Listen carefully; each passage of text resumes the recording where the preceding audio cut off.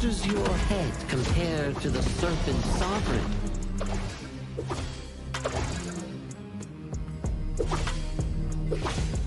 Yeah!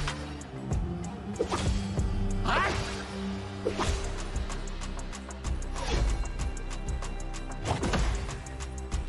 Divine form renewed!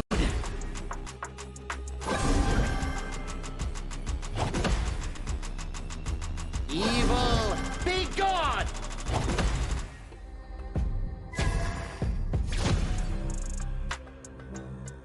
All forms fade!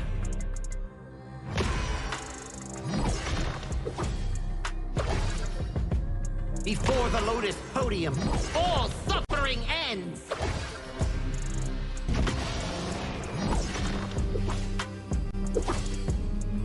Mercy and wrath unite!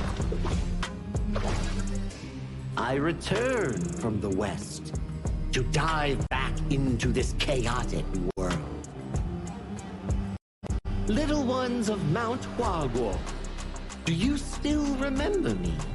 The great sage, heaven's equal? I'll be back in a flash. Don't let any demons sneak in while I'm gone.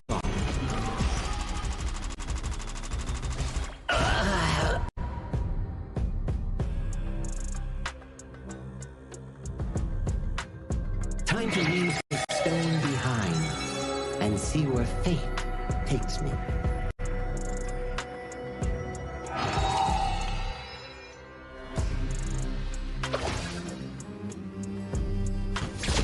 This land belongs to Mount Huaguo now.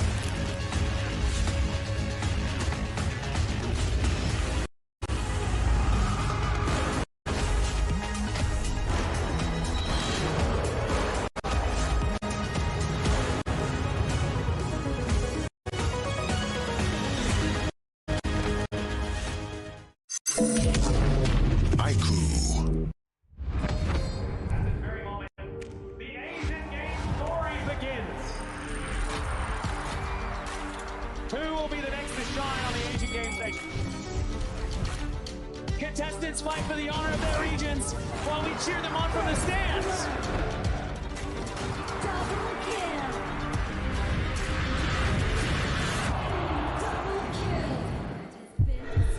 This is a challenge, but it is also an opportunity. The tide has turned.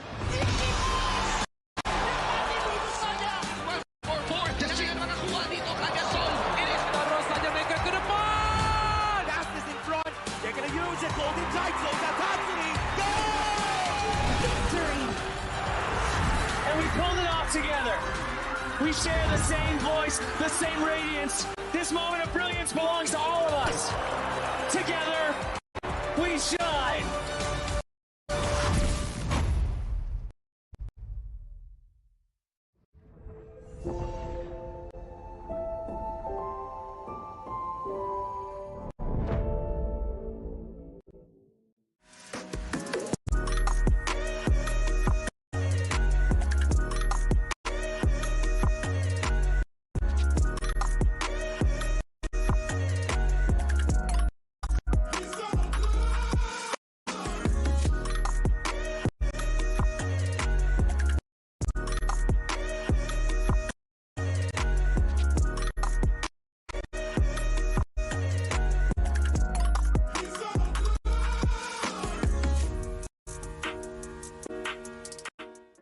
The new Honor of Kings version is here.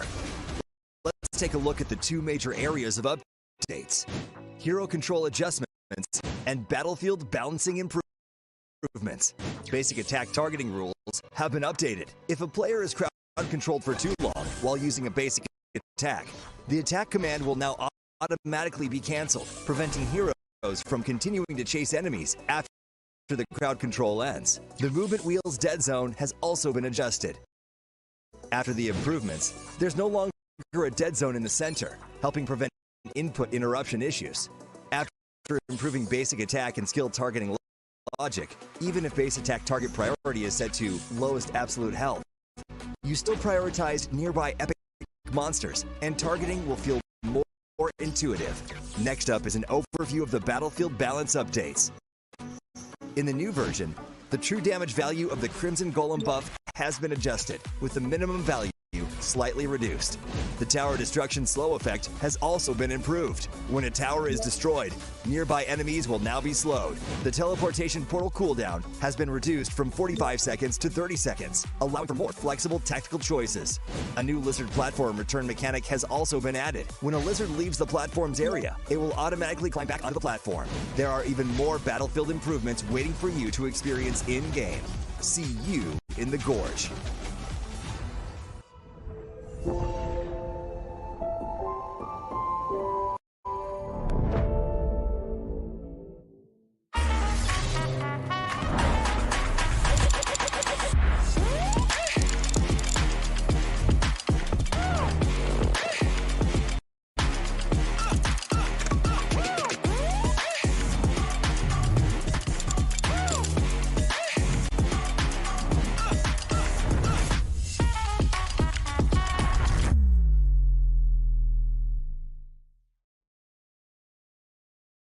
Azuria, the southern archipelago of Primera.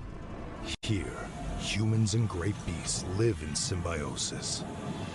How this came to be traces back to a never-ending catastrophe. 2,000 years ago, Azuria's mightiest great beast, Anita, merged with the power that fell from the Sky Dome. That power amplified Anita's strength, but shattered its sanity. Driven mad, Anita transformed into a massive vortex, the world devouring everything in its path. Where it passed, great beasts were torn apart, and islands were destroyed. This was the disaster that would define Azuria's history, the Eternal Calamity. In its wake, Azuria stood on the brink of annihilation. This catastrophe became known as the Great Desolation. In despair, the humans and great beasts, once mortal enemies, became each other's only hope of survival. The great beast Devita and humanity's greatest champion, Devara, abandoned their conflict and chose to work together. The great beasts sheathed their fangs, and the humans let go of their hatred. All surviving life grasped at one final power, the churning. Deep beneath the sea lay Amrita, a force brimming with boundless vitality.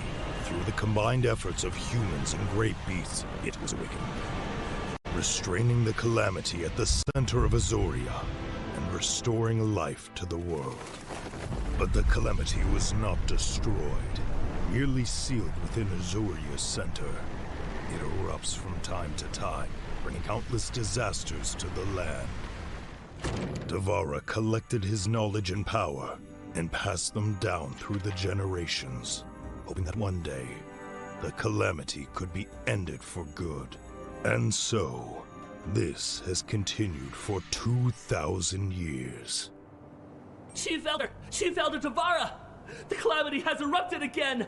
It seems trouble has returned. The secret to life is to just take every punch and keep going.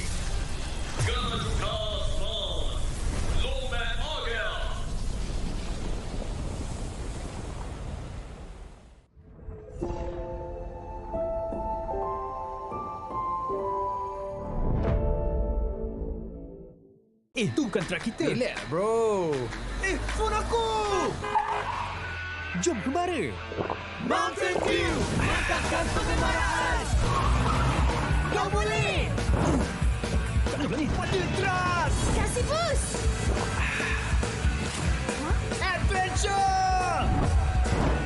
Apapun. Steady, bro. Rasakan kekuatan gengmu. He catches three. Can he finish on jumping up Welcome to the 2026 Asian Games Esports Qualifiers. Honor of Kings. 20 regions, one stage, and only the strongest 9 teams will earn the right to shine above the rest. Taking place in Malaysia, June 13th to 21st, 2026. Coming to Malaysia. This is the battleground where teams fight for the right to qualify for the Asian Games. 20 teams enter, but only 9 teams will move on. Apart from the 20 regions, there are 3 regions that have direct qualification. Here is the 2026 Asian Games Esports Qualifiers Honor of Kings format. First, the 20 teams will split into 4 groups of 5. In each group, every team faces every other team once in a single round robin, with every match played in a best-of-3 format. That means every match matters. Every game matters. Every single point matters. The point system is simple. Win the match, earn 1 point. Lose the match, earn none. At the end of the group stage, teams are ranked by the total points they've collected. And from there, the road begins to shine. The top 2 teams from each group qualify directly to the Asian Games main event.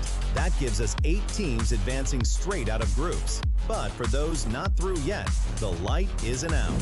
The teams that finish 3rd in each group still have 1 more shot. They move into the last chance stage. There, they battle through one final BO3 single elimination bracket until 2 teams remain. The 2 teams will then face off in a BO3 match to claim the one final qualification slot. So in total, 9 teams will make it through, 8 from the group stage and 1 through the last chance stage. That is the rule. Now it is time to see who can rise through it. From across the world, regions gather here in Malaysia. 20 teams, and only 9 will qualify. The path is set. The stakes are clear. Together, we shine. Stay tuned, and we'll see you at the stage.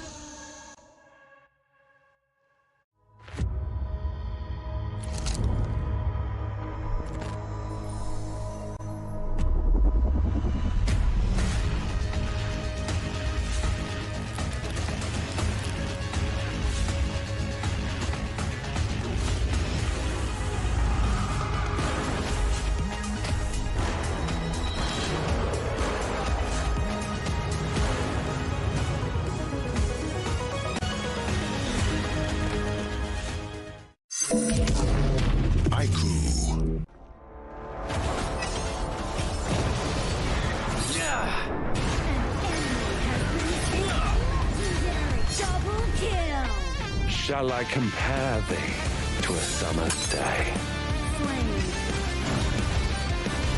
Don't engage. Don't crush us like insects. Defend our base. Our high ground tower is under attack. Amazing! Unbelievable! Ah, the fragrance of romance. An ally has been slain. Rampage. Double kill! Triple kill! Spectacular! Pentakill! Lady Fortune is on my side.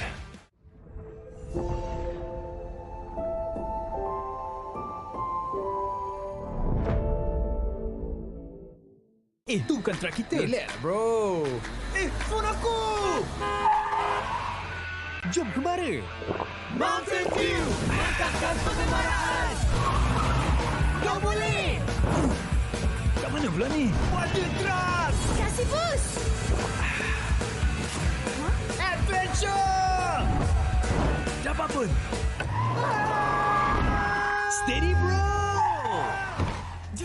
Rasakan kekuatan gengmu. You have been slain.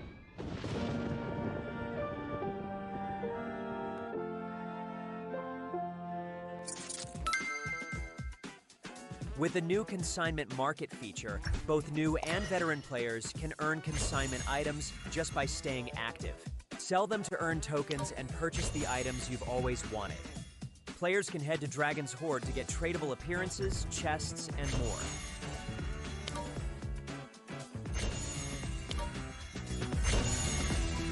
Players can list tradable items on the consignment market to earn curio tokens. During the initial launch period of this feature, all item listings will have their listing charge waived.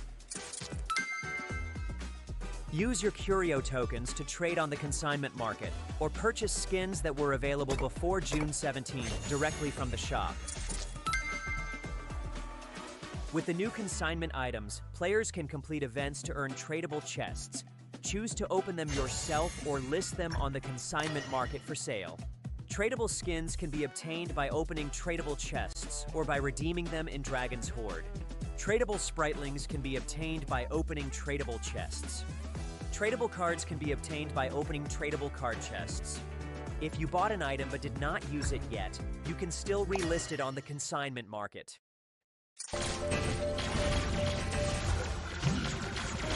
Unstoppable.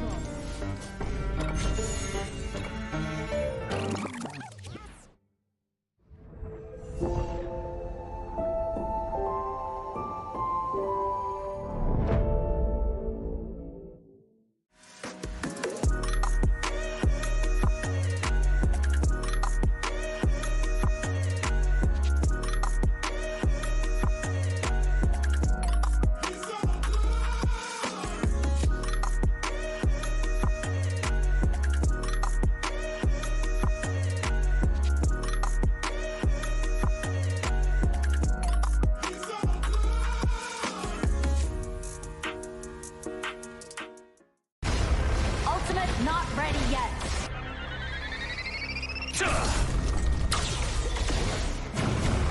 You have slain an enemy. My magic murmurs in ecstasy.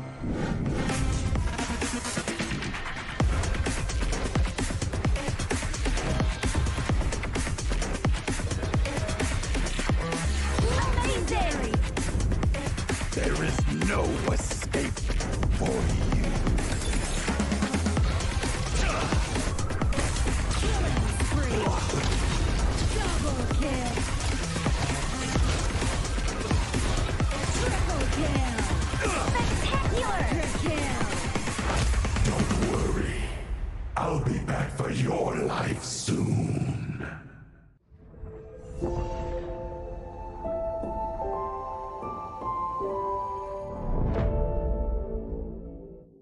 If you've ever wondered how to go from HOK player to HOK top influencer, this one is for you. HOK welcomes all creators. First things first. When you start as a HOK player, your in-game highlight can become your content. This is the first step of building your own social media presence. If you keep on creating and reach 100 plus followers, you will be invited to HOK Studio and become a HOK Studio creator, starting to earn various incentives as you grow. You'll get token and cash incentives for your creativity.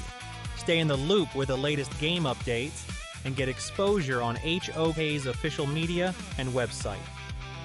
When you keep pushing and reach 10,000 plus followers, you will become a HOK advanced creator.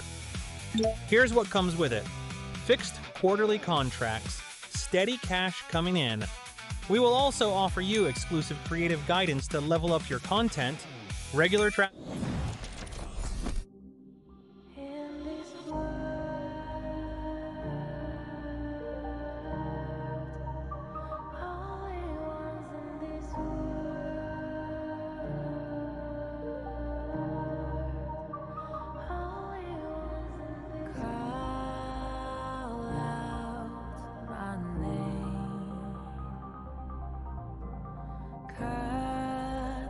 Sound of the rain.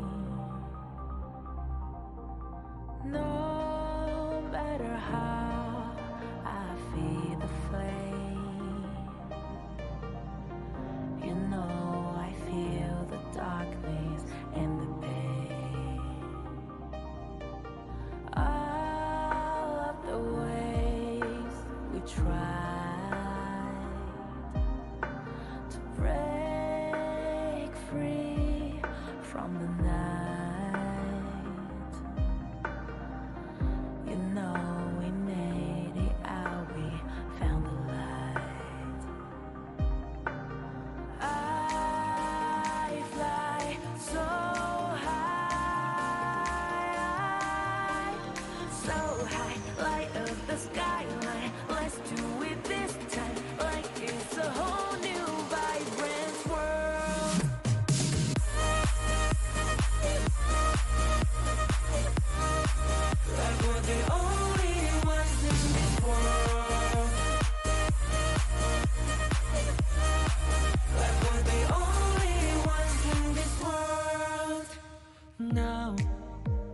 Now I see that I got everything I need.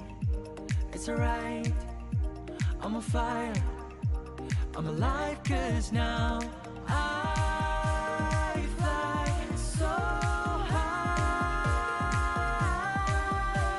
so high, light up the skyline. Let's do it this time, like it's a whole new colorful world.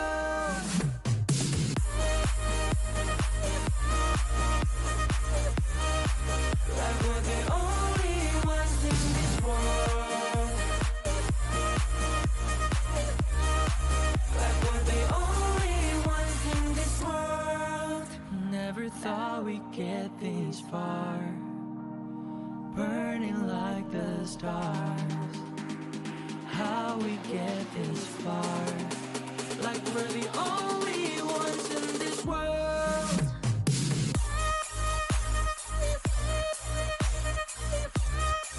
Like we're the only ones in this world. Like we're the only ones in this world.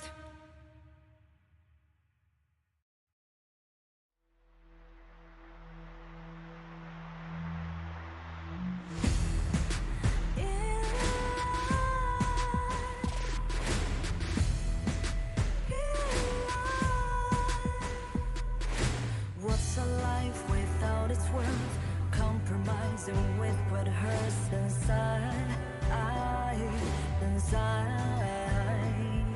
When you let fear decide your fate, you don't choose which path to take in life. I'm finally letting go of everything that still holds me. I'm against all odds, but I won't give up, 'cause it's my time to shine. Standing in the spotlight, and no one let me down. Destiny is calling high. I'm not afraid to fight for everything I love. Victory's on my side.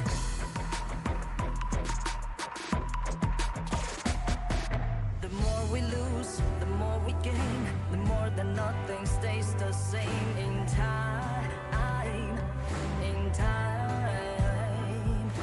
Can't love ever, can't forget. What you see is what you get sometimes.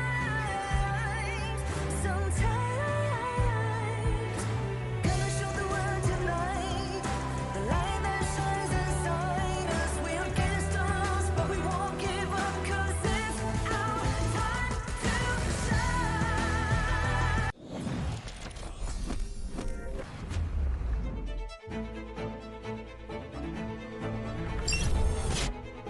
The road to the Asian Games has officially begun. As the first team stepped onto the stage, every match carried the opportunity to make an early statement in the race for qualification.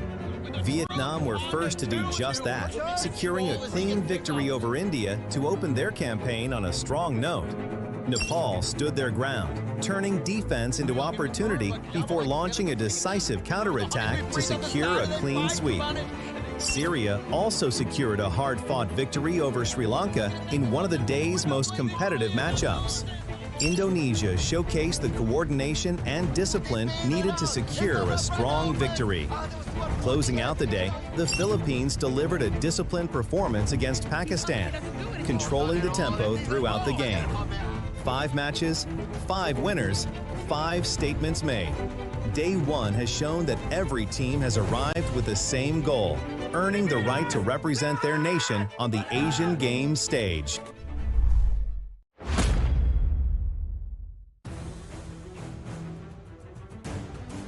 It's a thrilling day ahead of us, and we're in for an absolute showdown.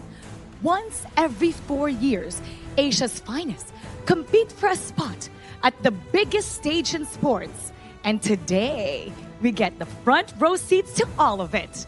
Welcome to the 2026 Asian Games Esports Qualifiers for Honor of Kings. Yesterday, we got a glimpse of what's to come. 5 sweeps in all 5 series, with Indonesia delivering the fastest game in this tournament at 7 minutes and 19 seconds. And well, for some of the teams, this is deeply personal, with that record just sitting there, waiting to be broken. For some, this is their first time on the international stage, their first time carrying the colors of the region in the world in front of everybody. And it's a chance to show why they belong here. And for the others, expectations are already high, and they know it. But regardless of where they come from or what they carry with them, they have their eyes set on one destination, the 2026 Asian Games. So the question is, will we see another record-breaking performance? Or will another nation carry themselves and rise to represent the region on this very stage? And now it's time to find out. This is what makes it more crucial, as the top 2 from each group advance. The third placer gets another chance, and the rest, their dream slips from their hands. It's time to start the day 2 of the 2026 Asian Games Esports Qualifiers Honor of Kings. Casters, lead the gorge.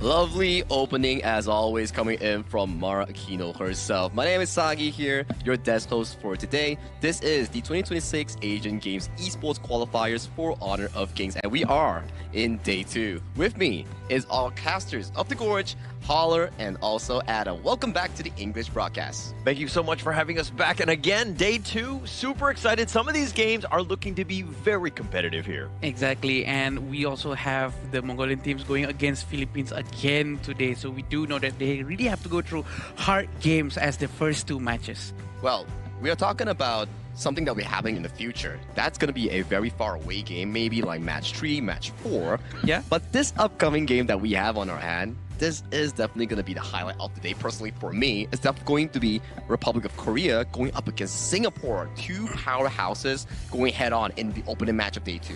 I think that this is probably going to be one of the more competitive games of the day, and we're starting off with that bit of a banger here. I mean, there's a lot of history. There's, both of these guys have squads from pro teams in the Honor of Kings scene, so this is going to be a fireworks of a game. And are we expecting more Tyrant for today? Sorry, more Tempest, because yesterday we actually saw the Syrian and the Sri Lankan team actually went through a Tempest game, and can we expect from the same from Korea and Singapore? I think Syria had like what? They were losing in the first few moments in the game 1, and then Abdulaziz came in on the Angela with the clutch Tempest steal plus a Quadra strike to make a great comeback and bring the momentum for Syria into that 2-0 clean sweep. So I think definitely making these important big plays brings a lot of momentum coming in, especially you are representing a region this first time. Yeah, and actually for like day 1, Abdulaziz being able to steal that Tempest Dragon, get the Quadra kill to secure the win, but through that entire time though, he had been waiting in the wings for that moment. And this is why this Asian Games qualifier is so amazing, because you have that time. Are you going to be able to stand up and hit that moment when you need to? Exactly, you'll never know what's going to happen with these teams, especially with our first match today. Although we do have the standing coming up, Sagi. Yeah, we do have to check out what exactly went down after day 1, who and what teams coming in from respective regions are sitting currently in their respective groups. As we can see in Group A, Indonesia and Philippines are sitting comfortably with a tied score both for first place, and Mongolia and Pakistan still looking for their first win to equalize out their score. Group B, Nepal is sitting at first place with Jordan, Myanmar, UAE still haven't yet played their first game, and Kyrgyzstan, they will have to find a comeback way to potentially find for that first win coming in for Group B. And Group C, we only had one series yesterday between Vietnam and also India. It was a fantastic match, and Vietnam definitely showcased that they are one of the strongest group contenders coming in from Group C. And finally in Group D, that's where Abdulaziz came in yesterday and stole the Tempest on the Angela, which sends Syria all the way to the top of the group. Yeah, I mean, if we're looking at Group A there, Indonesia and Philippines, they were playing games like they had dinner plans. Like they were running things out, and they wanted to close out the series as quickly as possible. But again, you're kind of seeing a little bit of a discrepancy in some of the teams. But again, we have a lot of unknown teams here. Exactly, I agree. And we do know that the rest of the teams don't really have their data up online because they don't have their own leagues in their respective regions. So I do believe that it's going to be very interesting to see all of these secret metas that might come out. Yeah, and these will be the 3 matches coming in for day 2 of our 2026 Asian Games Esports Qualifiers here. Starting matches, like I told you guys, Korea versus Singapore. This is definitely going to be the hottest match of today, which will start in a few more minutes here. And coming in for the second match, UAE takes on Myanmar. Coming in for another Group A match, Philippines will take on Mongolia. Coming in, India, Kazakhstan, and finally, Indonesia taking on Uzbekistan. So as you can see, there's going to be a lot of Group A matches today, especially for Philippines, Mongolia, Indonesia, and Uzbekistan. A lot of good games ahead of us. I think that a lot of eyes going into this is going to be back on India. How do they bounce back after that loss against Vietnam? This is still a team that we think that has a lot of potential in Group C. So we're going to see exactly if they're able to, again, bounce back here.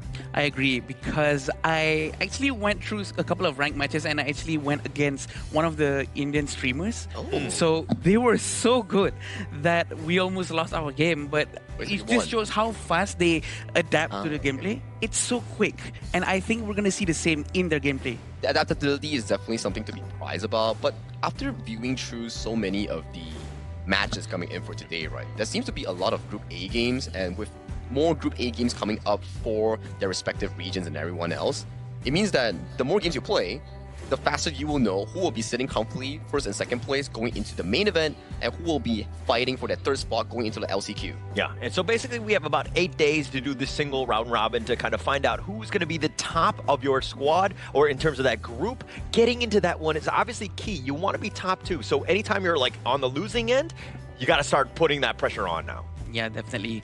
And I do believe that they really have to give their best, especially early on this stage. But we do have a new Baichi skin participating in the event, Saki. Oh yeah, it's definitely going to be the Playground Hunter. It's already live in the official server of HOK.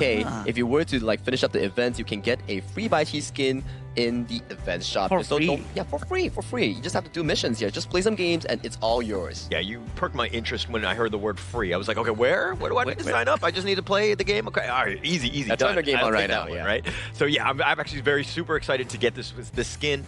Being a new Clash laner myself, I'm kind of evolving and I need all the skins here. Oh, you're joining the Clash laning role now. Oh boy, I do have a competition. Oh, you're changed man. What were you previously? I was previously a roam. A roam, okay. So you were competing with Cloud, so you decided, you know what? Cloud has his own roles. You're gonna. I see that. Now I see why.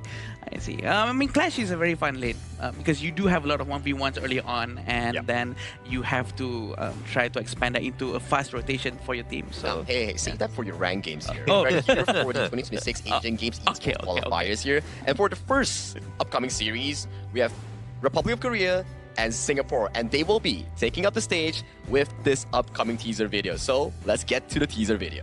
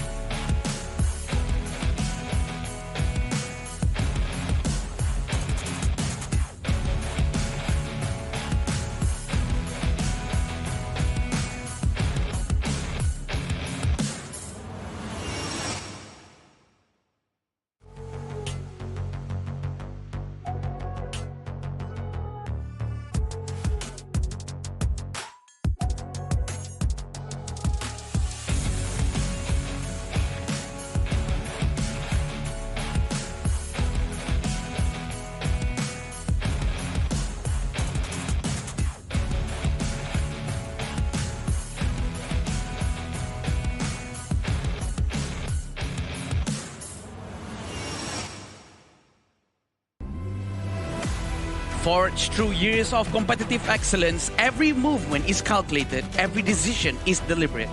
One of the tournament's strongest contenders has arrived. Please welcome Republic of Korea!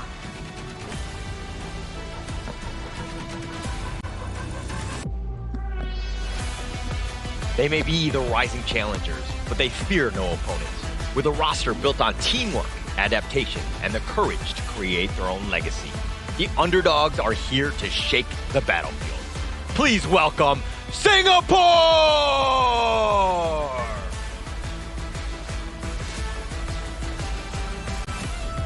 I'm actually super excited for this upcoming match because I do feel that we're gonna definitely have a pretty 50-50 matchup between these two squads coming in from the respective regions here. Singapore, we know a few familiar places here. Those players, they have been in the esports scene for quite a while now, and for Republic of Korea, they are no strangers if you are following HOK Esports Global. And this is the lineup for Republic of Korea, coming in with Yuno, Jihoon, Sungbin, Hunmin, and Sungun. And this is a squad that's mainly residing from, obviously Republic of Korea, but it's going to be the Nongshim Red Force squad. A lot of familiarity with this team, and going into this, they've been playing well with one another. This has been the new roster, and I think that, seeing as they qualified for the EWC later in this year, this is definitely a roster that you need to fear here. Oh yeah, so much competitive experience this year. Every time you count them out, they somehow find a way to make it back into the main event and almost defeat everybody. And their recent performance, I think they were second place in the previous tournament here, so they're definitely one of the hot ones coming in from the respective groups. Definitely a lot of consistency, right? And I think that there's gonna be a lot of history between this team and at least one player on this one, and I'll point that one out. But it's gonna be Yenche, Yuming, Yuha, Kaiyang, as well as Weecat. And Kaiyang is Raven. He previously from Visaka, who had previously beaten Nongshim Red Force at KC 2025. So there's a little bit of a history, and I'm sure that there's a revenge story somewhere in here. Yeah, and I do believe that they have a lot of competitive experience in the background. The team actually shows potential through coordination and adaptability.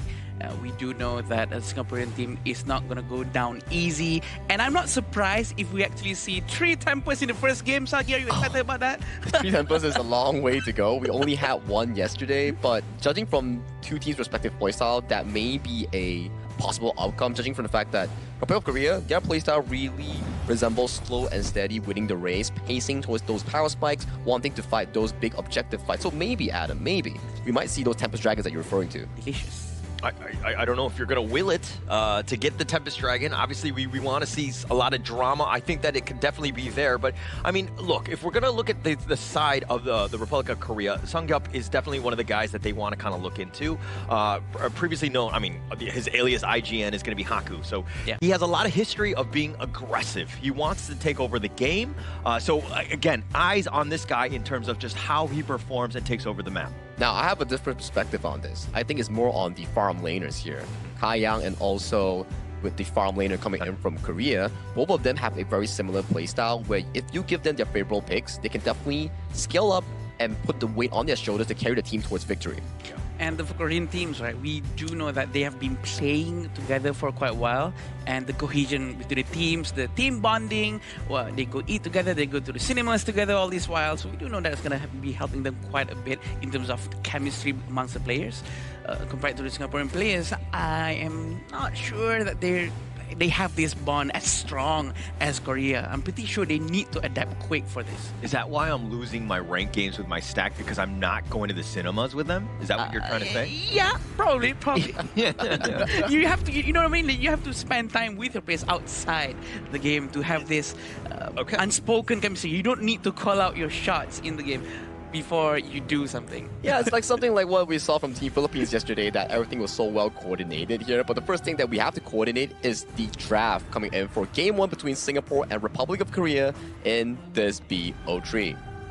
And it looks like they're going to go with a Yukio to kind of start things off. Singapore will just kind of ensure that they lock this one in. And this is funny because this is kind of carrying over from day one, right? Where the Yukio had been picked quite a bit. It seems like they're trying to look more for like a counter pick. It's a very an all-rounder, I would say. And it's a very smart choice coming in from the Republic of Korea on their drafting phase here. You can see yesterday we had more on the bans coming in from Maestro Nui, Dolia coming in for the red side. But this time around, Korea knows for the fact that, okay, Singapore, you have a hyper carry farm lane player. And what's the meta revolving around this entire Asian Games version? Channel Arlie, both removed from the pool.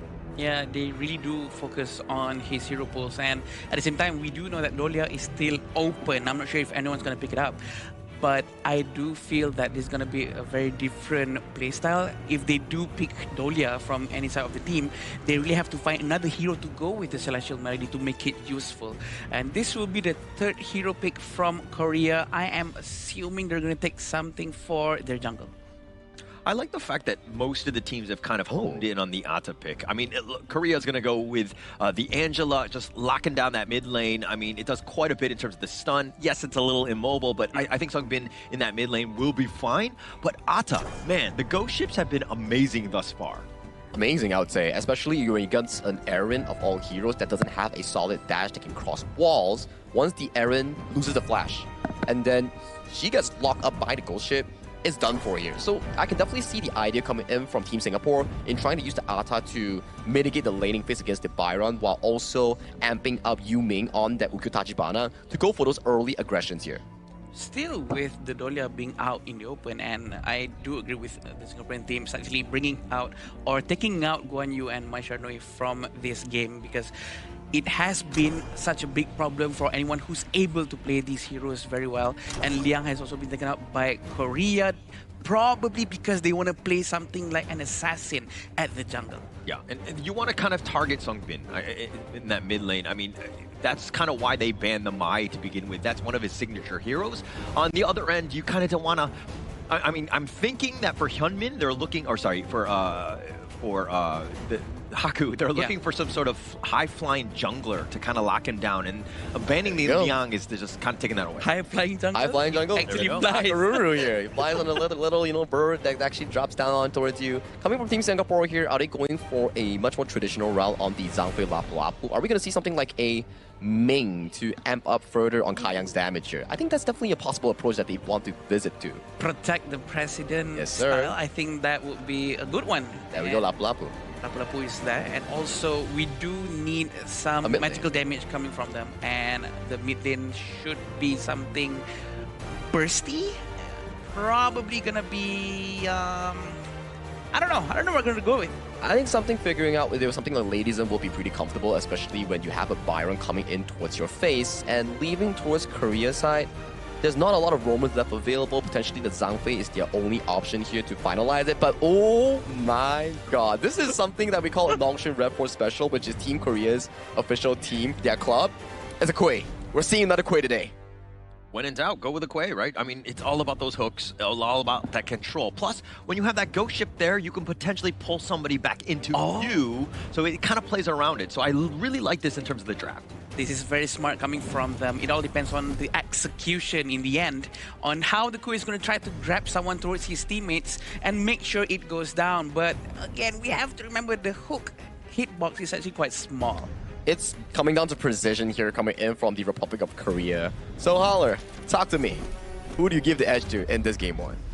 I mean, it really comes back to the Quay, right? How many hooks is he going to hit? Is he going to hit like everything? Then they're going to pretty much win every single team fight, right? Because they're going to isolate somebody, get that man advantage and take over. But if he's not able to hit it, so Songgon, if he's, again, just not able to kind of, connect with them, they're going to have a rough one in this one. Yep, and they will try their best to clear as fast as they can early on in this game. It all depends on how fast they rotate to help the teammates on the side lanes. Having Wicked opening up the vision up front is going to be very good for the Singaporean team, and we do know that Songyeon hasn't been too aggressive yet as of now. He's not going to be hoking the buffs away from Yuming, but he's going to be helping his farm lane. Yeah, and actually one thing to take note of, just fun fact, Singapore, Lady Jeon and the Lady Sun, both of them ladies, right? This is the lady draft that they were looking to go in. A lot of flexibility, plus the Lady Sun, you're going to do some serious damage come mid to late game. And we do have the Ata still up top without too much of a problem going up against Yuno. And Yanji having these skill sets such as the passive that he has, he's going to be able to do a lot of health recovery. As long as no one in Korea does Blazing Cape too early, he's going to be fine. Yeah. I mean, until that moment, right? Yeah. But on the Korea side, it looks like they're doing the whole gold sharing. And at the same time, Singapore rotating. They want to kind of lock down that bottom lane. Make sure that Hyunmin has a little bit of a rougher time being isolated by himself. Yeah, the gold sharing thing, right, Holler, I think is very important for everyone to really understand this. Even though it seems like, hey, you're taking away gold from your teammates. But actually, in total, you're actually getting more than you should, right? Yeah, and that's the key, right? It's a game mechanic where when you're doing it, it seems like, oh, why are they doing this? Like, why are they sticking together? Why are they wasting time? But actually, overall net worth grows, and that's what you need to do. Any sort of edge you can get, especially early game, is going to definitely help you out. Songgon and Songbin still in the middle. Is he going to try to steal someone over to their side so that they can burst one down? Still not yet. He's still keeping his hooks. I think it's much more dangerous for a Kui player to keep their hooks because it keeps presence. It keeps the zone available for them. Oh, he goes for the flash hook. He gets him right there, and he's going to do a little bit of damage, but he's going to flash away. And that was the first attempt on the Weecat. It all depends on Songbin. If Songbin is able to do some huge burst damage up early on, but we still have to remember they don't have their itemization just yet. And it seems like Angela is going to go with Scepter of Reverberation first as the first item. And nothing fancy so far. Still waiting for everyone to get their itemization done as soon as possible. But Singaporean team seems like they're trying to do the gold sharing technique right now. It doesn't seem like it's a lot, but look at the net worth. They're already up 1K. It's 3 minutes in. The amount of value that you're going is Songgon going into the void, pulling him back. The Blazing Brilliance doing a little bit of work on the Weecat, and he has no flash. He's going to go down and give it up first strike to Jihoon. Very unfortunate, Yu Ming did not manage to get sucked into the void. We do know that they did rotated so quickly towards the mid lane, trying to help their teammates, but still managed to get Weecat. A good start for Korean team. Almost 1,000 plus gold for them. I think this is going to give them a bit of an edge. Kai Yang still alone. Another hook hung up with yet another Kai Yang. He's trying to flash away. He rolls on a out, but Yeonmin trying to go in. He gets the outplay and he limps away. Wow, what a hook. This is... another hook. Songgon setting it up. Would you say that Songgon is a good hooker? He is. He is. In this context. And yeah, I do believe that he's been doing it very well. Flashing twice and both actually hits. Who can expect that? He's too quick, Holler. Yeah, actually just the way he does it from the bushes, right? And able to kind of ensure that he gets the surprise factor. I mean, every single time you have to be kind of scared. It's one thing for him to be there, but then that hook, it repositions, it changes the dynamic of the fight. Yeah, I do believe that he has to be quite careful here. Lady Zhen is quite vulnerable to the hooks as well. Songgon might be waiting for his flash to come back from cooling down. And I do feel that he's gonna get... He's like 100% with that Blazing Brilliance. Weecat is just like, oh, and he's gonna get sucked into the void as he gets picked off. Songgon taking that one down. Disgusting gameplay. This is working for them too well. And it's quite surprising. 3,000 gold in front, but the skills has been missing for Songbin. He's trying to run away from Lady Zhen. Oh, they take that bottom T1. Now they're going to look to turn another hook yet again by Songgon. And he has to use the passive just to stay alive, but he's in a bad spot. Yuhei is going to go down, and Songbin taking him down. But Hyunmin on the other side of the ghost ship, dancing around, somehow still alive. And Yeonho coming from downtown all the way in. Jihoon is going to show up as well, and they've got Nyanzu. Oh my lord, he hasn't missed any hooks so far. Having that in mind, that's gonna be very scary. The zone control with just his presence is gonna be so strong at this point. Yeah, how many hooks are you gonna hit, Songgon? Yes. I mean, he's taken everything. I think that he's been flawless. I mean, this is a very different game. He's looking to set up yet another one. He walks around. Oh, that's the first one he missed, but I blame you because I think you jinxed him, and now he's gonna go down. I'm sorry. Adam, how dare you? I didn't mean to. But that seems like he's very, used to this hooking thing. And he does know how to predict their movements from to make sure that everything hits. And with the flash, he's just so scary. I'm not surprised if he's the MVP, even though this is a bit too early for us to talk about. But the tempo, all of the value that he's getting, he's had such an impact. I mean, it's only 6 minutes. We don't want to declare an MVP already, but it's looking that way because of how much of the tempo, and now Singapore on the defensive side, everything is going their way because of those hooks. And remember on how Hanmin actually managed to survive from the bottom lane? It seems like they're going to try to hook one here. Now, he gets yet another hook into the void. He goes for the two-man stop, the Ocean of Tears, breaking that up. Weecat is going to be fine, but he's going to get storm-struck for that. The ghost ship, and it looks like Yeonho's on the wrong side of this, but here comes Jihoon. He's looking for the revenge. Yeonho getting a little bit low. He doesn't have enough for the shield. He will fall. A very quick help coming from Jihoon, but it's not enough to save Yeonho. He did try his best, but Yu Ming is going to try to take Jihoon, but Jihoon manages to survive the fight. He's just doing just enough, but Songbin, I feel like he's just on the edge. He hasn't been able to get the true Chaos Cinder, Blazing Brilliance, the full burn experience, if you will. Who wants a full burn experience? Is he gonna hook? No, he's not. He's still keeping his skill sets. We do know that Hamin's still gonna try to get as much itemization as possible before joining the next wall. And now he's just like on the prowl. Like they know he's nearby. This is scary, right? Because you know that at any moment you might get hooked. You gotta be super careful and play a little more timidly than you normally might. And Kayang also trying to get as much itemization as he can. And we do know that the Korean team is grouping up. They're trying to get a lot of the objectives up here and make sure all the resources is stolen from their side. Yeah, now the fight for the Azure Golem. It looks like the smite is going to be used. Jihoon taking that one away. Sunggun needs to be a little bit careful. He uses Into the Void. They've got him locked down, and Weecat is going to be down. He doesn't care if you're a tank or not. He will just pull you away, make sure that you go down as soon as possible in a distance where no one can put a stun. Oh, yet another hook. Kayang flashing away. He's going to rolling right back to safety, but it's basically anywhere you go, you are not safe. Yunho is going to just limp away from that one, but they didn't get any pick off there. What are we witnessing, Holler? The amount of sharp hooks that actually hits, it all connects. That is just so scary. If Soundfinder, we could have a stat popping up showing how much hook that is hitting on, it will be very great. Yeah, we need like a counter. Yeah. Yeah, exactly. like how many times he's hit versus the miss. Yeah. Yeah, I think that his hit rate is definitely much, much higher in this one. 80% for sure. Yeah, for sure at this point. He's done so much, and now, again, we're just waiting. Goes for the hook, gets the Crimson. That's going to be great for them because they're going to take that one away. And now they have almost all of the buffs on their side. Cheeky, very cheeky. 5,000 gold in front for the Korean team, and they will try to suppress at the bottom area. We still have our eyes on Seonggun where he is, and he's going to pull everyone towards him, and maybe they're going to burst down anyone. Anyone that he gets, even if you are a tank, you are going to be melted with the presence of Songbin, with the Angela.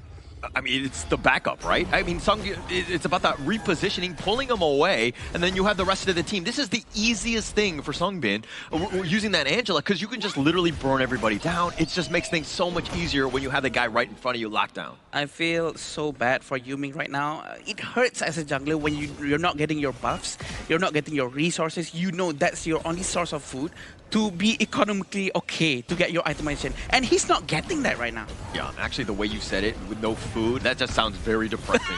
Right? I think I need a new term. You could have gone with many different analogies, but you went with the food one, and that one hits home, man. Well, we do see that he's struggling right now. Okay, good idea from him. He's actually trying to cut the bottom lane, make sure that the team has a breathing space at the base, because now Korean have to send someone to defend their bottom lane. Yeah, but they sent Jihoon. It's probably going to be a worst case scenario for Yuming. He's trying to get away, and the dash across, the Eagles are being thrown, and Yuming is going to be down for the count yet again.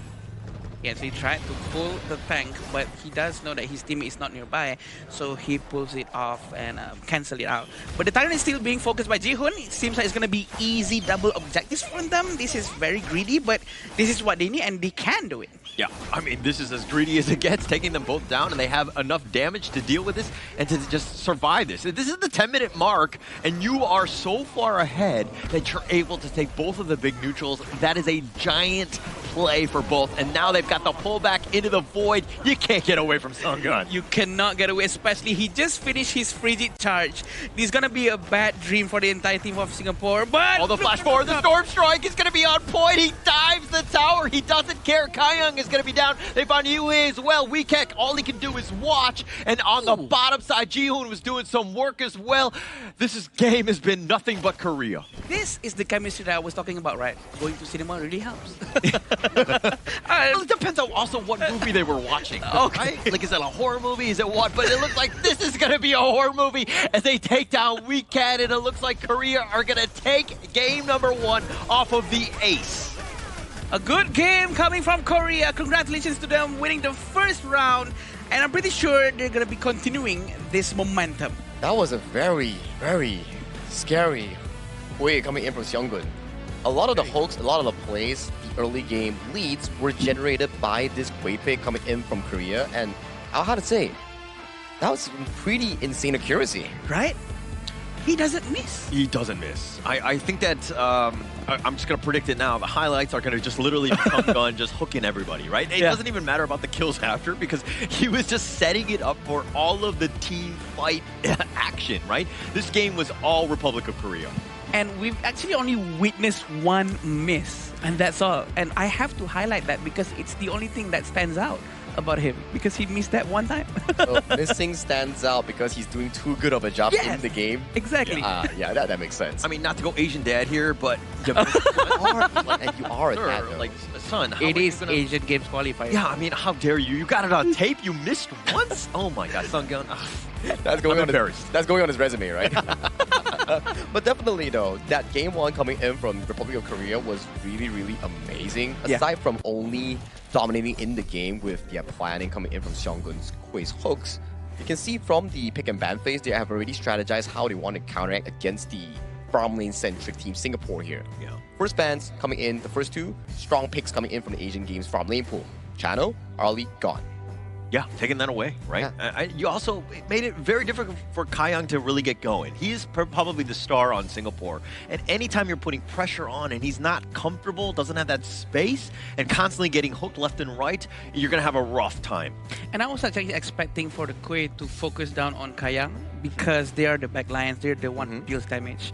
But in the end, he was just hooking the tanks in front, the ones closest to him. It's the most convenient, and I thought that will be a problem for them to take them down because of the burst damage might not be enough and early on the game. But it works out, and they managed to steamroll from hooking tanks. That's where the Angela comes in, right? Once you get the hook in, that Blazing Billows drops on towards the side of Weekat's Lapu Lapu, and he gets disintegrated, burns down. So I do think that in terms of planning, of understanding the Asian Games version, so far Team Korea, they have shown a very high level of mastery. Yeah, definitely of mastery on that one. It also comes back, you're like, maybe it's like a draft issue and all that stuff. But when Songgon is literally hitting every single hook, it doesn't matter what your draft was at the end of the day. It was really some really high-end gameplay coming in from Team Korea, but let's check out some of the item builds, KDAs in this post-game stats. So far, Korea is leading the series with a 1-0 score, and we do see that Seonggun 2-1-8, contributing to 10 kill participation here, the highest in this team. Every hook that he hits has led to almost a successful play. I agree, and we do know that he creates a lot of space for the team every time he hooks someone or every time he keeps his hook because of the accuracy itself.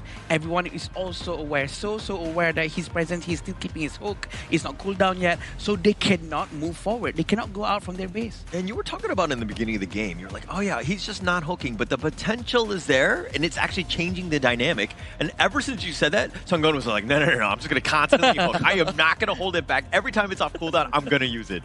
So after observing this Kuei performance, right, would you give it over to Charles from Philippines yesterday or Korea's Seonggun? To me, the one miss sticks out, right? So I think, no, I'm just kidding. I think that's not an amazing game. Are you still in this Asian dad? I am. Calm down. I'm gonna talk to him later. How dare you miss one on stream? Yeah, aside from Kuei as well, right? We've been seeing a lot of Angela actually in the Asian Games version. I think this is like our fourth or fifth Angela pick so far in the second day so far. And actually, that was, in terms of performance, it actually wasn't even the best one, right? Because in terms of damage, Abdulaziz yesterday, monster game with the Angela, but this one, very different because he didn't really need to. Like, the rest of the squad were doing enough damage for him. To be honest, this is what probably I would call selective damage, when he just chooses the most important targets at the right time. So it doesn't really matter if it's translated into the stats or not. You can see Sungbin's damage is just about 23,000. It's not too much, but it's the most important moment, and it works out. Yeah, I think that's a very good statement, right? Because every time we see Seonggun land a hook on the Kuei, Seongbin is always there, ready to follow up on as the main damage dealer to burst down the tank that you talk about here. So I think it's like what you say, selective damage, so proper follow-up. It's probably those cinema visits that you talk about. I'm very proud of that. Very proud of that. I know that the cinema thing is very helping out with them. I'm pretty sure they did it. And yeah, I want to know what are their routines other than cinemas. Yeah, but I want to know more specifically in the cinema. Like, what are they watching, right? Like, again, it's like, give me a movie name, because then I'm like, okay, all right, we got to go for, like, is it like a romantic comedy? Like, kind of, get this awkward vibe with the team? Or is it like, tell me, brother. Which genre helps the most, right? I mean, it's probably going to be horror, right? Like, everybody's trying to see, like, who is the most scared in this specific part. But you can see, like, in the 11-minute game, Korea had to pull in a 9.6 thousand goal lead, which is amazing here. And these are the starting few moments that Seonggun was landing most of their hooks, which caused Weekend to be out of position, giving the first strike over to the side of Ji Hoon-ya. And this is an insane one. He mind gamed Kayang into walking into the hook direction, and then even if Kayang were to burn the flash, Hyunmin was really fast in following up with the play to capture off for that solo kill on towards the farm lane 1v1. And this is also another one, like you say, highlight reels? No, this is the Seonggun reel. Yeah, he needs to put this on his LinkedIn, right? I think that just how much impact he had. Like, every single, like, he's walking in, he's in the center stage. Like, you dare go near him, he's got a potential another hook. There we go. Just every single highlight is based around Seonggun. Yeah, it's sharp. It's definitely sharp, and we know he's not gonna miss. I'm not surprised if Singaporean team actually bans Kui after this. I know it makes no sense, but it's too scary at this point. This momentum might scare them out all the way to the next game, but every hook matters, and it's so good that they managed to steamroll non-stop. Every single highlight reel is crowd control into a hook, or hook into a crowd control. Very beautiful, I would say, teamwork coming in from the Korea squad, which really allows them to make such great plays in pulling the goal gap into almost 10,000 at a bare 11 minutes. Yeah, just the last highlight was one where Seonggun just missed the hook. Hey, I think everybody needs to kind of point that one out, because everything else was great, but that one miss. But Seonggun is going to be your clear MVP here. We got to remove this Asian dad from this seat right now. Get him off the casting deck. 218 and 13% damage. For the Kui, 13% is actually quite a lot, to be honest. Even though he's been hooking tanks, but he's doing a lot of work, definitely. And damage taken is also 22.7%. Seonggun, he deserves this one. Definitely deserving, right? So much presence in the game. From start to finish, he was making plays after plays after plays, building leads, shattering the hopes of the Singaporean squad in trying to make a potential comeback, in trying to drag the game into potentially like Tempest Dragon that you mentioned just now. So well played thus far in Game 1 coming in from Team Korea. What can Team Singapore do to actually make a 1-1 coming in for the remainder of the series? I mean, Bangkok is definitely something that they need. They might need to consider. That's how dire things are right now, because I think it just has so much impact. Plus, we're not playing global ban, so it's always going to be available. And when you have a performance like that, you're kind of thinking, like, what can we do? What are our options? How do we avoid this altogether? In terms of picking maybe different heroes to deal with Kui, that might work. Maybe heroes with more mobility, hero with a lot of dashes. But Sagi, I do think that banning Kui might be the right decision. There's no shame in this, okay? There's no shame in this. There's definitely no shame in banning a hero that you actually cannot handle here, but it's a very small sample size so far coming in for Team Singapore to actually execute on the ban. For me, if you're banning Kui, you're essentially losing out another ban slot here. Are you trying to remove the Guan Yu? Are you trying to remove the Mai Shiranui? All these are still top tier picks thus far in this Asian Games version tournament. So for them to actually ban Kui in the first round, it's going to be very inconsistent going into the second game. I don't think you ban it. And the reason, because I think that there are definitely other meta heroes that have more of an impact. You kind of probably want to just play around that, and you just kind of think he's going to miss at some point, right? He's hitting all his shots now, but that hot streak will eventually go away, hopefully. Okay, hopefully. Asian dad mode is gone now. Yeah. But we do know that Kui is going to be a big of a problem, but I agree with Holler. There might be other heroes that's going to be a lot more problem, giving a lot more problems to the Singaporean team. Yeah, I do have to agree here. But Adam, I just got to ask you, right? Where are we actually playing, and where are the players staying in this event? We are actually playing at Petaling Jaya Marriott Hotel official venue, and the hotel partner of 2026 Asian Games Esports Qualifiers for Honor of Kings.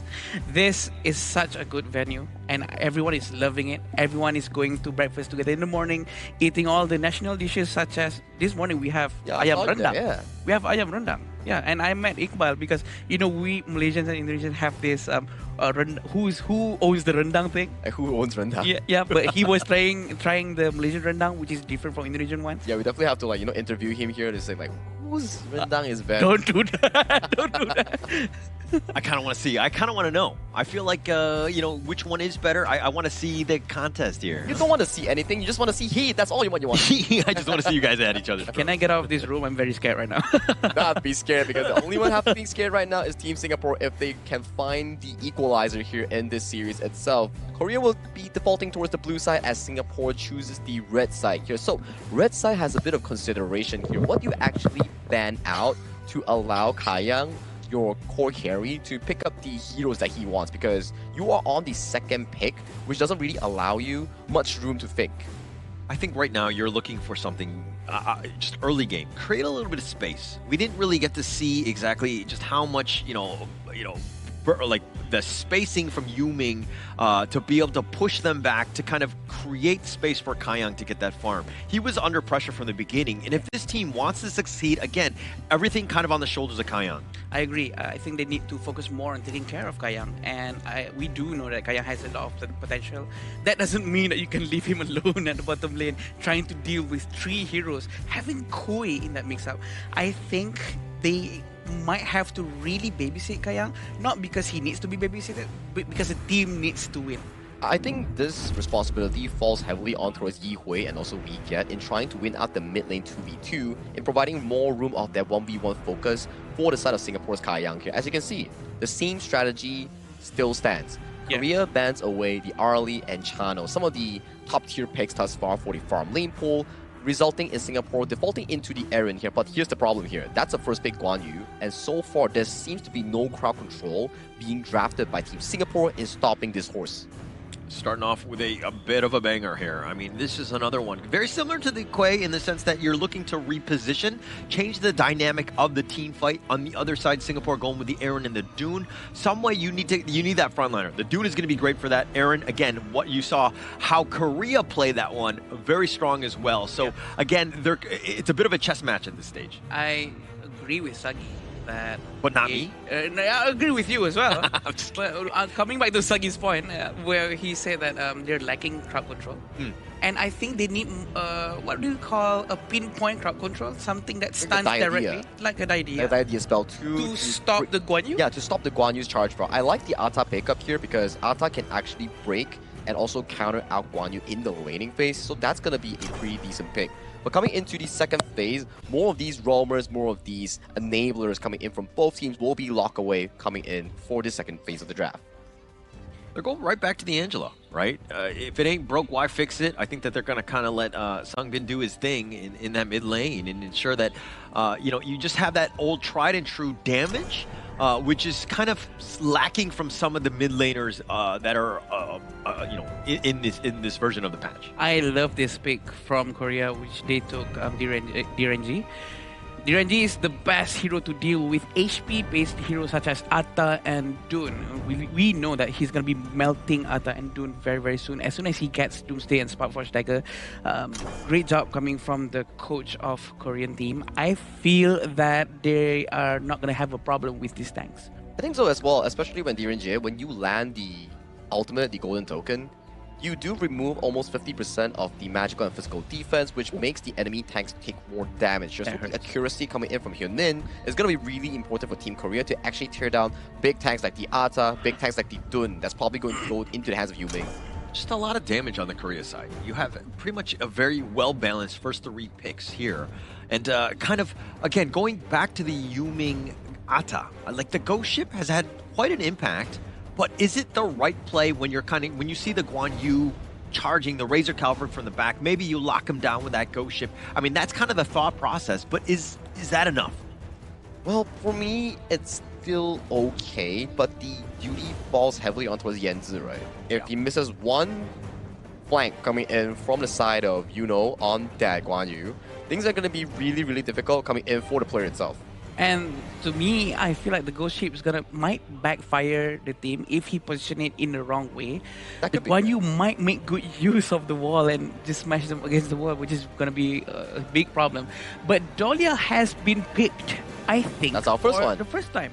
Yeah, I think it's gonna work very well with Dun, resetting the Unruly Blade a lot of times and hopefully being able to stop the Guan Yu. Yeah, the Dahlia Dune combination, just these double the combination that you have, very strong, really setting it up. And I mean, this is something that we were kind of alluding to yesterday when we were talking about how the Dolia would always be a power pick, right? It just adds so much impact. Plus, there's a lot of great ults that you can refresh. This is a good lineup thus far. Hang on a moment here. That Guan Yu seems to be going into the jungle coming in from Team Korea. That's a Byron Clash lane. Huh? Wait. That seems to be a jungle Guan Yu coming in on the hands of Ji-hoon that will be played in this exact version. And then, yes, in some versions of this game, especially regions coming in like Vietnam, they do play the Guan Yu in the jungle here. So I'm interested to see how they actually pull this off. Instead, it's going to be a Byron jungle coming in from Ji-hoon. Yeah, I think Byron would make more sense because Guan Yu is a hero that really needs to run around and charge up before he can attack. That seems to be the case here, but this will be Game 2 coming in from Team Singapore and also Team Korea. We have a niche pick so far coming in as Byron jungle on the hands of Ji-hoon. So Holler, how do you think this will unfold? I think it's gonna unfold. I mean, hopefully, it really comes back to, Sungyup in terms of the jungler, this Guan Yu, just how much impact he has. If he's able to, again, reposition everybody, they win all the team fights, like kind of what you saw in the last game. So it really comes back to him. Yep, and it seems like the Singaporean is going to try to do a better rotation this time. We're going to try to catch Hunmin early on and really try to help Kayang. The stun really connects towards Yihui, and it seems like Yihui is going to do okay so far. They don't have enough heroes to help them out to get the Firehawk, but they managed to try to defend at least. Smart, right? Singapore, you got to if you know who the all-star is on your team, Kayang is the guy. Not to say that the other guys aren't, but I think that he's kind of the man, right? He needs his space, he needs his farm, and especially, any sort of support you can give to him, you're doing a good thing. Yep, he's actually outside the brush. I'm not sure if he realizes this. Yeah, probably he knows. He's trying to freeze the lane here. So he's going to take a little bit of damage because he's just going to wait it out. I mean, and it's outside of the tower range, so it's going to be perfectly placed so that, now it's way more difficult for Yanta to kind of to get those last hits because it's so close to that tower. I see. Very smart from him. A lane manipulation 101. 300 or 500 gold in front for now for Singaporean team. Seems like they're doing well in terms of the economy. We do know that Yuming is ready for war at this point. Is he gonna jump in as soon as he sees the Angela? So while he's technically ready, I think that you still kind of want to wait. You got to pick your moments. Kayang here taking a little bit of damage there.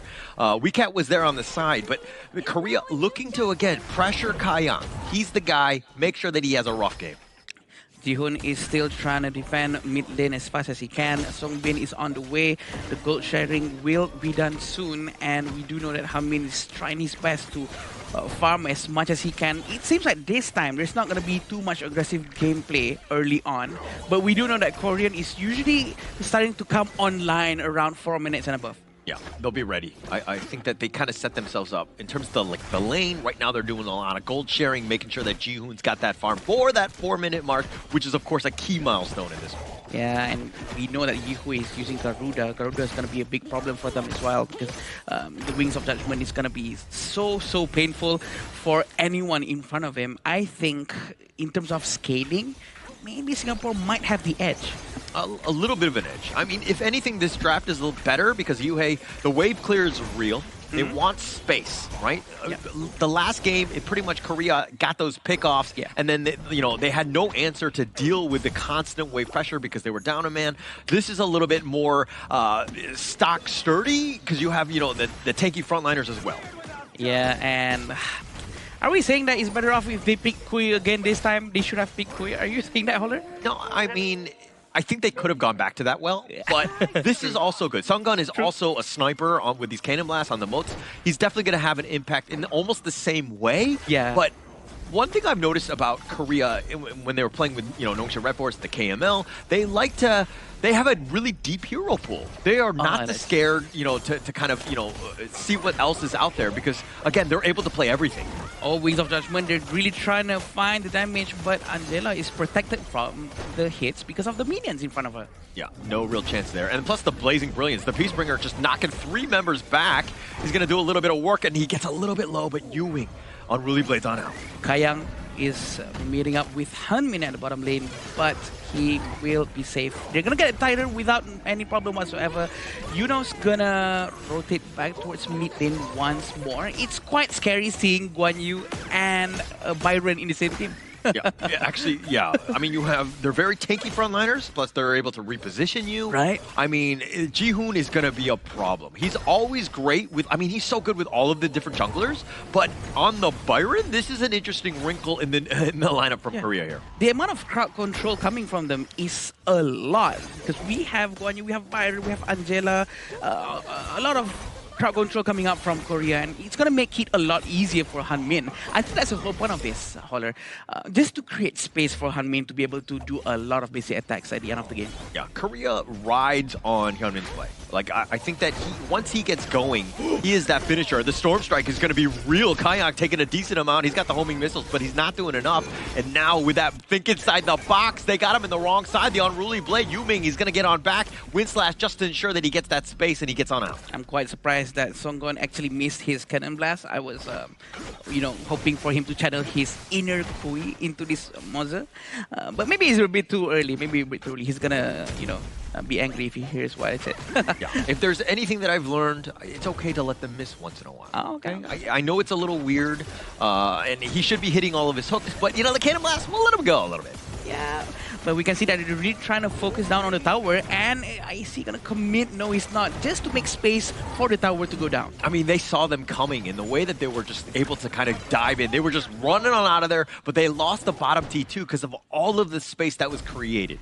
Yuming is still up front, opening up vision for his entire teammate. He is committing into this without the help of his teammates. They has just arrived, and they're gonna do it now. Yeah, now with that Wings of Judgment, but how much damage can they do? Jihoon looking to fight 1 versus 5. He gets Wind Slash, but he's continuing on. He needs to be a little bit careful. Sungbin is going to be down as well as Jihoon, and it looks like Hyunmin, he tried to go in, get it on top of Weecap, but that might not have been the right play. Double strike going the way of Kaiyang before he gets taken out. A very good fight. Yuno has just arrived from the top lane. He wasn't inside the team fight just now. I think that they're going to try to play around him next time. They really need his presence because he just used his ultimate down at the bottom lane, tier 3. And I think that Singaporean team actually chose a very perfect timing for this war to happen. No wonder Yuming actually committed all the way down into the backline because the lack of CC coming from Yuno. So this is something that, Nongshim Red Forest Korea tends to do, right? Yeah. They will look to take fights.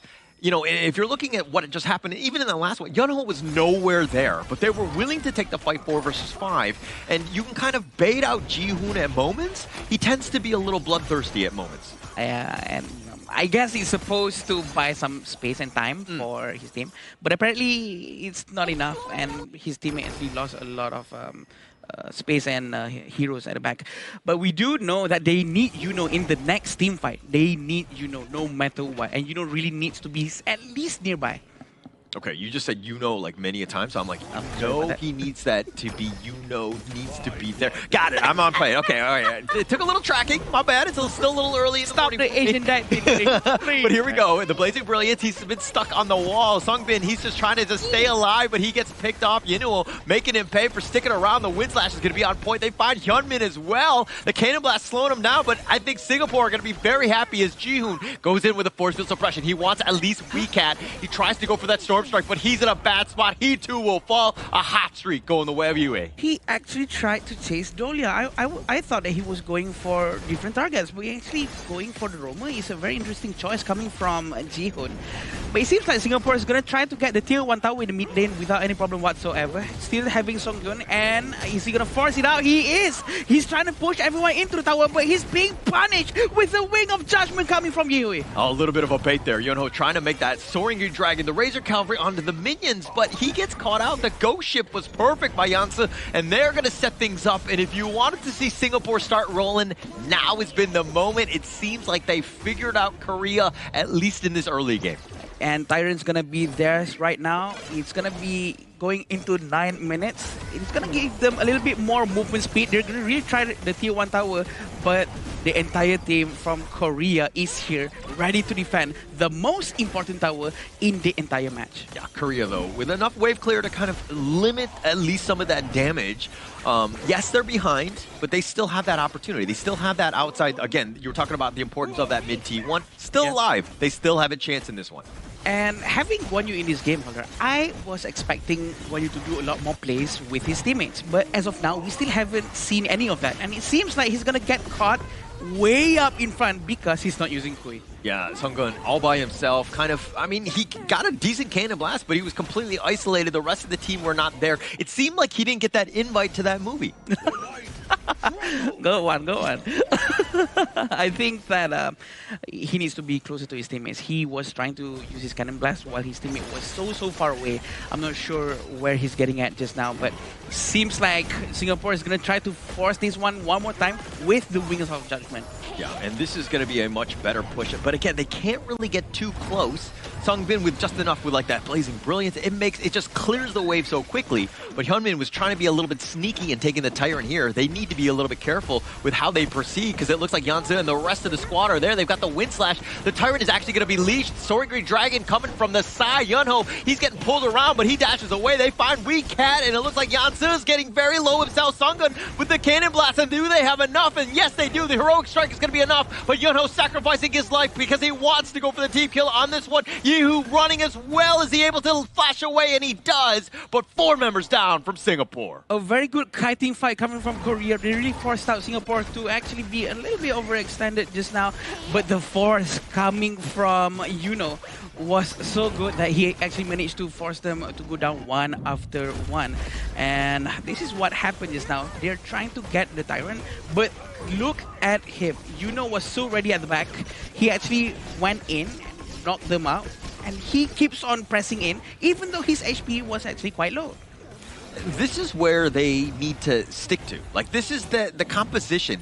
It revolves around the Guan Yu. It was the first pick for them, right? Yeah. He needs to set things up. Every team fight thus far that they lost was because he was never there. So now that they know the play, hey, we got to stick together. We need to ensure that Yuno is being the initiator. Yeah, this is going to be very interesting to see how Singapore is going to start to deal with this problem. Are they going to start to use the Ghost Shape? But look at how Yuming got melted so quickly under his own tower. They're going to try to dive into the tier 2 tower, Hauler. Yeah, Jihoon not scared whatsoever. They're going for the side. Yunho just trying to push him back. They find Yue, and it looks like Yansu just trying to run away. But again, just set up properly. Jihoon is an absolute monster on this Byron here. He quickly rotated to the bottom lane. He's going to be pushing that lane, and he's going to try to pressure them into the tier 3 tower at the bottom lane. 2,000 gold in front. It's not too much, but it's enough for them to start pressing in. 2 members down. No way to defend on this one, right? Yuming will be up. Yue in just about a couple more seconds after him. But this is a tough situation. Korea now looking to flank, taking the mid T3. Jihoon needs to get on back. He's a little bit low on the side, able to get away. And now the Blazing Brilliance says, hey, you want to come for my buddy? Come through this first. A very good zone control usage of that ultimate from the Songbin. They're going to start to pull back just a little bit. 2,000 gold in front. And it seems like Singapore is trying to press them away because they know Jihoon has no HP. So they are lacking tankiness. And Yuno is not really okay with his HP as well. Oh, the Blazing Brilliance. They find Yuming, and he's in a bad spot. He gets completely decimated. Yunho is on the side. He's just trying to bait them off, but the Razor Cavalry is going to be used with that heroic charge. They're pushing him back. Yuhei, he's getting knocked around like a pinball, and he gets taken down as well. Weecat is getting a little bit low himself. Hyunmin finding him out. Yunho does fall in the end, but I think he did his damage as 4 members down yet again for Singapore. Hyunmin actually managed to flank the entire team from the back using a DRNG, which is very, very crazy because of the help of his teammates. Look at how they're diving into the tier 3 tower. They know it's only 1 hit left, and they're going to try to end this right now. Yeah, the Blazing Brilliant. Jansu is just going all in. Think inside the box is going to be on the side, and it looks like Korea are opening it up. They take the ace. Yuming just trying to hold it down, but the Crystal at half, and he too will fall, and Korea will take the series and the sweep. Another amazing win coming from Korea. 2-0. Is that convincing, Sagi? I would say it's very, very convincing here coming in from Team of Korea. This is exactly what we expected coming in from start of the day here. But game 2, Singapore actually fought back really well up until the 10th minute mark. But Yuno coming in with the Razor Cavalry on that Guan Yu, found the first attempt, soak up all damage, kited away to the right side, and then found the finishing blow on towards the backline. That's what exactly set up the pace for Team Korea to find that comeback in the mid-game. It seemed like Yunho was the guy, the reason why they were losing, and then also the reason why they won. Because once he started getting in those team fights, the dynamic of the entire game shifted. I agree, and I was expecting them to do the same from the beginning of the game, to use Guan Yu to actually try to flank everyone from the back early on, but apparently probably he was trying to get his itemization first, trying to get all the minions, trying to get all the golds ready for him to do enough damage, but yeah, he actually managed to pull it off 10 minutes forward. I think the early game was very well played by Singapore, especially you see that Yanzi on the Ata was like successfully blocking the flanks, marking down the Guan Yu's attempts, which we saw in the mid lane before 10 minutes. Yuno was actually having a really difficult time in accessing those teamfight angles that we talk about. But coming into the late game, where objective is like your main approach in the Shadow Tyrant, it starts to see that the focus coming Team Singapore started to waver. They didn't really put a mark on towards Yuno's Guan Yu, which allowed him to go in, disrupt the battlefield, escape for a while, and find another flank angle, which successfully brought Team Korea back from the brink of a comeback. Yeah, this is a game where if you're Singapore, you're not so discouraged. You definitely had that chance. You had a great opportunity at the start of the game, as you rightly pointed out, Sagi. And going into this one, I think they need to continue that momentum. It was the mid-game where Yunho started to get online and they weren't able to tag him. And then that was kind of when he was able to kind of turn this game on its head. I think the biggest problem for them is to continue that momentum, trying to find how do we maintain this consistency, this pressure. I feel that the answer has been cut off just because the Guan Yu has started to come online and he's going so aggressive throughout the entire map. And aside from praising Yuno on his Guan Yu, on how much flanks that he actually did, I want to put our focus to Seong Bin on that Angel, because in the later stages of those fights, he was successfully taken down Yu Ming, who has been having a fantastic early game with the double of Ruli Blade Dolia doing combo. But this Angela successfully found those opportunities when Yu Ming was starting the objective, when he was crossing a river and taking down the primary front line, which is that Dun. And actually, it's funny that you point out Yumi, because you would see him and he would just constantly get burned down, right? And he was not really tanky enough, and this net worth speaks volumes here. Well, he was 4th place in terms of his own team's net worth. There's a reason why he, again, was not tanky enough to survive as that frontliner. But to be honest, early on, he actually managed to get like a couple of kills alone at the back because his team was so busy handling Jihoon in the mid lane. But afterwards, he couldn't continue that momentum again because of the lack of damage coming from the entire team, and he cannot find that chance. I think it was more of an opportunity that Seongbin actually found out, that they bursted down Yu Ming in removing a 5v5 in up front. And afterwards, you can see the damage coming in from Korea. It's coming mainly from Seongbin and Hunmin. And it goes back to what you said during the pick and bans. If Hunmin gets to land the golden token, it allows Seongbin to simultaneously burst down the tank even quicker than expected here. That's why we see Yu Ming. Although he got taken down a few times, you can see a very high damage taken percentage of both the Singapore's Clash lane and also the jungle. Actually, I'm not aware that the golden token actually reduces magic as well. It's okay, now you know. I thought it's just physical, just for the DRNG, but apparently it helps Seongbin too, so that's very interesting. And looking at these stats, I mean, like Yunho, 50% of the team fight rate, right? Again, they were losing because he was not there. Yeah. And then once he started showing up the other 50%, and then that's when they started to win. So stats speak volumes about how a team fight or a team game actually went. And it just being able to show up at the right time, it's got to be key as the class laner. And honestly, I thought that Songgun's Moza was okay, but definitely not as angry, not as furious as the Kui just now, because he was sometimes off position in the mid lane. He went in alone. He'll never do that with Kui, right? Probably because Kui needs to stay away from the enemy so that he can pull them further away.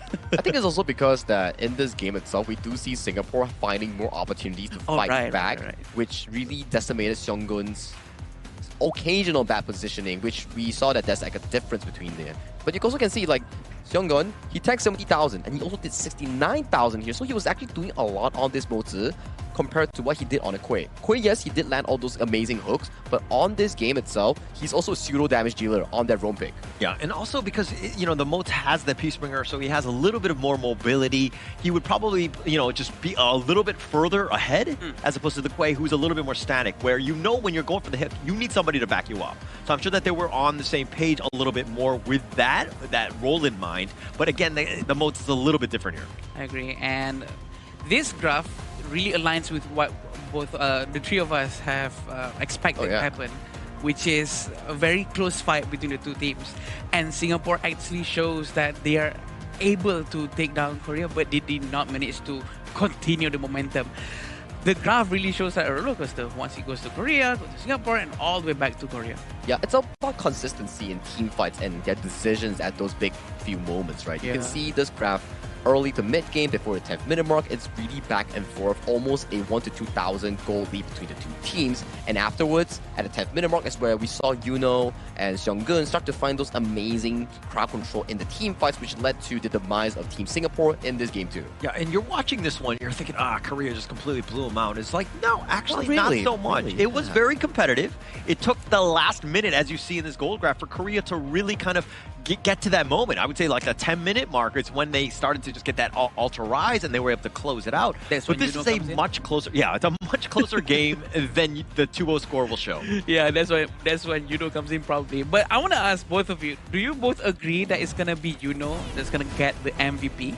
Ooh, I think Seongbin or Hyunmin actually played really well too. Yeah, I agree. Yeah, I don't think Yuno will. Okay. Because again, it's the first 50%. Like it's because he's late.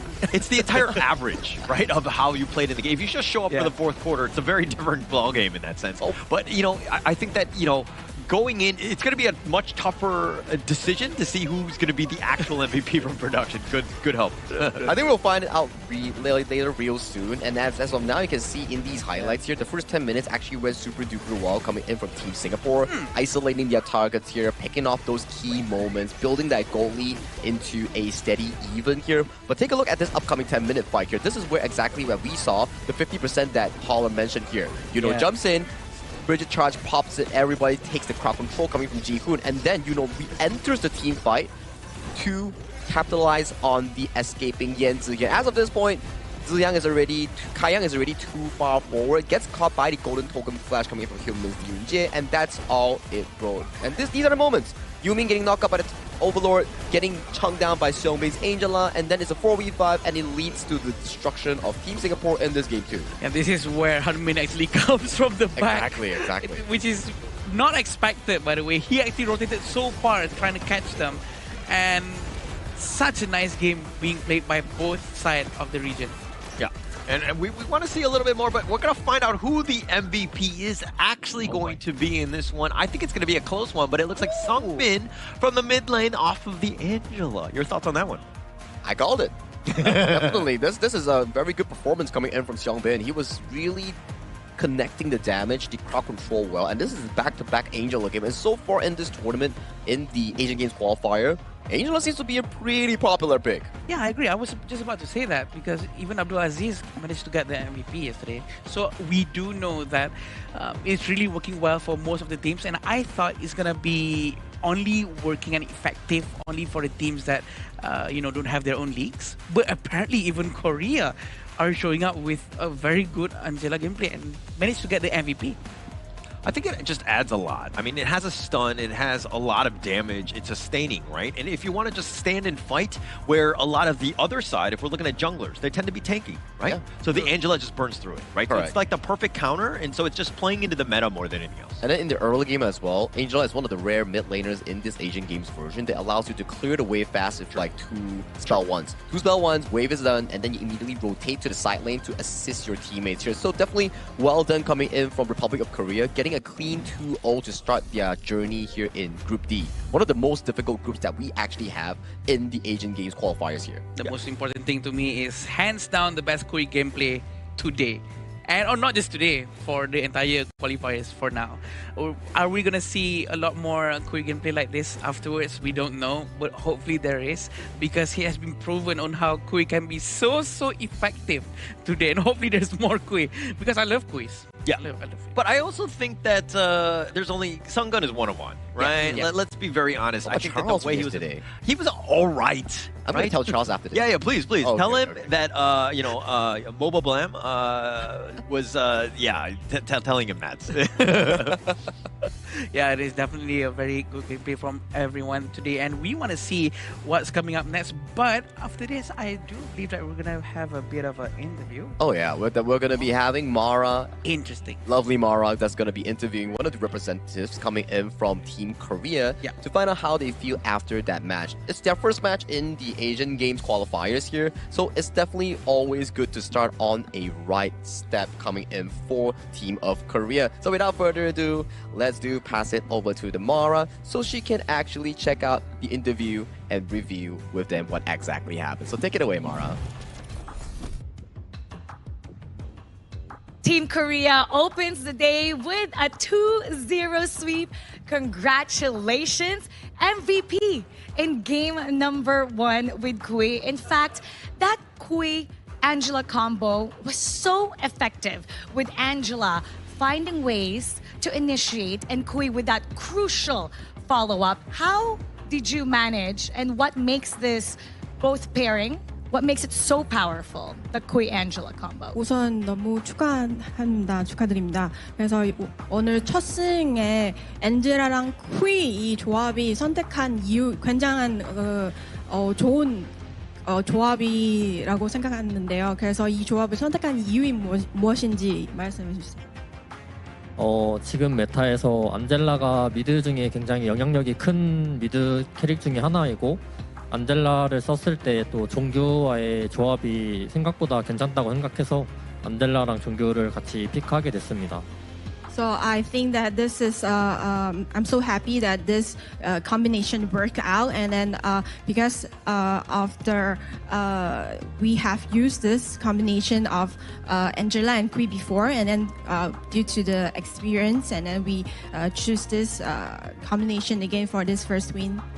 And well done, MVP in game number 1. And what we also notice is that your team has an answer to your opponent's every single move. Your placement was great, and you seem to predict what's going to happen next. So how has Team Korea developed this coordination and this map awareness? How was the communication like with your team earlier?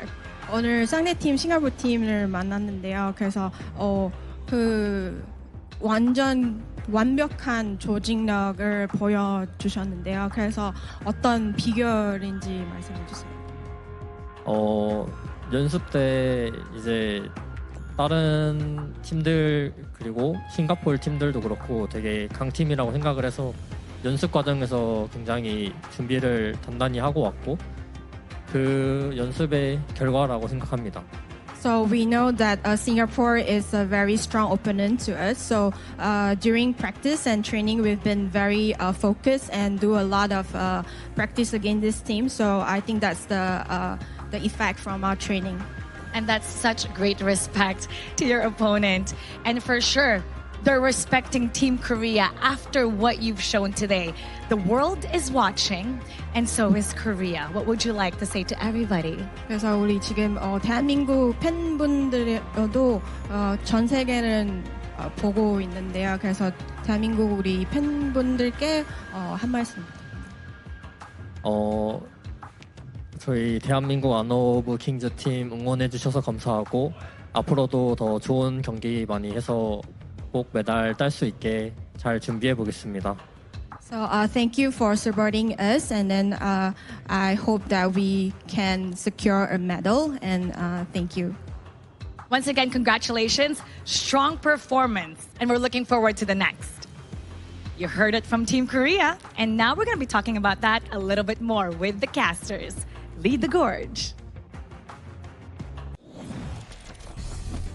like I say, every time that we have a representation coming in from different regions, one thing that is in common, they're always super proud and happy to represent their own region in the Asian Games Esports Qualifiers here. So I'm very happy with their performance, especially from Republic of Korea, because that was a showcase of what they can actually do, and they are aiming for the main event. Yeah, there's a reason why I'm not on a pro team, because come winner's interview, I would be like trash talking. I would just be bad mouthing. I would be probably a bad influence. And probably there's a reason why I'm not on the winner interview. A very good thing that you're with us at this desk then. But we have to be talking about our next game after this. It's gonna be United Arab Emirates against Myanmar. I think it's just like I would say, opening match coming in for both regions, because they have yet to play in a official match so far in the Asian Games Esports Qualifiers here. But if I were to put my focus, I think Myanmar definitely has a higher shot, because they do have competitive experience thus far. So for UAE,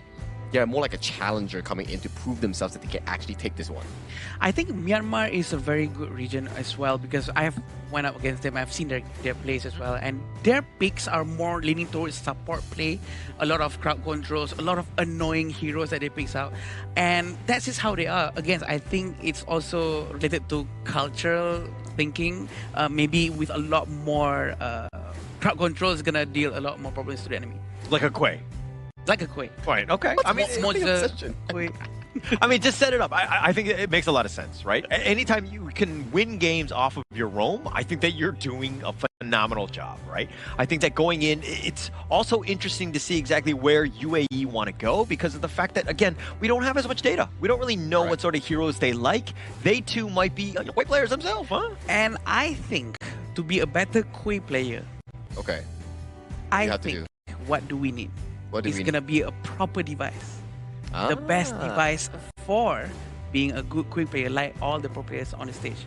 What would it be, Sagi? So if you're interested in the device that we are using currently in the 2026 Asian Games Esports Qualifiers for Honor of Kings, is gonna be iQOO 15R. 120 FPS.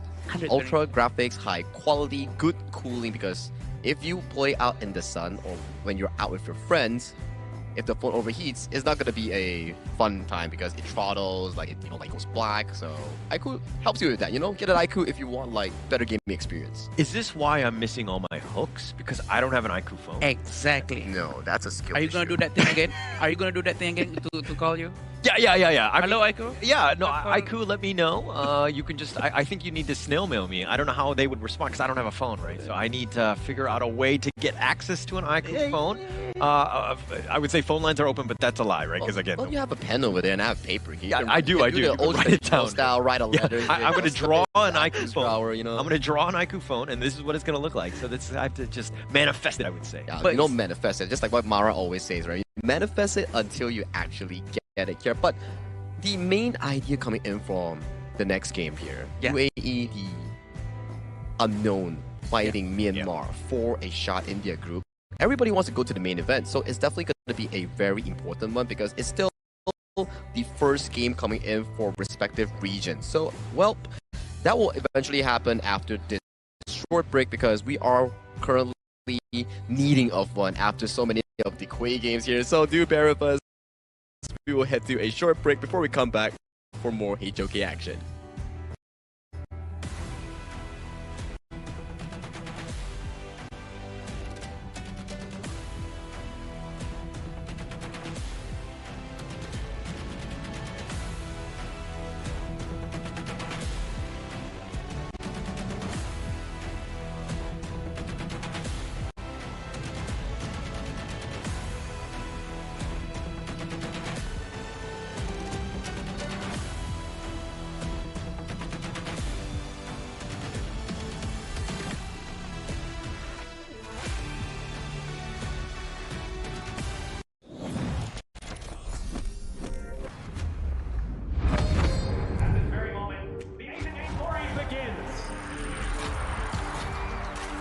Who will be the next to shine on the Asian Games stage?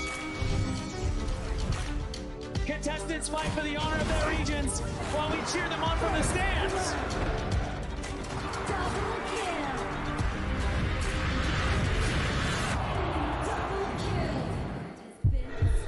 This is a challenge, but it is also an opportunity. The time to turn.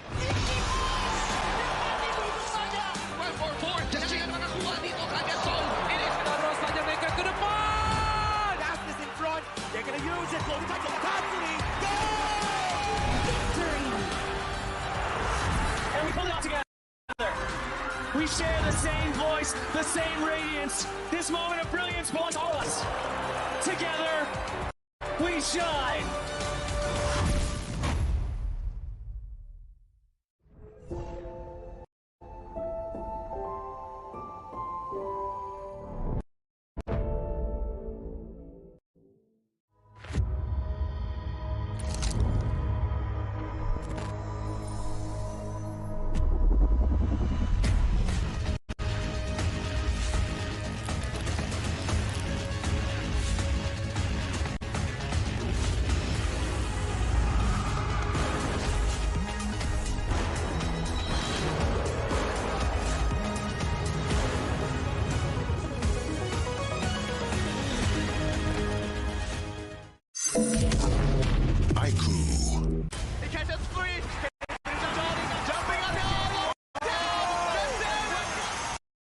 Welcome to the 2026 Asian Games Esports Qualifiers, Honor of Kings.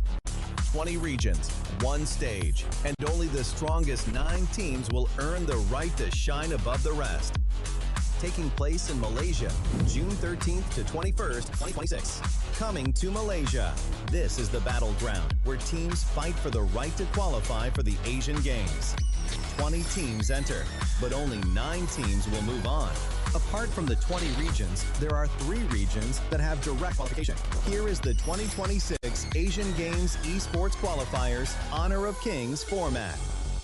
First, the 20 teams will split into 4 groups of 5. In each group, every team faces every other team once in a single round robin, with every match played in a best-of-3 format. That means every match matters. Every game matters. Every single point matters. The point system is simple. Win the match, earn 1 point. Lose the match, earn none. At the end of the group stage, teams are ranked by the total points they've collected. And from there, the road begins to shine. The top 2 teams from each group qualify directly to the Asian Games main event. That gives us 8 teams advancing straight out of groups. But for those not through yet, the light isn't out. The teams that finish 3rd in each group still have 1 more shot. They move into the last chance stage. There, they battle through one final BO3 single elimination bracket until 2 teams remain. The 2 teams will then face off in a BO3 match to claim the one final qualification slot. So in total, 9 teams will make it through, 8 from the group stage and 1 through the last chance stage. That is the rule. Now it is time to see who can rise through it. From across the world, regions gather here in Malaysia. 20 teams, and only 9 will qualify. The path is set. The stakes are clear.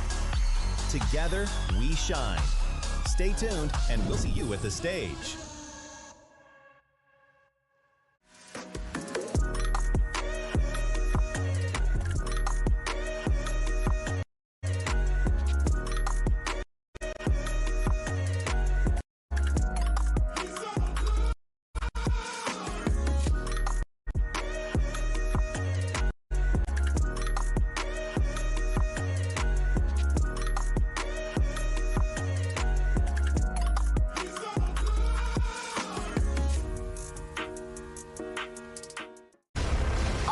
Not ready yet.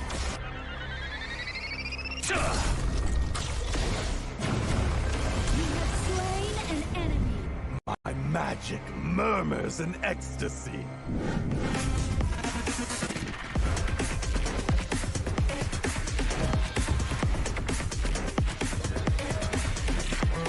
Amazing! There is no escape for you.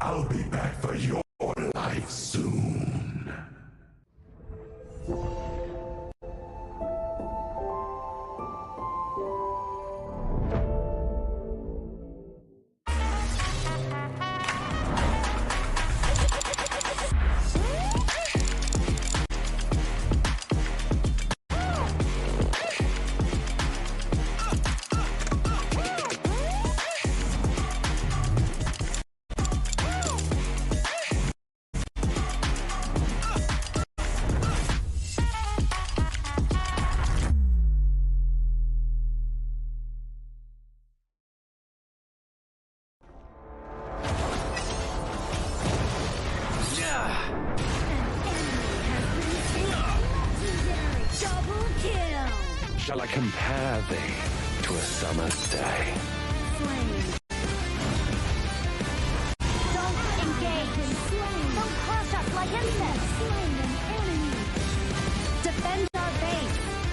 Our high ground tower is under attack. Amazing! Unbelievable! Ah, the fragrance of romance. Ally has been slain. Rampage. Double kill. Triple kill. Spectacular. Pentakill. Lady Fortune is on my side.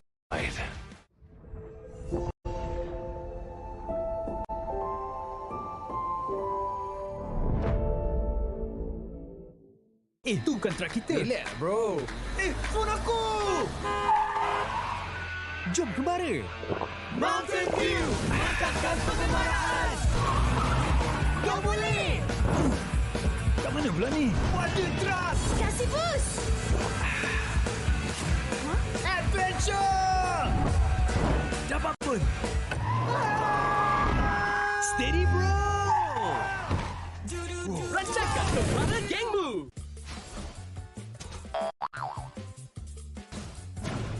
They tried.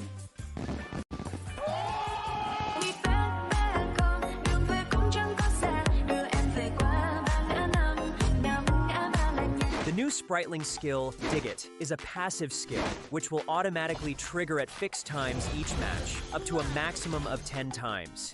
The skill grants guaranteed standard rewards like gold, XP, shield, health recovery, and more. There's also a small chance to uncover mysterious grand prize effects during the match. Dig It may also produce tradable high-value treasures. Detailed information about acquired treasures will be shown after the match ends. Each treasure has its own rarity and storage size, and obtained treasures will be automatically stored in your warehouse. If you want more high-quality treasures, make good use of the Treasure Fusion feature. You can also copy and share your code so friends can help speed things up.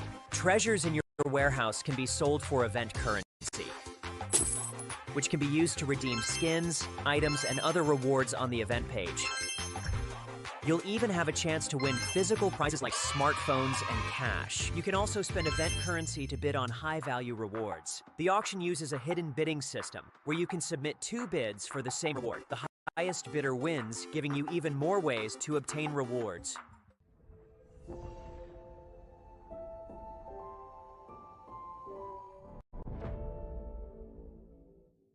If you've ever wondered how to go from HOK player to HOK top influencer, this one is for you.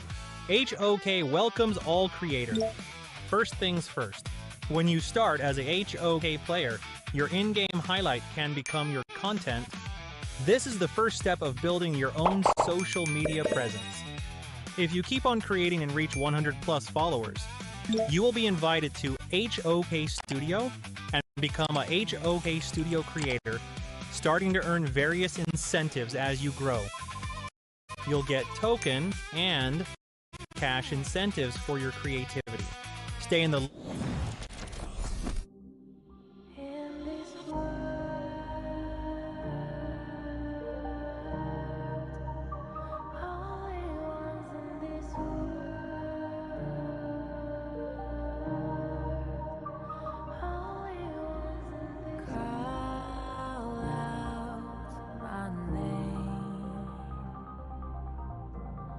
cut through the sound of the rain.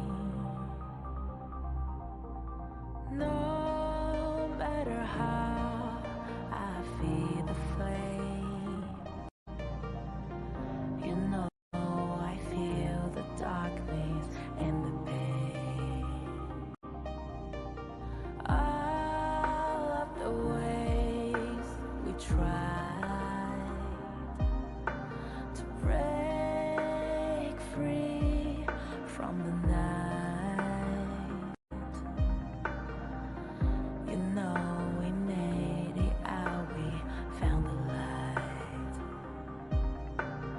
I fly so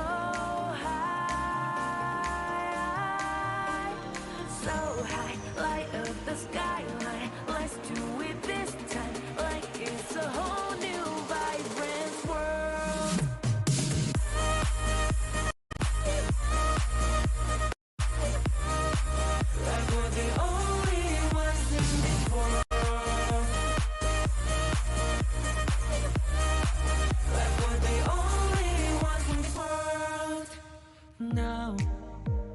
I see that I got everything I need. It's alright, I'm on fire, I'm alive, 'cause now I fly so high, so high, light up the skyline. Let's do it this time, like it's a whole new colorful world.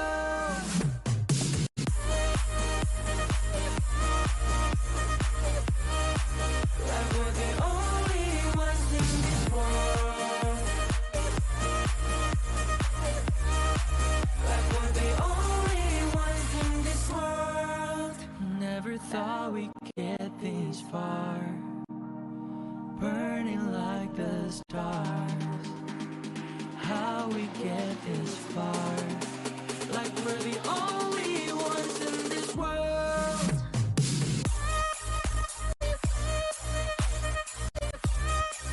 Like we're the only ones in this world.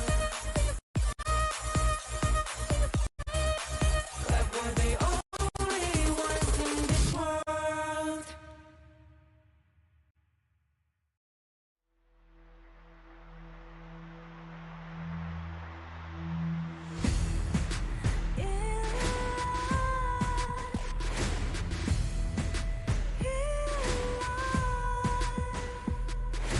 What's a life without its words? Compromising with what hurts inside. When you let fear decide your fate, you don't choose which path to take in life. In life, I'm finally letting go of everything left to hold me. I'm against all odds, but I won't give up, 'cause it's my time to shine. Standing in the spotlight, can no one let me down. Destiny is calling high. I'm not afraid to fight for everything I love. Victory is on my side.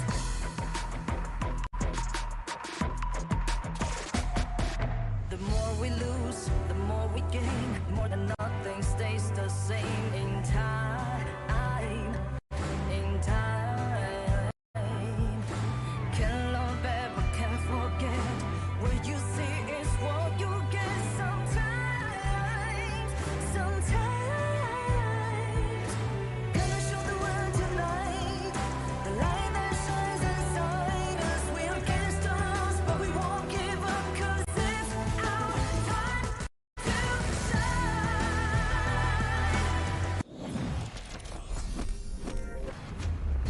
Welcome back to the 2026 Asian Games Esports Qualifiers for Honor of Kings. This is day 2, and we have witnessed just now Republic of Korea taking down Team Singapore in a quick 2-0 fashion here. So Holler and Adam, what do we have for this upcoming series? I think we're going to see a lot of drama, right? UAE and Myanmar, you can hear some of the players in the background, right? They are ready to go, and I think that they're fired up because, again, this is the first time they've been on stage at the Asian Games Qualifier today. This is going to be very interesting because Myanmar has a lot of experience in this as well, and you know, they often use these unorthodox heroes that we rarely see being used in our league sometimes. And I think it's going to be very interesting for us too, because it's going to be very refreshing for sure. I do have to agree with you, especially if you were following the previous edition of the KML region or the WKS region. Myanmar has always been a strong force to be reckoned with, and right now representing their region as the regional team, I do think that Myanmar might have what it takes to actually be one of the group leaders coming in towards their group. Definitely one of the favorites. Correct. I mean, it's just that more that we've seen them on the international stage. I think UAE on the other side, you're kind of like, oh, how good are they? It was like, well, we haven't really seen too many games, so we can't really judge in that sense. But I think that it's still, you know, to their favor, right? They could be a dark horse. They could pop out some picks that we haven't seen thus far. It could be very interesting as we move forward. I agree. United Arab Emirates with their picks is going to be fun for us to watch. And will they use Kui again? I don't know. It's going to be a lot of Kuis today maybe, because we love seeing that hooks. When it connects, when it never misses like this now, it's going to be the hottest topic today. Adam, that's just because you like a good hooker, right?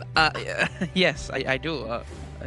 In this context, Yeah, of course. What would you think? Anyways, yeah, I do think that it's very important for them, but they're kind of, it's all about the latest patch that will be coming out on June 17th. It's going to be called the Grand Venture. This is a huge update that will be on across all of the global platform. This is going to be an interesting one here. It's the biggest one that's going to be coming this year. 4 new heroes, many new modes, Super Brawl Full Spriteling modes, and then you can also get like treasures with your Spriteling digging it. So definitely if you're interested in the upcoming new heroes, new updates, make sure to check out June 17th update here. But let's go back to our discussion there just now on UAE and also Myanmar. Like you mentioned here, there's very little information on the UAE squad, so maybe they're like this dark horse or like this underdog here that can actually make it happen in their group. Because if we revisit back to the format of this tournament, first place, second place, directly qualifying to the main event. But if you're 4th and 5th, you're out of contention. But 3rd place, you still have a shot to actually go into the last chance qualifiers. Exactly, yeah. Yeah, I think it's going to be fun for us to see, because we don't want that number 3 slot, because you're going to have to play a lot more games than you're supposed to, because you could have rested so way earlier if you get number 1 and number 2. That's correct here, but let's put our focus back into this exact matchup here between United Arab Emirates and also Team Myanmar. So let's start with a teaser video.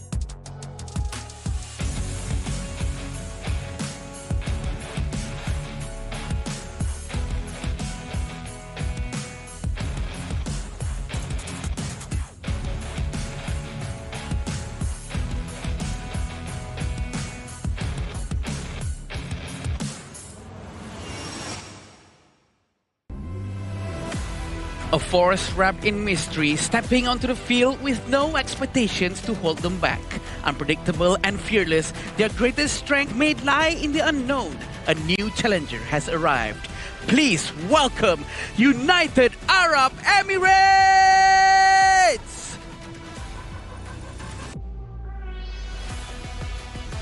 Carrying the pride of their region, they enter the arena with confidence and a style built around taking the initiative. With sharp coordination and the hunger to challenge every opponent, they are ready to prove their strength on this stage. Raise your voices for Myanmar!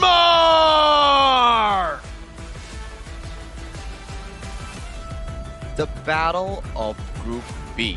Currently in Group B, with the information that we have, Nepal is sitting comfortably with a 2-0 lead with 1 series win against Kyrgyzstan. So whoever wins this one, they'll put themselves higher in the rankings of Group B, and whoever loses this one will be at the bottom with Kyrgyzstan.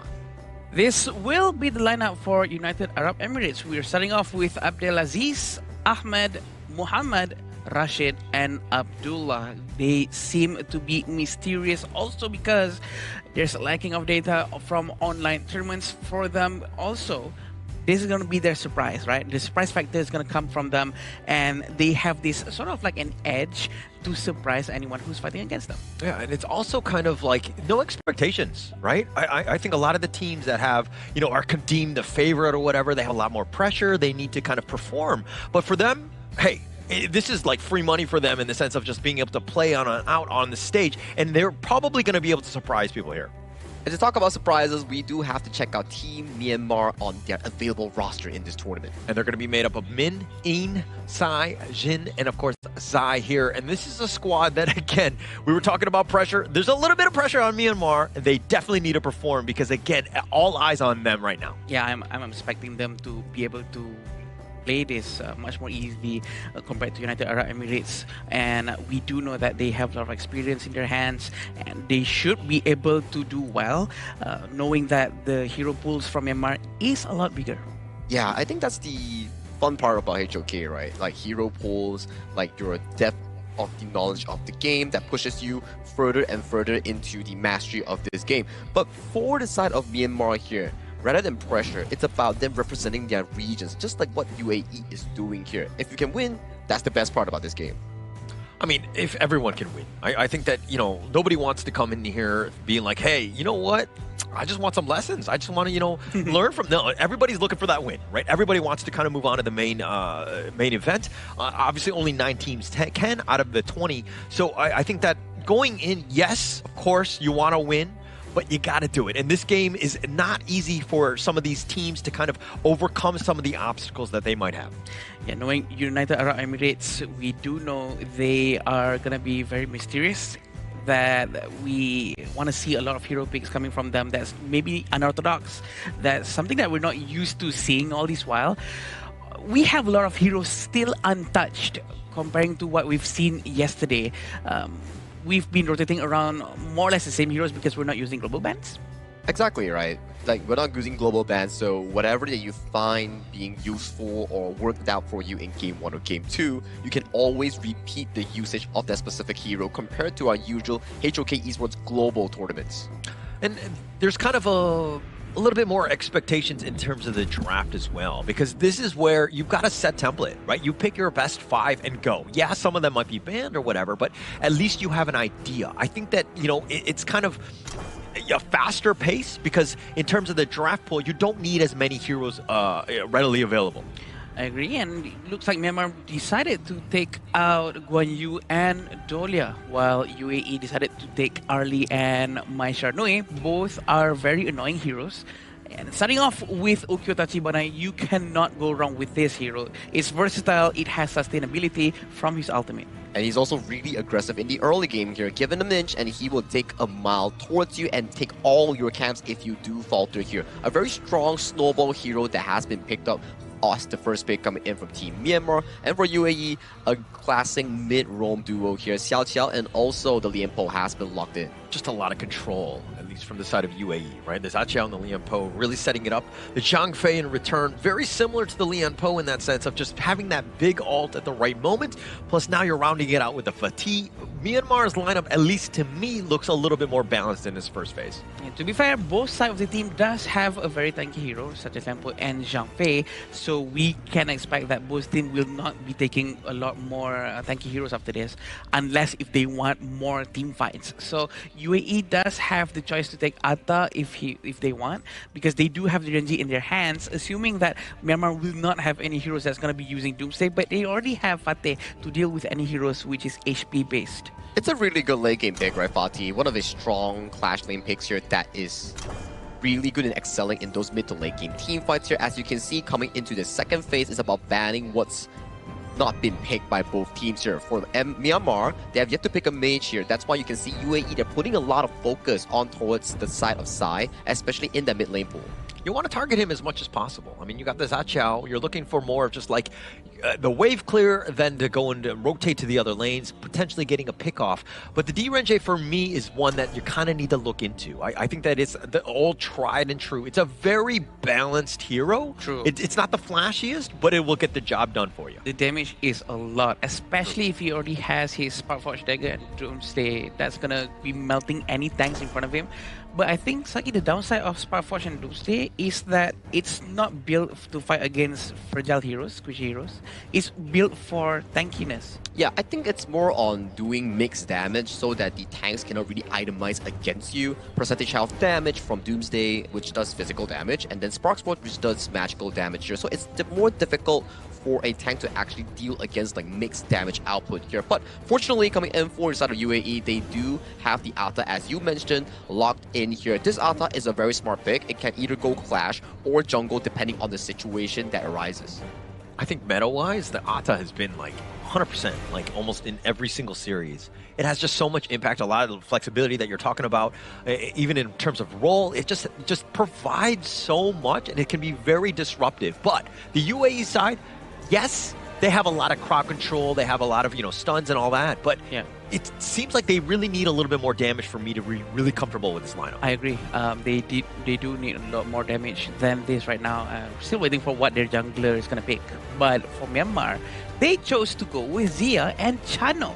Zia is going to be very interesting because it's a long-range mid laner and he can sanctify anyone to give extra EXP and levels. Oh yeah, you can break the level 15 cap for both Zia and also the target that he looks to put his sanctification on. I like the balance coming in from Myanmar, right? You have strong laners coming in from both Fatih and also the Channel, and then Ukyo Tachibana facilitates that early game. But when late game hits, that's where both the side lane plus the mid lane starts coming online. For UAE, we're waiting for the last pick here. It won't be a lane. I think this is the first lane that we have in this tournament. Haven't seen it. Yeah, I think that this is going to be the first time. Has that potential. It definitely jumps to the back line, makes it very easy. So the Chano needs to be a little bit careful in terms of his positioning. The Zia also potentially get jumped on. So that's the thought process, at least for that one. Ooh, this is a very aggressive pick from UAE for sure. It's going to be a very early game meta for them. The fact that Atas has been picked and he is going to be playing jungle with Atta. So I do believe that there's going to be a slight bit of advantage right there for early game especially, but they have to end game early, Saki. Well, it's for them to actually perform in the game because this is the second match of day 2 in the Asian Games qualifiers here. Blue team, we have Myanmar, and red team, we have United Arab Emirates duking it out for a spot in Group B. Thank you so much, Sagi, as we go into this one. Second series of the day, game number 1.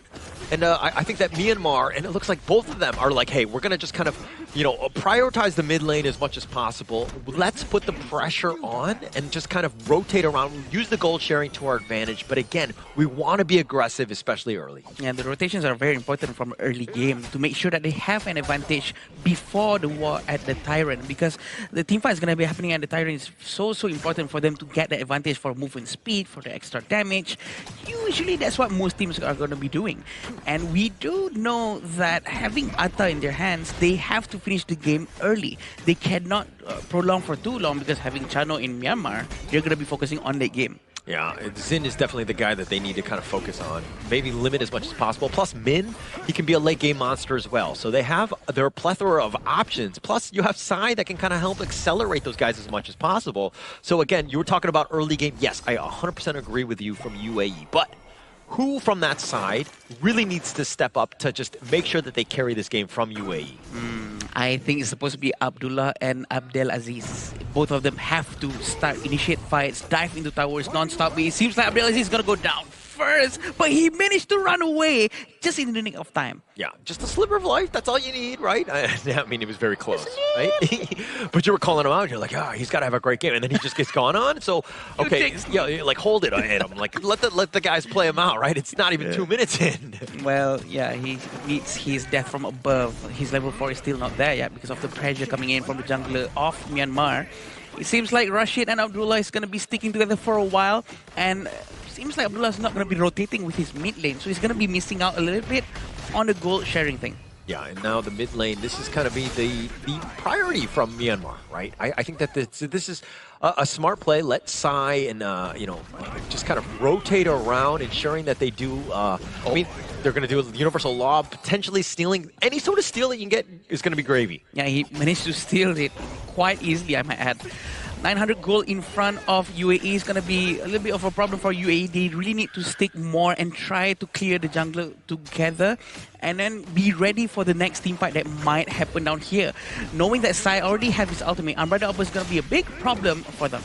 Yeah, Abdullah taking a decent amount of damage. Did not expect Ian to kind of make that rotation. So they're going to be taking a decent amount. And Myanmar right now, I like the way that they're playing. They're playing aggressively, putting the pressure on, and they've got a 1K lead because of that.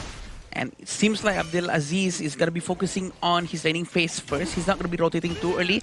But look at this. This is very helpful for Aeon because Min is going to start to reduce the HP of the jungle and then let Aeon just come by and just smite. Yeah, Min doing a great job. I mean, he's got the level advantage over Abdelaziz. He's been helping Int as well as just farming. So just a lot of value. It's the little things in the early game of ensuring that you're coming out slightly ahead.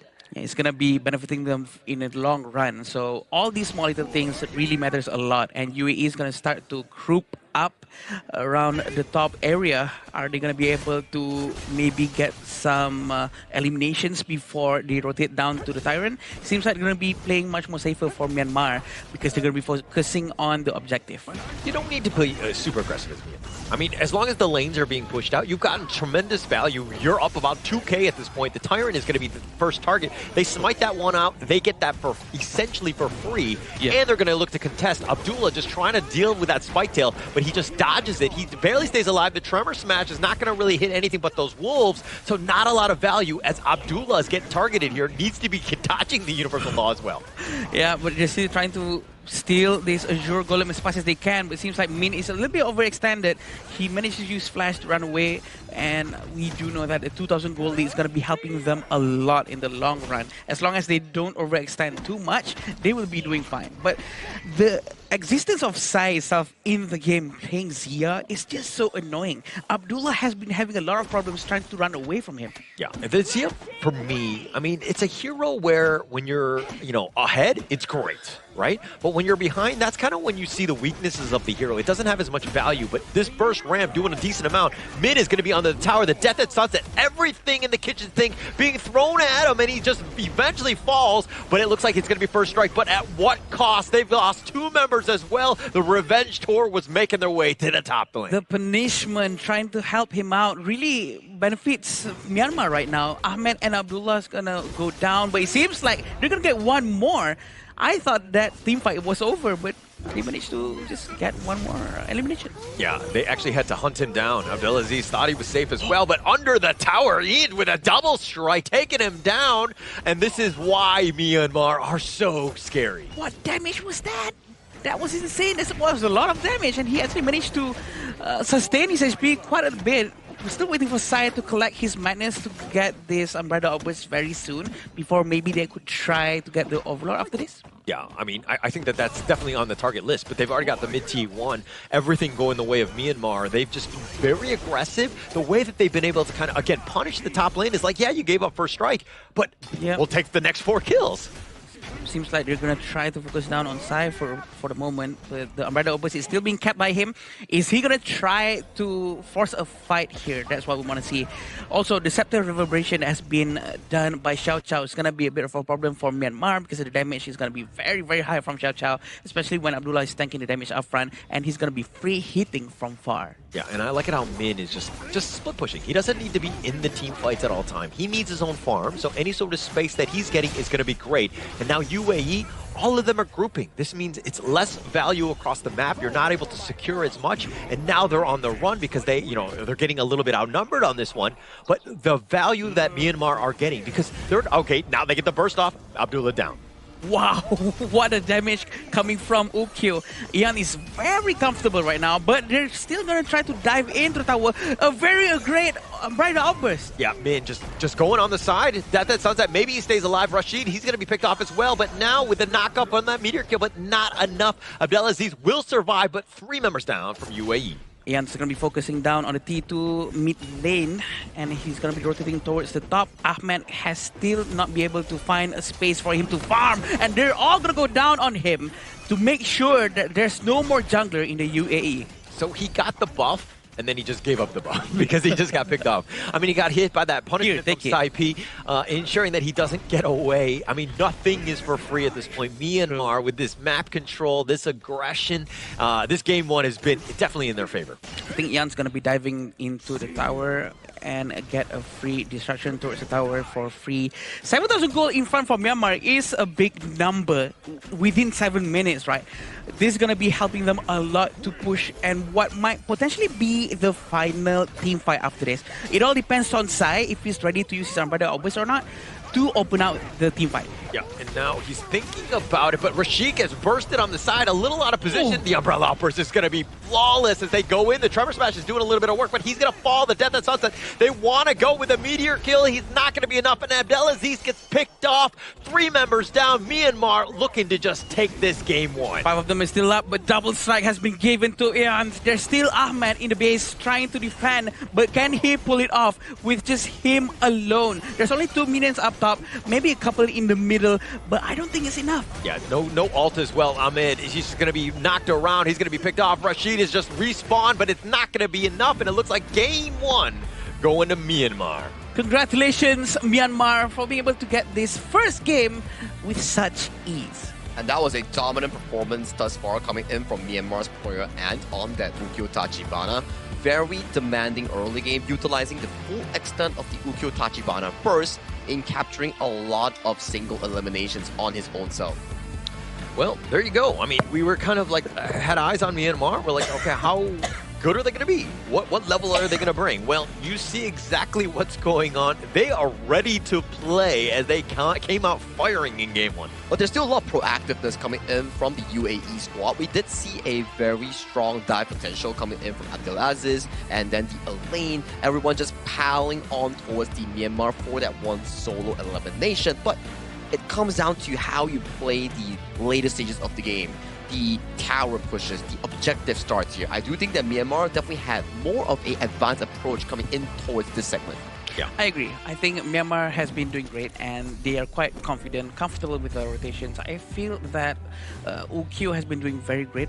Usually Ukyo really have to be safe, right? Because he's an assassin, his HP can really go down quite quick. But it seems like he's extremely comfortable using his Sabertooth, making sure that all of the sustainability skill sets has been maxed out. Yeah, and that's kind of what, I mean, they first picked it, right? So they had to have been comfortable. They wanted this because they were going to set the tone. I think that that's the biggest thing. Whenever you pick first, that is the #1 hero. He's going to have the most impact. That's why they wanted it. Exactly, right? That's why, like, Ukyo Tachibana in this Asian Games version has so much priority in the sense. It's not only about damage, it's also about how strong his mobility is, how fast he can clear the jungle camps, how he can take away from the enemy. That's why it makes it such a good pick, especially on the blue side. I was actually hoping for Atta to be much more aggressive early on because Atta is one of the few heroes that doesn't have any mana. He doesn't really use mana and it all depends on the cooldown. So if the skill set hits, he will do a lot of sustainability. Any sort of damage from basic attack, ultimate, first skill, second skill will replenish his HP. Yeah, if you're looking at the draft, you're thinking, oh, they've got a lot of good ults, but it's kind of like they were staggered a bit, like they weren't really kind of helping one another. Sure. And so that's kind of where they kind of struggled because, again, they weren't able to kind of have that wombo combo to really isolate anybody. Yeah, they just didn't really have the chance to pull off a great team fight coming in from the UAE side because Myanmar was just finding so much opportunities in those river fights, in those solo pickoffs, in allowing the strength of Ant on that Ukyo Tachibana to fully bloom into fruition here. I've got to say, 704 on that Ukyo Tachibana, almost 8.45k gold in a sub-10 minute game is actually a really fantastic performance coming in from the Myanmar jungle. That's a lot, actually. And also, when we were talking about early game composition from UAE and then late game composition from Myanmar, apparently Myanmar really compensated that lack of early game capability by utilizing Zia at max. He was chasing everyone down from the beginning, chasing Lianpo. Whoever is in front of him will be hit a lot. Yeah, and also Ian, I mean, look at his net worth, 8,500. Like double, literally almost everybody on the UAE side. I think he had a great game. Was a 704. He's got to be the clear MVP in this one. Yeah, fantastic performance coming in from Myanmar in game one itself. And I like how you brought up the fact of the Zia because looking at the fact that UAE had like 2.5 tanks, including the Elaine, Zia, when you land the burn effect on the enemy, you also reduce their armor and magic resist. Take away everything, right? I think that he was able to kind of set things up. I mean, he had like second highest damage. Yeah, he didn't have the kills, but he definitely softened it up, made it so much easier for Ian to kind of just clean up when he needed to. Because again, once they're lower and you know the Ukyo is going in, he's gonna just basically just like decimate everybody. Yeah, the first skill of Zia is gonna be slowing everyone down, and it really works well for them. We were expecting also that having Alain and Atta and also Xiao Chao is gonna be helping a lot towards the early game, but apparently maybe the rotation has to be a lot more close formation rather than spread out throughout the entire map too far away. The fact that Min is always on the side lanes, and most of the time Myanmar has been doing team fights with just 4 of their heroes, and they're still winning those team fights. Oh yeah, it really comes down to the early game power spike coming in from Ant on the Ukyo Tachibana and how the team is able to move around his playstyle here. Mainly talking about Sai P and also Sai H, which has been setting up most of these team fights really well coming in from Myanmar. Yeah, also, I don't want to arrow him, but Rashid just got picked off early. They couldn't really fight. That draft revolves around his damage just being there so that he's able to sustain and able to take people out. Once he goes down, all of the crowd control in the world it's not going to save you. You need the guy, the farm laner, to really win these team fights. Not able to do it, as you see it in this gold graph here. It's a give and take thing, right? You need crowd control, control the team fight, but you also need the DPS to be ready and available to dish out the sufficient damage on towards the enemy team. So for this exact moment, as a team per se, Myanmar is definitely miles ahead of UAE, at the very least in this game one, because we see in this goal graph, that's a 8-minute 45 seconds game with an 11,000 lead towards the Myanmar side. Definitely more mature in terms of gameplay, in terms of how they position themselves and how Zia is consistently in front of them, poking everyone, making sure that the farm lane can have a lot of space to farm freely and hitting all those last hits to make sure that he's maximizing all the gold available to him. I mean, 8 minutes and 45 seconds. It really didn't seem like UAE were able to really get settled into this game. This was the first good attempt. They tried to dive under the tower a little too deep, right?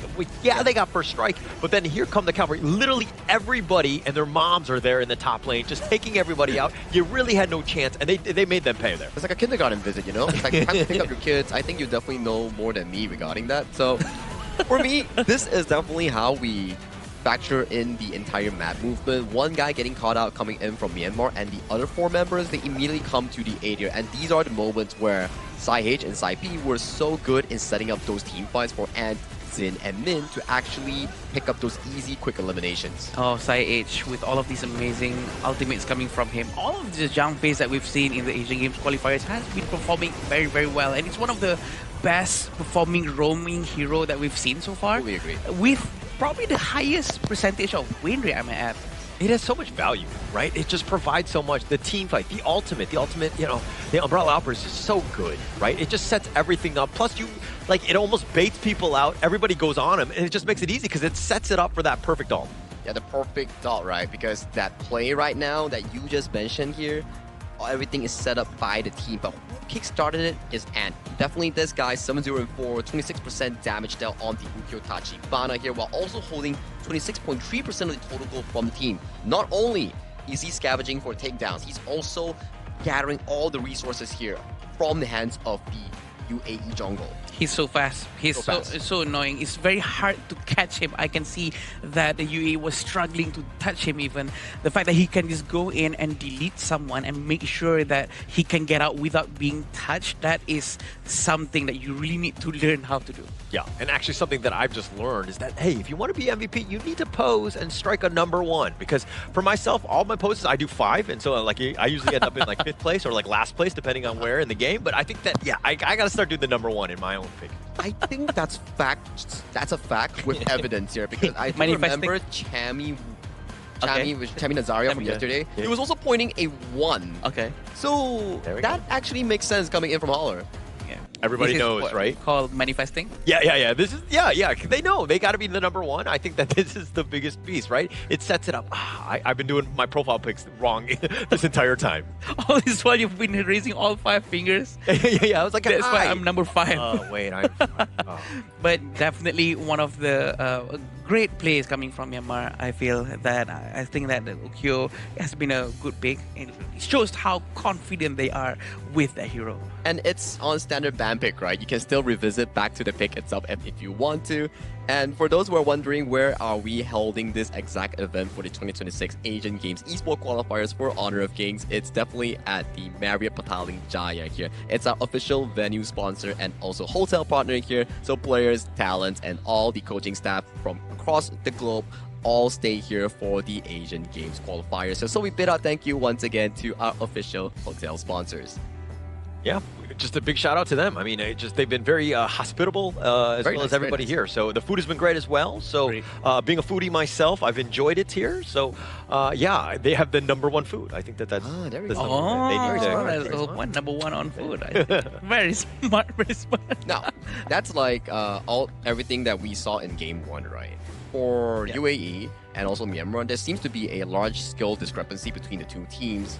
It's the cruel thing about esports, right? It's always about skill, always about mastery towards the game. So for UAE, what's your expectation for them in Game 2? I think that's a little bit of shell-shocked game, right? I think that they were like, okay, now we're on the stage. Whoa, like Myanmar came at them. They seemed angry almost. UAE, now they need to just calm down. They need to play their game. I think that though, come draft, they got to give a little bit more support. Like they need a little bit more in terms of the damage dealing and less, I would say, in terms of the crowd control. Because again, they were really lacking that in Game 1. I think the most important thing for UAE right now is to also rotate better. They need to group up better, move together as a team. And there's no harm done if you actually rotate with your jungler, clear the jungles together with the mid lane, with the roamer, trying to maximize the gold trading technique as much as possible. Also, being forever ready for what's coming up, because there might be team fights anywhere. Someone might be hiding in a brush and whatnot, but that also translates in a very good rotation if they can do it very quickly. It's a two-way thing, right? You need the teammates to respect the jungle camps available, let the jungle full clear first, and then let him pick up the minion for the gold sharing that you mentioned, and then you look for plays on towards the crossback. When the minions meet, then maybe you look for a side lane play. Something like that. It's what we call priority. You shove first, then look for a play elsewhere. Funneling. For UAE, they did pretty well in Game 1. They found the first blood, first strike coming in from Clash lane, but it took them too long and too many spells far deep into the tower range. Yeah, and also going into this one, it seemed like when you're looking at that gold graph, what is that point when they were like, I think it was they were up like 1K at like the 4-minute mark or something. That is really rough. You're really behind in the early game. It's going to make your mid-game much tougher to get into, right? So you got to get yourself a little bit more of a chance. How you react, again, I think it comes back to the draft. You need early game heroes to fight so that you have a fighting chance, especially early. And I think they were on the right track. They actually went with early game heroes early on, and I think they could do the same thing here. Just maybe change the way they execute things might be a good thing too. Having Princess Frost as their first pick is also good. Fact that they can do a lot more crowd control and zoning the area. I think it's okay, but it still doesn't solve the idea that they need early game heroes, potentially like the Byron, Ata, to actually suppress against Ant's performance on the Ukyu Tachibana. And we saw what a Guan Yu can actually do in just now's game when Yuno was playing the Guan Yu, or yesterday when we had Iqbal playing the Guan Yu. This is a very destructive pick, and we do have the Princess Frost and Liang. For me, that's a very difficult combo to actually execute, and you are against a Guan Yu, one of the premier counters of this combo. Yeah, actually, you walked right into the trap, I would say. I mean, if anyone gets locked in, the Razor Cavalry is coming, just going to disrupt all of that. Yes, you have that Winter is here, that zoning, if you will, but this is something, even with the Lapu Lapu, the Raging Sea, it locks down, or it completely blocks us out. And plus, when Liang isn't able to get going, he falls off completely in the mid to late game. I have faith. I think UAE might be able to pull it off, because it seems to me like maybe Liang is the only answer to fight against Guan Yu, or maybe even the Ukyu, because he can capture and can be frozen by the frigid prison coming from Princess Frost also. I think it's going to be good. Yeah, but with the Liang's control, who are you going to lock down, right? Everybody's somewhat tanky. Nobody's like that squishy that is really easy to burst, so it makes it even tougher. And this is why Myanmar's draft is looking to just counterpick everything properly here. Which is the benefit of the red side, right? Yeah. You do see the Princess Frost, you're expecting a Liang coming out from UAE, and then here's the thing that we can simulate right now. You see the Liang ulting either of the front lines or anyone. The moment that they ult the Lapu Lapu, the Guan Yu comes charging from the back line. The moment they ult the Guan Yu, the Lapu Lapu uses a long range engage to disengage for the team. So it's I would say, draft difference as of this point, at the very least for the first 3 picks. True, and everything goes down to execution. Having Heino in their team, trying to make sure that he can poke everyone from far, if he maintains in the range mode, is going to be helping them to deal a lot of damage coming from the Myanmar. But how is UAE going to respond to this? All 4 heroes has been shown. They have to pick the last 2 heroes. I think they need someone tanky in front. It has to be a tanky jungle. Whenever drafts happen, you're always looking for a bit of an edge. Usually it's like a 55-45%, like a slight edge. It's not that much. But from what I've seen this far, with the Heino as well, I mean, you fate rewind everything. They don't have enough burst. This UAE lineup is incredibly, deficient in moments, and the Myanmar counters it quite a bit. That's a giveaway. Yeah. That's, I think, one of our first few DMways that we have on the stage right now, and UAE has been bringing it up. It's one of those good heroes if you want to use it to cleanse of crowd control. And Myanmar finalizing their draft with a Marco Polo. So far, if we do view through the draft coming in from both teams, I would definitely favor Myanmar's draft more. More flexibility, more creativity on the engages here. But are we counting out UAE? No.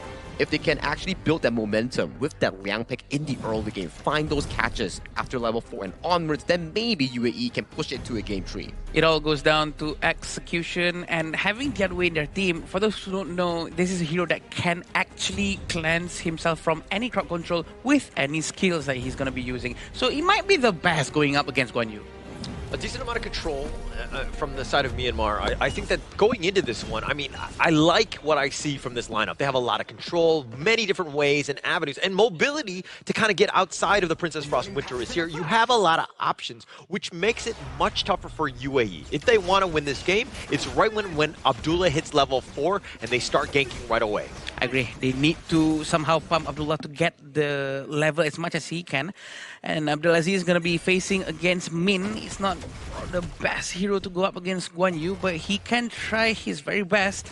Although looking at the bottom lane, Abdullah is going to be helping Rashid going up against Zin in the Marco Polo, which is going to be quite annoying because Marco Polo has a lot of mobility himself. Okay, so one thing that UAE did well was they shored up some of their weakness. They didn't go all in on this early game Liang Princess Frost type of combo. They have the Lady Soon, the Dian Wei also can be monstrous heroes come late game, right? Yeah. So I think that they just need to kind of weather the storm. Maybe they get a bit of an advantage, start things off, get some pickoffs, give themselves a chance. And then Myanmar also, like, you know, if they kind of falter in that sense, then Rashid and Ahmed will be able to clean house. I agree. And what's very important is for Rashid to get all of his itemizations because Lady Sun is considered as one of the latest heroes in late game, I mean, where he can get all of his critical damage in, and it's going to be really problematic for Sai, for Min. No one can touch Lady Stone if he gets his itemization. It all depends on what you're going to be doing during the early game. Yeah, and I mean, they have the Guan Yu, the Lapu Lapu on the side of Myanmar, right? So they have a decent amount, but Ahmed is in a bad spot. It's not going to be able to survive, and he is one of the win conditions. Him going down first right there, absolute travesty to start this one. I agree. Abdullah haven't have his ultimate yet, so he's going to try pushing Muhammad towards the team, and it seems like he's going to go down just like that. Yeah, no chance. These heroic charges. Look at Min.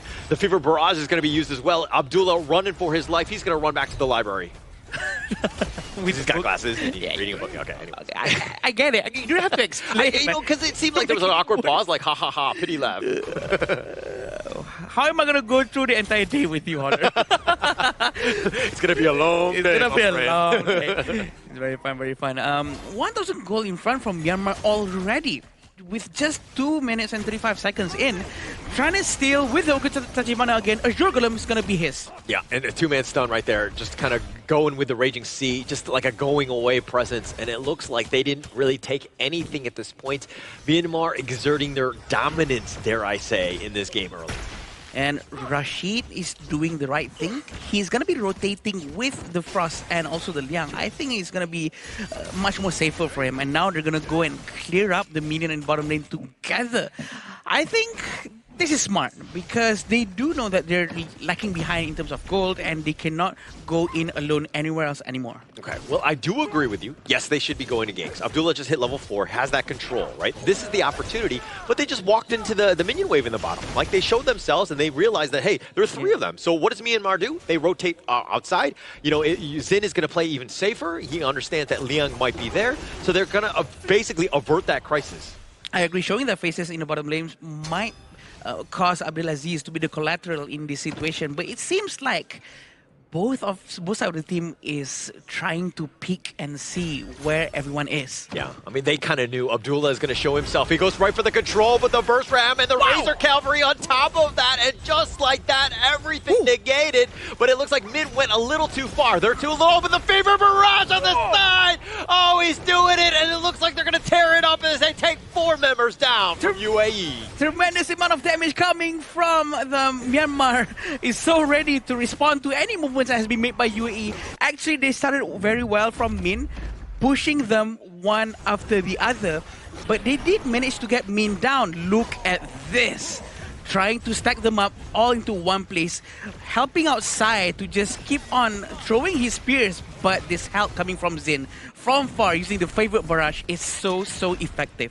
That was like straight out of a movie. Like the three criminals are running away, Slow quote unquote, motion. and then they're going, and then Zin coming out of the side like a superhero he is, ensuring that he clears them up, right? Just what a great play by Zin. I think that's the movie that they watch from the Korean team. Oh, that makes sense. They learn from Myanmar. Oh, I see. Sorry. It's a foreign film. It was. Zin is still up there alone. He's going to be pushing the tower with no problems whatsoever. But the UAE actually managed to secure the Tyrant, which is quite important. It seems like Min is really trying to capture someone. He is zoning that area very well. Actually, UAE did a great job. I mean, they snuck it under. I mean, they were behind, but they were willing to risk it, get themselves a bit of an opportunity here. And taking that Tyrant away, actually pretty key for UAE as they were starting to fall really behind. Spears has been thrown by Sai. It's very painful if it hits the stacks, but look at the damage coming from Rashid. It seems like he's getting a little bit more confident now, trying to deal at least some damage towards the roam from the Myanmar side. But it seems like the tier 2 tower is going to be a bit of a problem for them to defend. Yeah, Abdullah down. I mean, you're down a member at this point. And we were talking about how the Liang really falls off in the mid to late game. We're still in the early game, and he's kind of, not done a whole lot. And now Rashid, the Raging Sea, everybody coming in, and he ain't there to clean house. Rashid down for the count. Yeah, I have not much to say. It's going to be a big problem for him to run away from them. We know that these heroes are very controlling the area. Having one Guan Yu is already a big problem. Now having Lapu-Lapu at the back with the Raging Sea, there's not much anyone can do. 6,000 gold in front for Myanmar within 6 minutes. This is a huge amount of gold economy for them. Absolutely huge at this point. Ahmed, Rashid, those are the win conditions. They've died twice already apiece. It's only 6 minutes in. They need to be farming, right? They want to be left untouched and just constantly just getting themselves a chance. But Myanmar has not given any space. Look at Min with his massive damage at the top of the list. This is actually very rare to see a Clash Lane hero having the most damage out of everyone, because he actually managed to use his ultimate towards everyone, and all of his skills and basic attack enhance actually worked. Yeah, and now the Fever Barrage right on top of this. Rashid is already going to be down, and it looks like they've gotten 3 members. Myanmar surgically taking them down. You step out. Oh, Muhammad with the flash. That was a bit of a misclick there. The double strike going the way of Eads, and it seemed like this is going to be the end as Myanmar take the mid T3. The Death at Sunset for one last time. Is he able to survive? Maybe he gets a pick off, but no. Unfortunately for him, that's going to be an ace, and Myanmar in a hurry are going to take game 2 in the series. Congratulations, Myanmar, managing to get 2 points within 7 minutes for game 2. That was the second fastest game that we had so far in the Asian Games qualifiers. Yesterday, it was 7 minutes, 15 seconds coming in from Team Indonesia, and today it's even faster, almost even faster coming in from Myanmar. Wow, this is such a fast game. There's nothing much to say. Their gameplay is very mature. Yeah, very mature, very experienced, I say, with the way that they're able to move. Everything was done with purpose, right? When they going for the gank attempt, they ensure that they get it. The conversion rate, very high by Myanmar. Really well played series. Smiles on the faces here coming in from both teams here. UAE coming in as the underdogs, coming in as a new region in the HOK Esports global scene. They're definitely learning a lot from Myanmar, which is such a experienced region coming in towards this tournament. Yes, and I think it's going to be very helpful for them going down into more of these group games, because each game they're going to be learning, and for sure they'll be watching the rest of the matches that's going to be happening throughout the day, throughout the rest of the week. I mean, look at them. They're so jubilant right there with their win. Clearly well-deserved. Understanding what the assignment and what they needed to do. They closed this one out in a hurry. Second fastest game.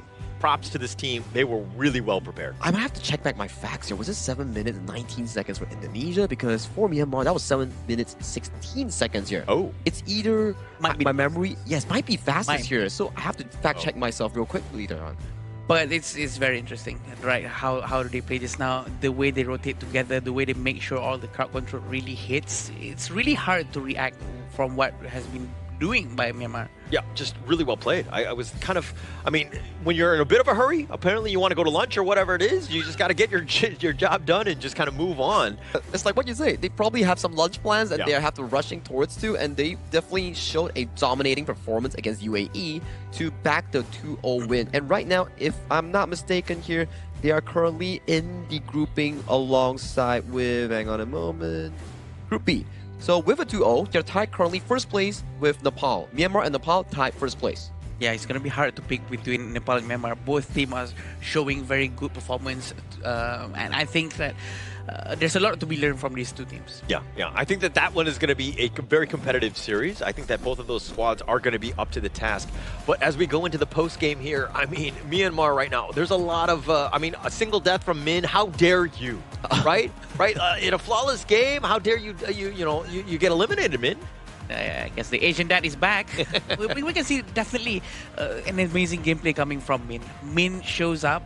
Everyone goes to chaos from the side of UAE. There's something that they can do, even though probably we were expecting for the power word to be used by Liang towards Guan Yu, but it did not happen that way. You can see the priority coming in from Myanmar's first phase draft. You have the Guan Yu, you have the Lapu Lapu, and also Ukyo Tachibana. All these three heroes did an amazing job in setting up team fights for Xin and also Sai P in those upcoming few moments here. Like the first few fights that we actually saw was Min flanking with the heroic charge, finding multiple members, and then Xin coming in with the Marco Polo with the Fever Barrage and picking up the few eliminations that he got. I think it was a triple strike in the bottom red side. Yeah, and it comes back to just like how you deal with like a Guan Yu, right? You need to space yourself, you need to get that vision, understand where he's going to be. It seemed like UAE were just diving or trying to go for gank attempts without the proper vision. They didn't know the numbers, they didn't know where Min was at times, and they got caught out. And this is a lesson that they're going to learn apparently the hard way. Also, as what Horror mentioned early on, the fact that they show their faces into the map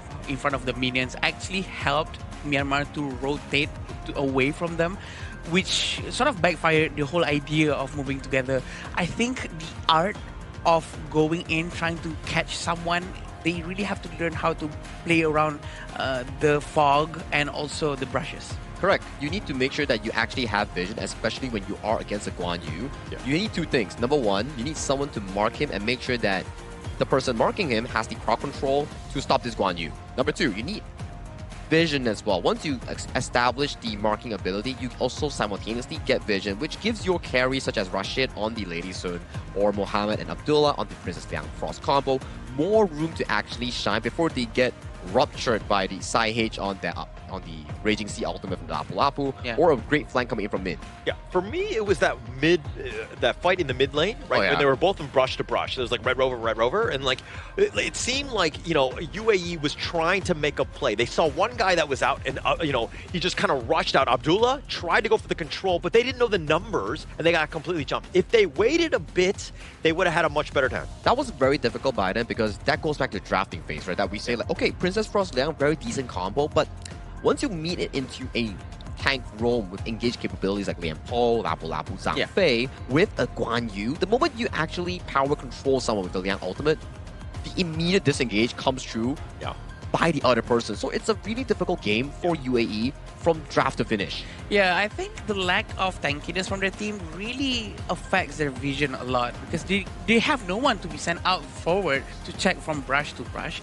I feel like maybe if they have at least one just a minor little bit more tankier for them to have a better vision, it would really help UAE to make their decision making better. For Liang to move around, to find his target, okay guys, let's go here, let's go there, but they can't make that decision because they have no tank.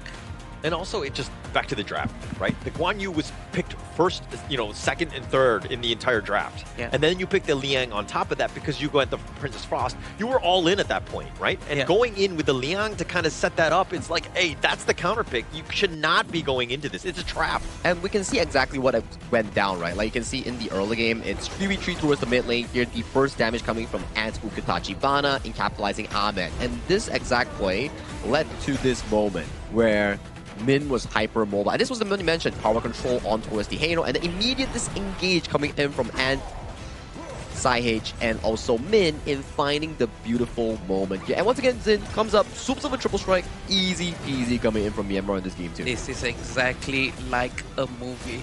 The way they all come in one by one, doing their job, making sure that they contribute something into the team fight is phenomenal.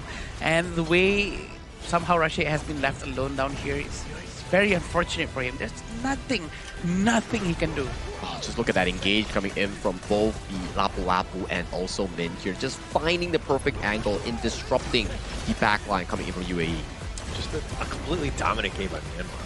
I think that they were able to just outplay it. I mean, the draft definitely gave them the edge, but then going into this game, you were thinking like, oh, how could they do it? And Myanmar was flawless. I mean, I jokingly said that Min was, he died once, but he's going to be the MVP here. And the way he did it, the one time he did die, he set it up for Zin to make that Fever Barrage play. And that's what we call a sacrifice, making sure that his team can really benefit from whatever he's doing.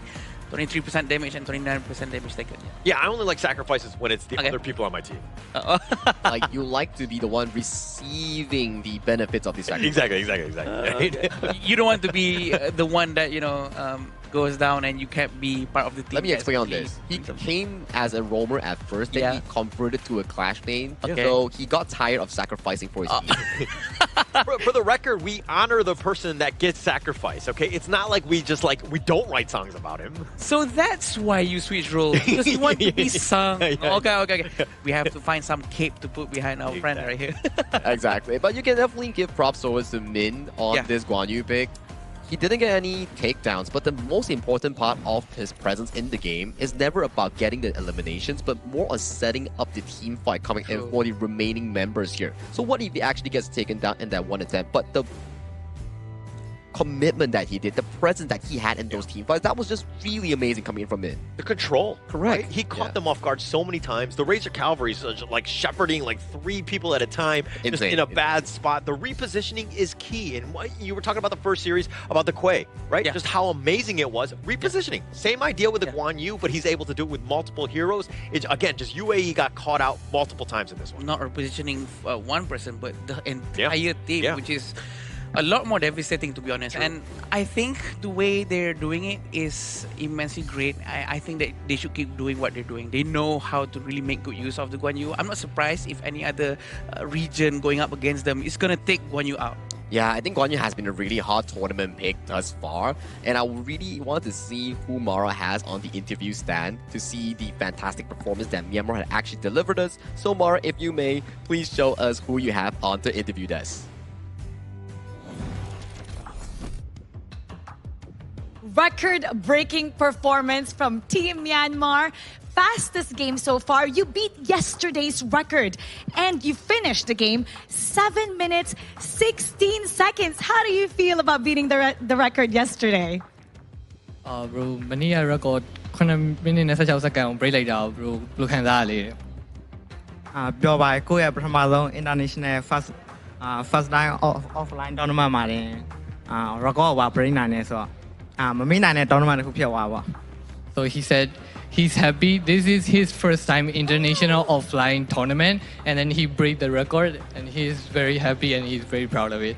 You know, a lot of people are talking about your Ukyo Tachibana's performance. You were MVP in game number 1. In fact, lots of impressive solo kills. What gives you the confidence to commit to those one-on-one opportunities?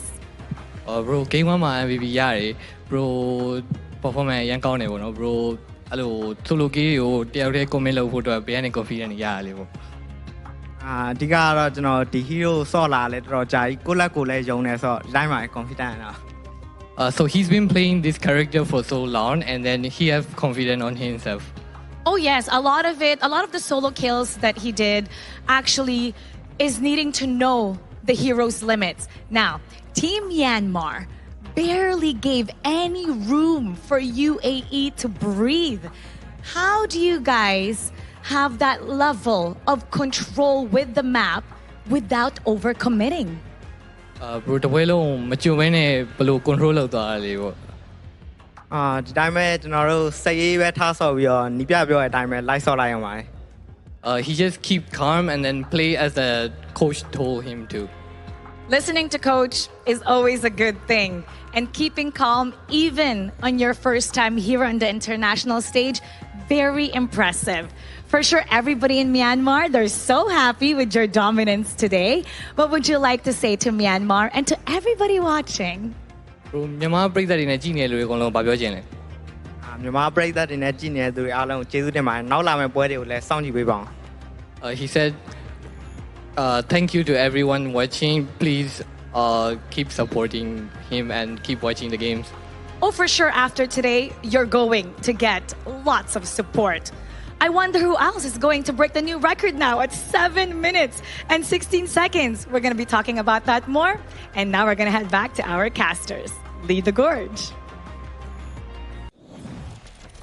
Well, I don't know, Mara. So far, that was the fastest game that we actually had at 7 minutes, 16 seconds here, beating Indonesia record by 2 seconds here. So that was the fastest game that we ever had so far in day 2 of the 2026 Asian Games Esports Qualifiers for Honor of Kings. But man, what a series that Myanmar actually delivered. Yeah, an absolute, like a shellacking, if you will. I mean, the fastest game thus far, that speaks volumes about how ready this team was.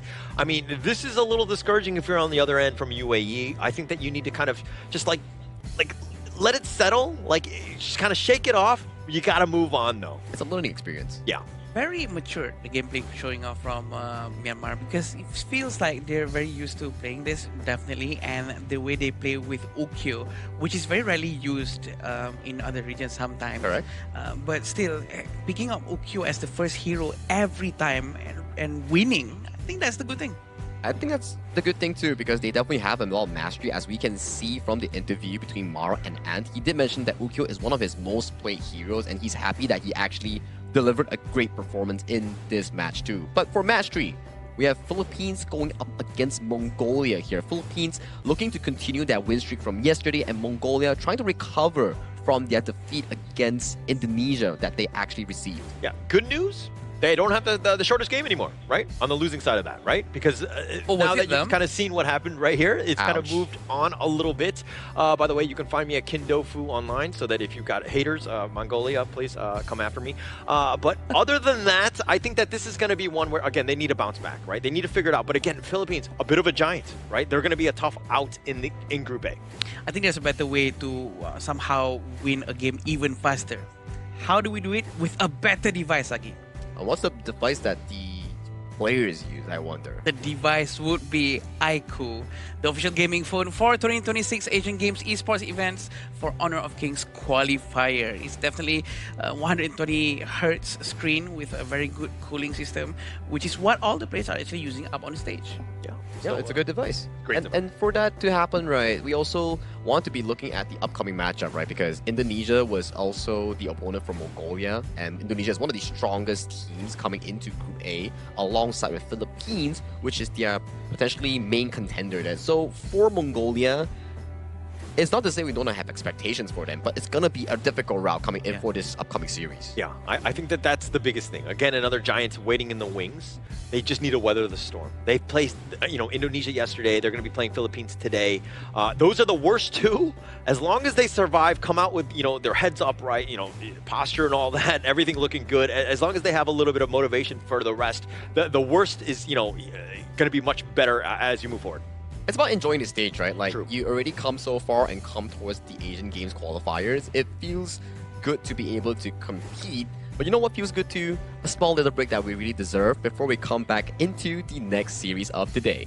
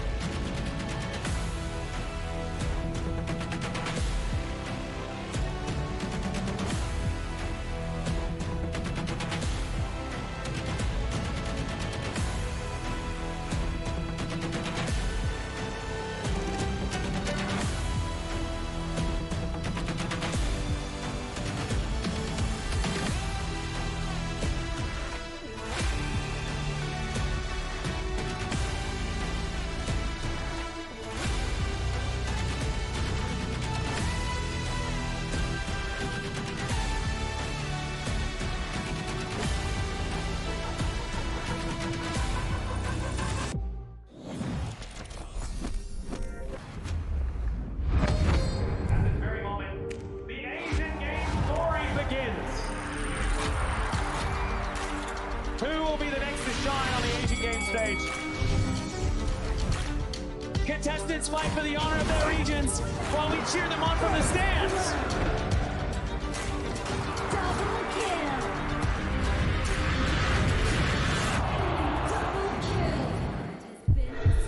This is a challenge, but it is also an opportunity.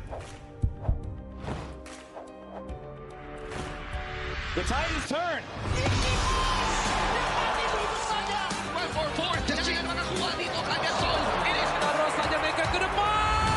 Fastest in front. They're going to use it. Golden Tide close out Tatsumi. Victory. And we pulled it off together. We share the same voice, the same radiance. This moment of brilliance belongs to all of us. Together, we shine.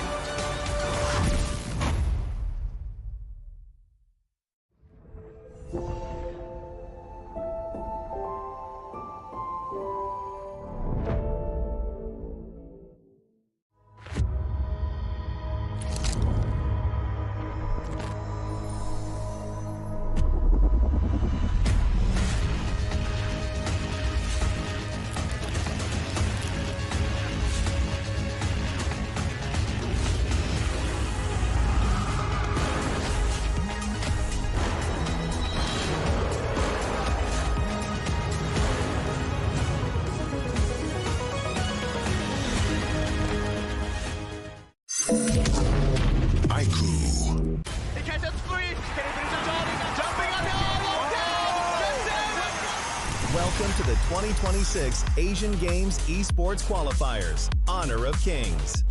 20 regions, one stage, and only the strongest 9 teams will earn the right to shine above the rest. Taking place in Malaysia, June 13th to 21st, 2026. Coming to Malaysia, this is the battleground where teams fight for the right to qualify for the Asian Games. 20 teams enter, but only 9 teams will move on. Apart from the 20 regions, there are 3 regions that have direct qualification. Here is the 2026 Asian Games Esports Qualifiers Honor of Kings format. First, the 20 teams will split into 4 groups of 5. In each group, every team faces every other team once in a single round robin, with every match played in a best-of-3 format. That means every match matters. Every game matters. Every single point matters. The point system is simple. Win the match, earn 1 point. Lose the match, earn none. At the end of the group stage, teams are ranked by the total points they've collected. And from there, the road begins to shine. The top 2 teams from each group qualify directly to the Asian Games main event. That gives us 8 teams advancing straight out of groups. But for those not through yet, the light isn't out. The teams that finish 3rd in each group still have 1 more shot. They move into the last chance stage. There, they battle through one final BO3 single elimination bracket until 2 teams remain. The 2 teams will then face off in a BO3 match to claim the one final qualification slot. So in total, 9 teams will make it through, 8 from the group stage and 1 through the last chance stage. That is the rule. Now it is time to see who can rise through it. From across the world, regions gather here in Malaysia. 20 teams, and only 9 will qualify. The path is set. The stakes are clear. Together, we shine. Stay tuned, and we'll see you at the stage.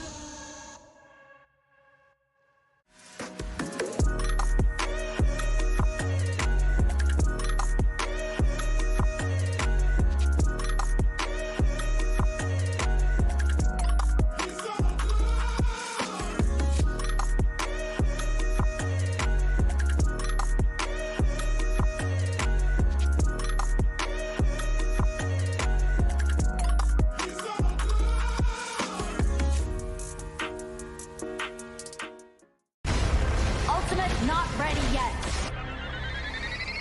You have slain an enemy. My magic murmurs in ecstasy.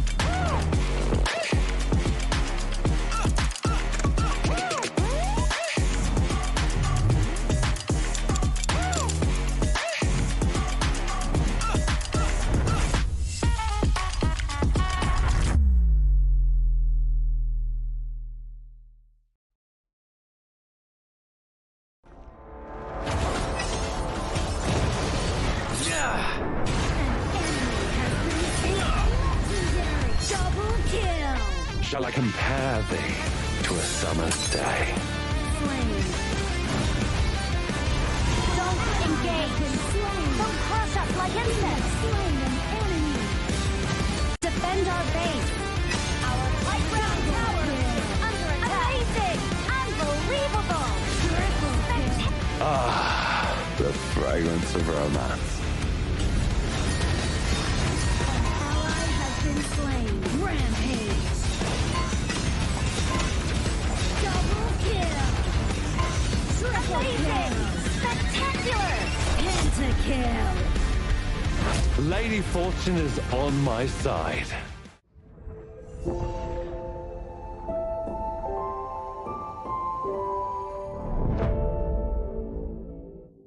Itu kontra kita. Relax, bro. Phone aku! Jom kembali. Mountain Dew! Angkatkan pengembaraan! Kau boleh!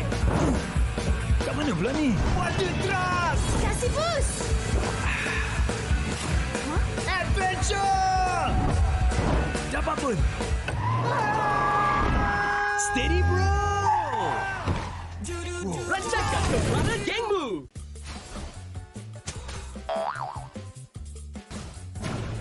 They tried.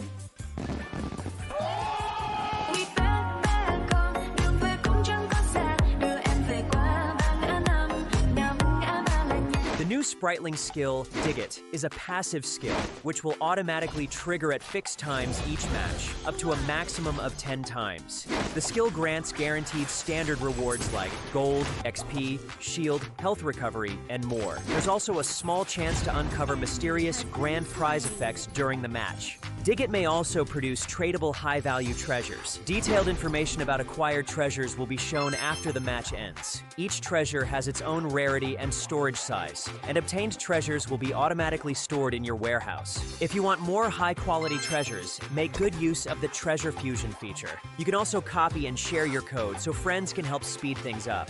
Treasures in your warehouse can be sold for event currency, which can be used to redeem skins, items, and other rewards on the event page. You'll even have a chance to win physical prizes like smartphones and cash. You can also spend event currency to bid on high-value rewards. The auction uses a hidden bidding system, where you can submit 2 bids for the same reward. The highest bidder wins, giving you even more ways to obtain rewards.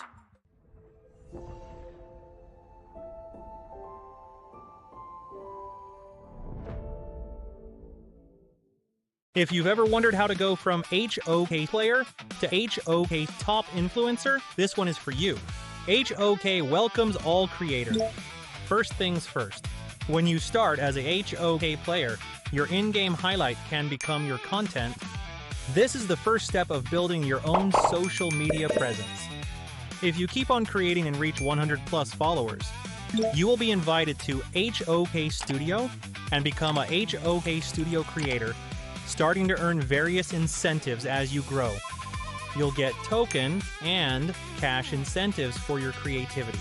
Stay in the loop.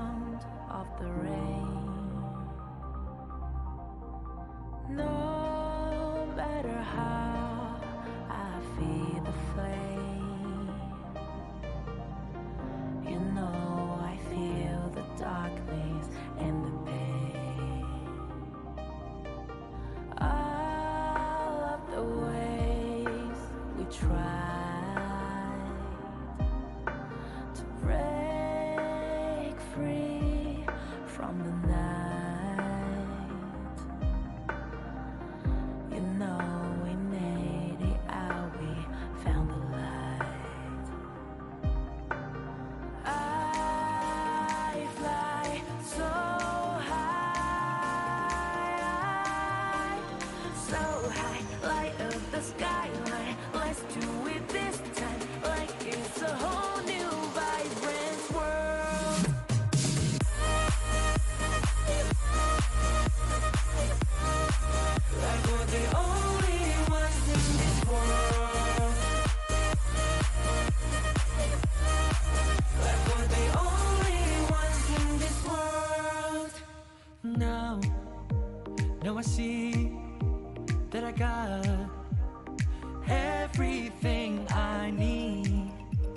it's alright.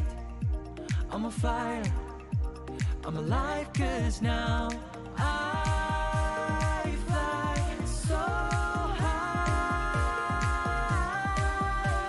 so high. Light up the skyline, let's do it this time, like it's a whole new colorful world.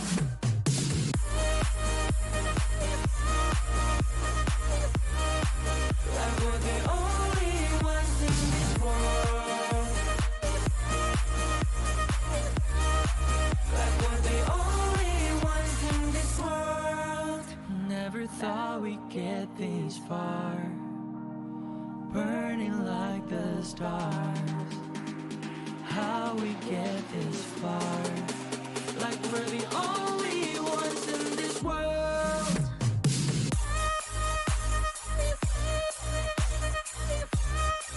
Like we're the only ones in this world. Like we're the only ones in this world.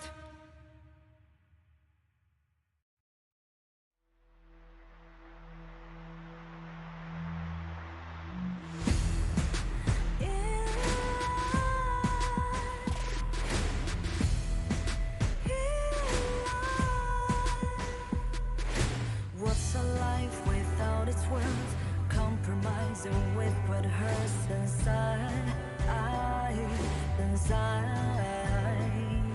When you let fear decide your fate, you don't choose which path to take in life. In life, I'm finally letting go of everything that still holds me. I'm against the loss, but I won't give up, 'cause it's my time to shine. Standing in the spotlight, and no one let me down. Destiny is calling high and light.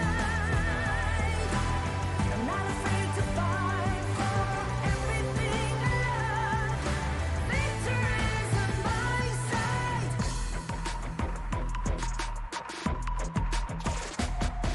The more we lose, the more we gain, the more that nothing stays the same. In time, in time, can't love ever, can't forget. What you see is what you get. Sometimes,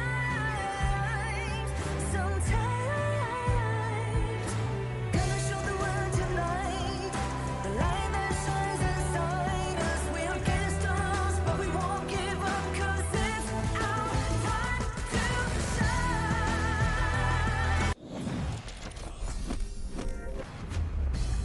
It was a pretty good break, and welcome back to the 2026 Asian Games Esports Qualifiers for Honor of Kings. My name is Sagi, your desk host for today, and with me are the casters of the Gorge, Holler, and also Adam here. And Adam, Holler, so far this has been a magnificent day so far, and we have had very dominant games coming in from back-to-back series. I mean, I think we've kind of had that throughout. A lot of 2-0s. We haven't really seen the most competitive of, that game 3 that we've been looking for, right? That elusive one, if you will. But I think it's just that most of the teams are ready to go, right? I think that getting that second game when you're behind has been very difficult for all of the teams here. Yeah, and that's most likely going to happen the same thing for our next match after this between the Philippines and Mongolia. It's going to be very interesting for Mongolia because they have went through all the hardest matches, because the first one they went through is with Indonesia, and right now it's with the Philippines. But as Holler have said, it's probably better like that for them to go through the hardest match first and then go through the easy ones. You start with hard things and then you end with sweet things, right? That's what the ending that you actually want. Talking about sweet things, we are also having 4 new heroes coming in with our June 17 update here. If you're looking to try new heroes in Honor of Kings or in Heroes Gorge, do try out Davara, Lorian, Annette, and also Florentino that will be coming in from the AOV version here. So do log in on June 17 if you want to try out new heroes. I'm actually very excited about that because it's the new heroes for me is like the biggest interest, right? It keeps everything fresh. The meta changes. They tend to spam them in my ranked games and they are on my team and we end up losing even more, but I think it's a lot more fun that way. I agree, and there's not only Devara, there's 3 other heroes as well. Especially going to be a very interesting one because everyone's going to be trying all these heroes in multiple different lanes, and we do know it's going to be a very good addition to our future tournaments. Yeah, we've been viewing some of the hero teaser videos on their skill previews and everything else. I do think that out of the 4 heroes coming out, the priority definitely falls on Devara in the Clash or farm lane and also Annette in the roam and mid pole here. So definitely few heroes that may be adding more essence into the Honor of Kings esports scene. Yeah, I'm actually super excited, right? Because they tend to be, when they're released, they're good to go. And then teams just have to kind of like pivot on the spot. Is like, oh, do we pick this up? Do we learn this? Have we had enough time to really put it so that it's at a level of competitive play? And it makes, again, very interesting here. Yeah, and that's gonna be a bit more advantageous for people who have been in AOV before. But sure, getting back into Philippines and Mongolia right after this, it's gonna be a fun one to watch. Philippines being one of the most anticipated champion right here because they're quite strong. Well, they are aiming for the top tier team coming into the group itself against Indonesia here, but today they are facing against Mongolia. Both Philippines and Mongolia will take the stage with this teaser video.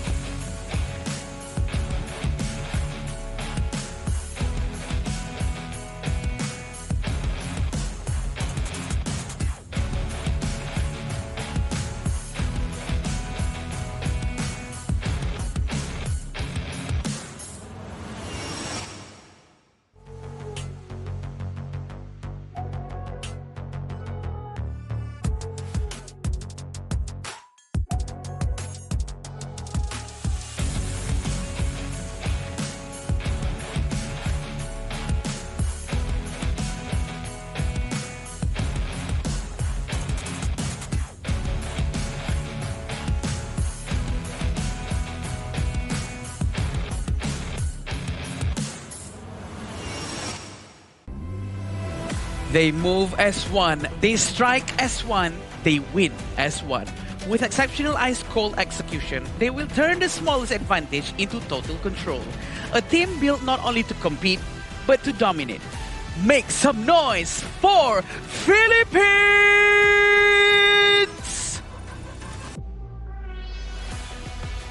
Representing their region with youthful energy and bold ambition, they arrive on the international stage unafraid of reputation or expectation with a fearless approach to every single fight. They are ready to challenge anyone in their path. Let's welcome the rising challenger, Mongolia! 2 teams take the stage today, and this will be Philippines going up against Mongolia. Philippines looking to further get one more victory in Group A itself, while Mongolia is striving to search for their momentum in this Group A. But do go me through here on what exactly is the lineup coming in from Team Philippines. This is where we will have Chami, Justin, Dragon, Golden, and Charles, one of the most anticipated teams with their lineup having this previous bond and cohesion within them, having a strong chemistry, which is going to be quite translated very well into the gameplay after this because they are in Blacklist. Yeah, they were in Blacklist International and they do represent the club, but this time around they're representing their own region. Philippines coming in as the representation here. They want to be able to aim for the best, and to be the best, they have to first take down their opponents here, which will be coming up, Mongolia. Yeah, and if we're going to look at the other side, let's look at the Mongolian squad. It's going to be Yavaholan, Dagvadoch, Yandor, Batulzi, and of course, Abagari is going to be kind of rounding off this draft, the squad here. Yeah. The Mongolian team, this is, again, they didn't have the greatest of showings yesterday, but I expect them to bounce back in day 2. But against a titan that is the Philippines, this might be a tough one for them. Definitely, because we have seen the gameplay that they have shown yesterday. They do have a lot of things to improve, but also at the same time, for the Indonesian team, they actually went hard towards the Mongolia, and now they have to face Philippines. I'm pretty sure they will have a lot of experience going up against the other two teams in the group after this. I forgot if I asked Holler this question here. Yeah. I definitely ask you. Holler, would you lose 2 games first to win another 2 games, or win 2 games first to lose another 2 games? I would choose to lose no games. Exactly. But that's just, I think that's the correct answer, right? I think that this is multiple choice answer. No, because I think that every single one you're looking to, I know where you're going with this in the sense of like, you're playing the toughest teams, losing out 2, and then coming out on top with the other 2. That makes a lot of sense. But for me, I mean, win 1, lose 1. I think that balance of just staying like kind of in the middle, that average, I think for me would feel much better. Yeah, that does make a lot of sense here. So they will definitely need to find a balance. At the very least, in this series itself, try to see how far they can go against Philippines and then convert that knowledge and experience into their relevant Group A. Yeah, I think it's though, because I'm more like Thanos, where like balance in all things, like that's kind of just like how I live my life, I would say. I see. Very, very good answer from him. I do still feel that for me personally, I would choose losing 2 times first and then, slipping off well with the last 2 wins. But again, what Holder said really makes sense. And I do feel that Mongolia will have a lot of things to improve. Sure, they have went through a very hard game yesterday, but pretty sure they will show some improvements today too, from the draft picks especially, because draft picks are so important, especially going up against teams like the Philippines. Oh yeah, drafting is the essence of the game itself. If you have like a 2 50-50 teams going at it against each other, drafting actually elevates that team who comes out on top in the drafting phase. That's why this draft that will be coming at the pick and ban phase that we mentioned is super critical, especially for coaches and the team. I have no issues with Gerald TG with the draft. I think that we've learned to just get really accustomed to the way he likes to draft. He tends to put his players in a prime position to just always be able to be successful. Yeah, and this is going to be picked by Philippines, which is very interesting. It's the Fang and the Liu Shan. Okay. A hero with a lot of crowd control. Also, being able to silence the tower is an amazing advantage. I am looking at the Philippines draft in their direction here. They want to look to end the game as fast as possible, because these 2 heroes, they are extremely good at tower destruction, and the Milady also adds the flavor towards it. So you can see the direction coming from the Philippines. It's about pushing towers, it's about snowballing the game so out of control that they can actually make it happen.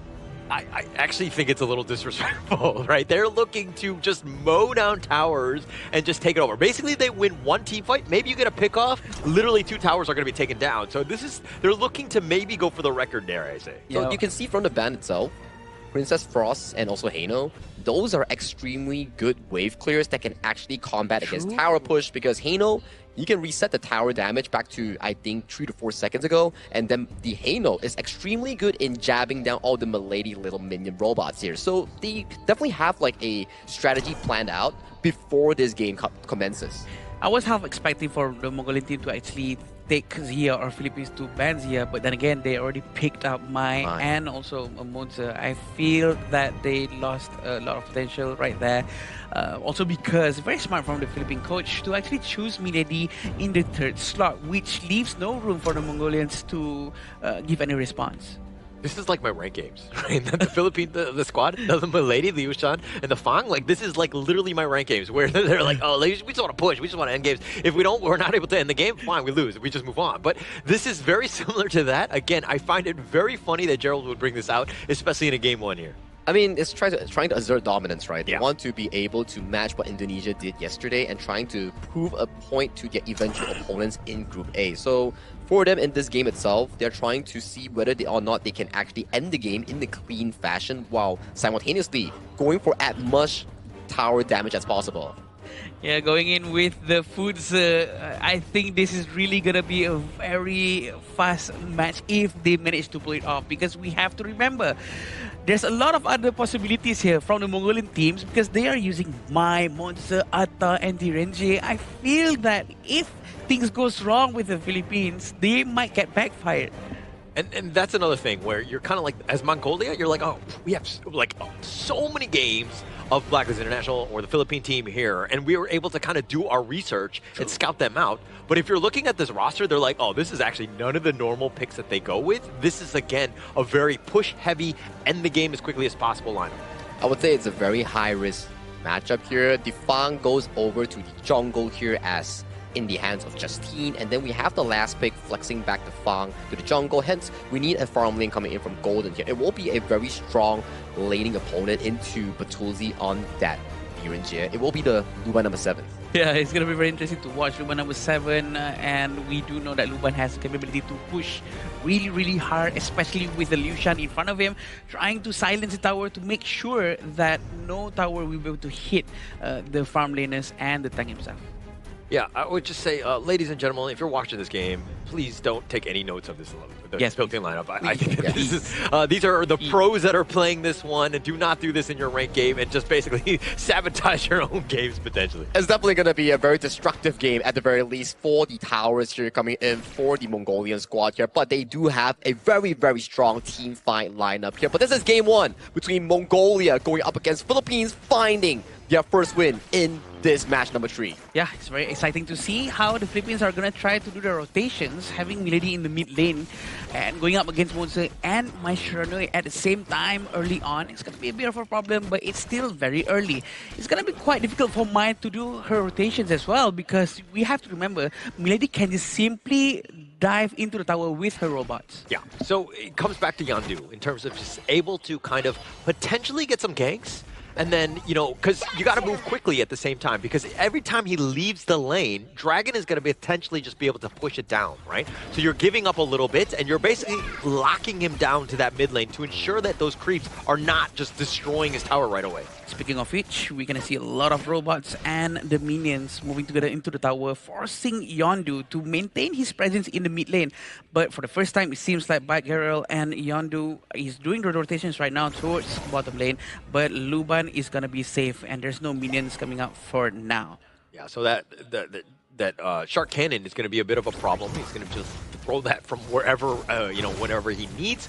And seeing as that you've got the Fang jungle, I mean, it's going to be a bit of a problem as they do a little bit of work on Bakary, and it looks like he will fall. He's going to give up first strike to Justine at this point, and now they're going to continue to dive under the tower. The flash away, Charles staying alive, but they're not going to let him go. Justine will take him down. The passive coming in from Golden, they're trying to melt the tower, even with the tower protection early game. It seems like they're going to do it, but the Dragon, he's going to, Dark Vardorsh actually, is going to use a teleport coming down to the bottom lane, trying to give them a hand to make sure that they don't lose the tower way too early. Yeah, and that's kind of the MO of this lineup, right? And it looks like Chammy, he's all by himself. I forgot that he's just Chammy and not Chammy 1 here. Yeah. I did that a lot. I almost say Chammy. But yeah, having the Sacred Tree Blessing with Yavu Hulan, we can see on how Chammy is really struggling going up against him.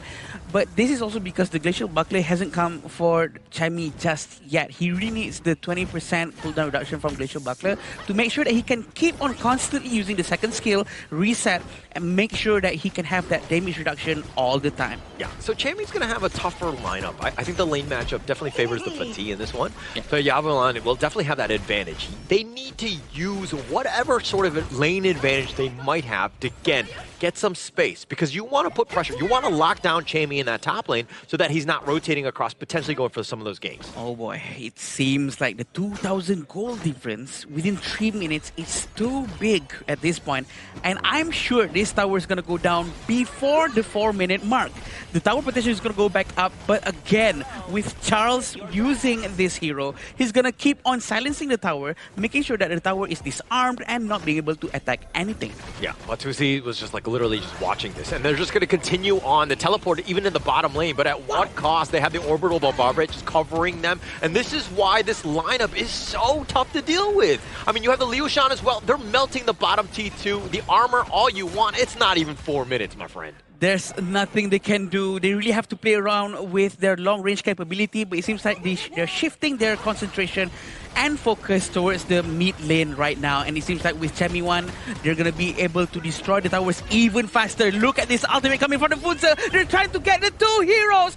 Two Mongols are going to go down, and they managed to get another one. 3,000 gold difference. Double strike has been given to Justin. Yeah, taking 3 members down and literally just marching it down mid. You've got the Milady robots. Yeah, they're going to be slowed down, and now they're going to look to go in. The flash away. Baltuzi's going to survive, but the mid T3 is looking to go down. This is not even 5 minutes into the game. They have no chance or no idea of maybe even taking the Tyrants at this stage. They've done everything well. They actually do a fake back. They go right back in. They get the mini stun on. Yes, they're a little bit low. I think inside the box, just on the outer tips on this one, but it looks like Chami, he's going to do a little bit of work on this one. Yavanon is going to be taken down. Magdagapoders is going to be picked off as well, but Philippines doing everything, the flash away, and still everyone survives. They want to make sure they can win early. Also, at the same time, having 0 takedowns on the side of the Philippines, that's quite important to them, I see. But with the low HP, they're forced to go back for now. But you can see the damage dealt by Justin is so much. That is how fast the scaling comes from Justin with the Fang. All right, in like 99 games out of 100, most of the teams will take the Tyrant first, the 4-minute one, because they want the damage. They're thinking about, like, you know, farming and all that stuff. But they were like, oh, we're going to take the Overlord in this one. We just want to push. We just want to end the game, because off of the back of the Vanguards, it's going to be very tough for Mongolia to hold and repel that attack. I agree, and this is what they're going to be doing again. They're trying to rinse and repeat the exact same thing. Kachosin has been thrown towards Charles, but Charles feels nothing for now. Chami is going to be helping them, going to the front and tank some of the damage and making sure the Sage is going to be used. Yeah, and Baltuzi's going to have to just take a decent amount. They're just slowly weathering it down. Bajrel is going to be taken down, but it looks like Yandu with a nice little charge. Dagvodish is going to be taken down as well. Yavalam is going to be killed. They finally find Dragon and Golden, and both of the twins are down, and now they're trying to end the game. And now with no minions, everybody's so low. Might go in. Yandu try to find it, but it's a triple strike going the way of Justine as they get the ace. They're going to wait for this Vanguard. They get the disruption, and of course, Philippines off of the back of that wipeout. Charles get taken down. It looks like Greed has hit them as they've been completely repelled. Somehow, Mongolia holds on. Justin managed to run away from the crystal before being taken down. It's all because of the bad Gerald. You have to remember, if you are severely under-leveled, the advantage is that you spawn so much faster. And maybe they did not do the math very well, but Moses comes out, throws away the cannon, making sure the damage goes in, but the Vanguard was flying very slowly because of... this is a very low-level Vanguard, right? This is below 10 minutes, so they don't have the Shadow Vanguard helping them. All right, so, I mean, they're still in a great spot, but, I mean, the fact that Mongolia were able to hold and to extend this game as much as possible, and now they're going to use the think inside the box, trying to go in, the Ghost Ship, locking him down, and probably in the wrong spot. Is going to be taken down. He was kind of stuck on the wrong side of this, and now the top lane getting completely pushed here by the Philippines. Yeah, they're going to try to destroy the tier 3 tower as well. I'm not sure if there's anything Mongolia can do. The Kachosen has been thrown one more time. The minion is coming in, and the tower is going to melt very quickly, especially with Charles in front of the tower, disarming the tower non-stop. Yeah, constant pressure, right? All the lanes have just kind of been opened up at this point. Charles, what are you doing? You're almost fountain diving, but it doesn't really matter as the Philippines will take game number 1 in a hurry. 7 minutes, 39 seconds. Not quite the fastest, but might be the 3rd fastest. Congratulations, Philippines.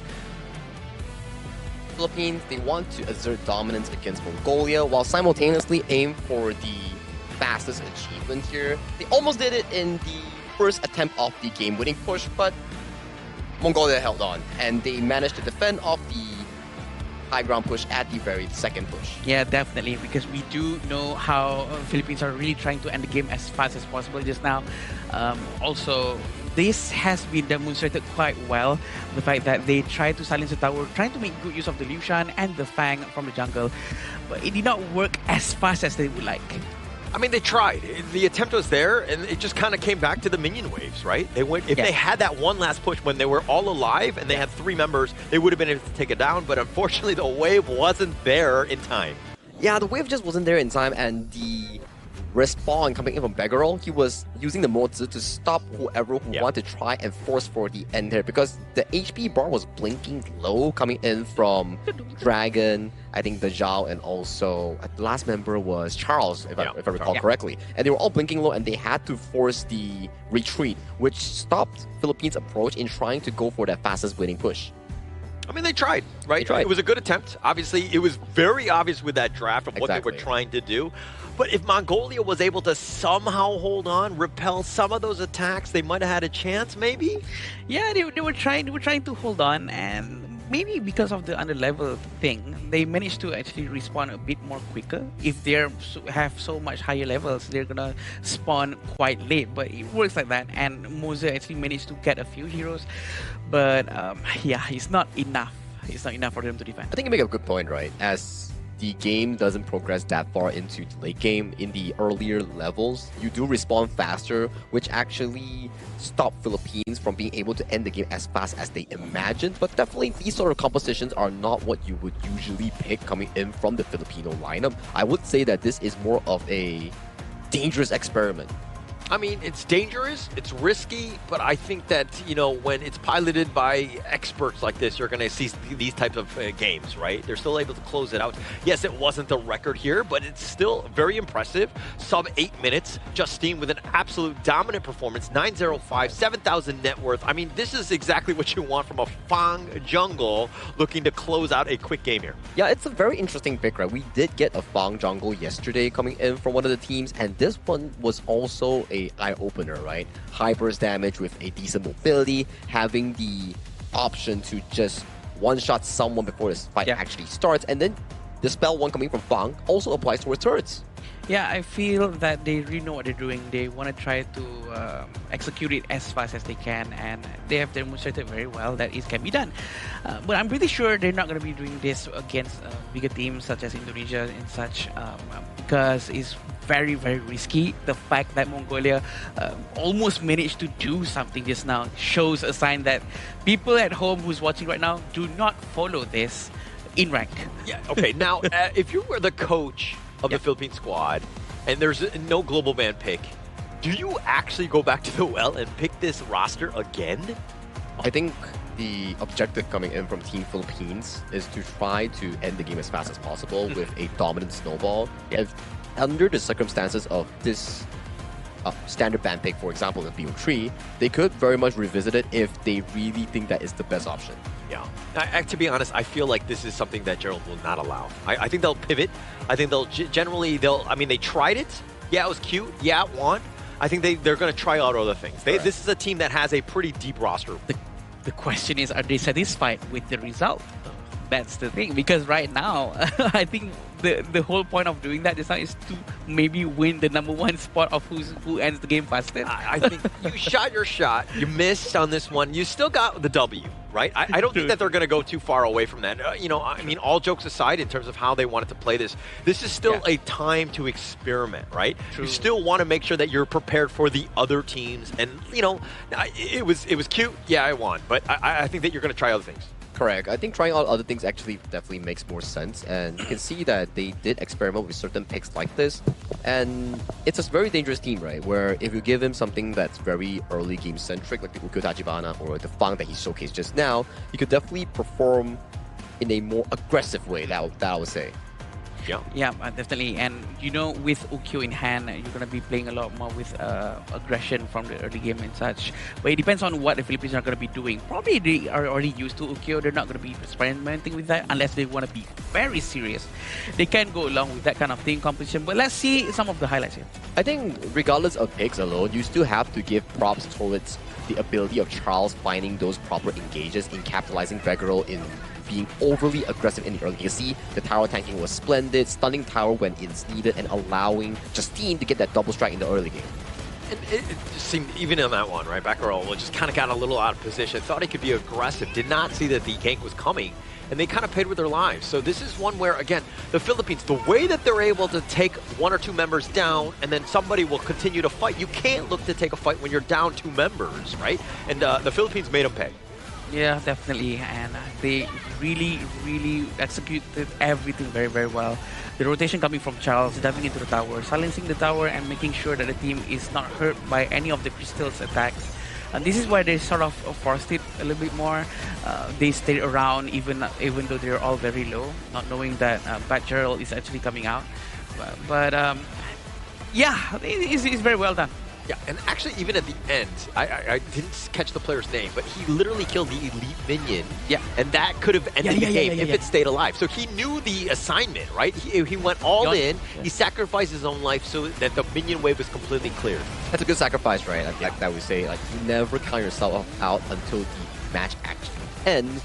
But definitely this time around, Philippines in this game 1 has been extremely dominant from start to finish, looking for the absolute destruction on those turrets. Yeah, Justine, he had an MVP yesterday. He's got an MVP now. I mean, he's continuing on with that. Just doing a great job, like just showing up when he needs to, right?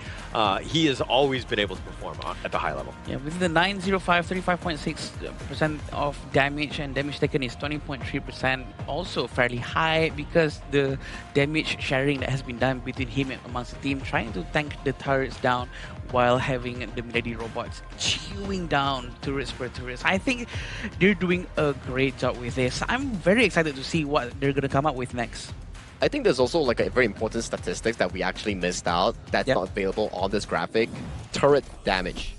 Right? I think the 5 heroes that were being drafted by the Filipino squad, every single one of them is targeted towards turret damage. So if we can get that little graphic to see like how much individually that they did, that's probably going to be an interesting one. Yeah, and also like the Charles disruption on the tower. Oh yeah. Liu Shan. That's really underrated in the sense of like how many shots, how much damage did he mitigate, right? And they were able to kind of consistently push because of that as well. So just again, the tower pushing lineup, just a great one here. I agree. Actually, I do feel that Liu Shan is actually a very underrated hero with his disruption, because especially in global ban pick situation, sometimes they are lacking roamers with tankiness and such. I think Liu Shan is a very good addition, and it has been demonstrated quite well by the Philippines. Yeah, and if you were to source back towards previous years of tournaments as well, IKL, there is a specific player that has always picked up Liu Shan. So that's always something that you can revisit into when you have the global ban pick. But since we're playing on the Asian Games version, we are on the standard ban pick for now. Yeah, I do feel like that. And also at the same time, we want to tell people out there where our venue is. Where is our venue, Sagi?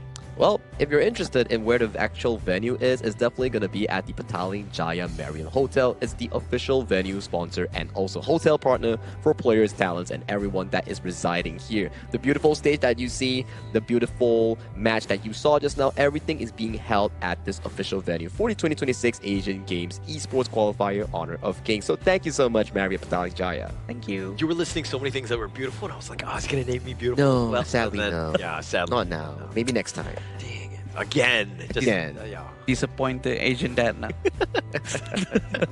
But again, we're gonna go into our stage right now. Let's see what are they doing up on the stage. Are they ready? Mongolian team seems like they are having a bit of a discussion over there, trying to make sure that they know what they're doing. They know how to maybe try to counter a little bit of the tactics that's gonna be coming from Philippines. Yeah, they're going back on towards the blue side here, trying to revisit some of the strategies that they have planned out in day 1 and currently day 2. So for them, I think the expectations right now is to try for Mongolia to stabilize that early game. Try to match blow for blow. At the very least, win out those skirmishes. Win out the skirmishes, win out a potential sort of gank. I think that that's going to be the biggest thing. Like, it's setting things up in the beginning. The first, 2 minutes, they got one pickoff. You went out of position one time, and they just did so much damage on the T1s that they were able to kind of just snowball and get this game out of control. Yeah, and we do know this team is going to be trying their very best to outperform Philippines at some point. And we do know that it's going to be a very hard game for sure, because Group A are filled with 2 of the best region available in the entire qualifiers. And having the other 2 teams waiting to fight against Mongolia as well, we want to see on how they fare against the Mongolian teams when you know how Mongolians have already go through in the region and Philippines. They do have a lot of experience at that point. Yeah, and coming into game 2 of the draft itself, we do see Mongolia banning out the Guan Yu and Kutachibana, some of these strong heroes that we've seen yesterday that has been piloted by Iqbal and also Neville coming in from Team Indonesia that could really work in the early game. And for Team Philippines, they have banned away the Dharma and Zhang Fei, some of the key engaged heroes being locked away from the Mongolian squad. So just taking away the team fight, right? And you know that Mongolia wants to fight. They've got the Mai here to set the tone in terms of just like overall early to mid game. You know that this is like a fire hero, right? It's going to be all over the place. It's going to be potentially a problem for you. And that looks like the Philippines are going to go with a little bit more stock standard. They're going to go with the Dahlia and then of course the Arlie here. Having the Dahlia in hand, we can expect heroes that can actually work with Dahlia is going to be picked, such as June afterwards. But we still have to see what the Mongolian team is going to pick, because we already have Mai, a hero with a high mobility with burst damage coming from Mai Sharnui.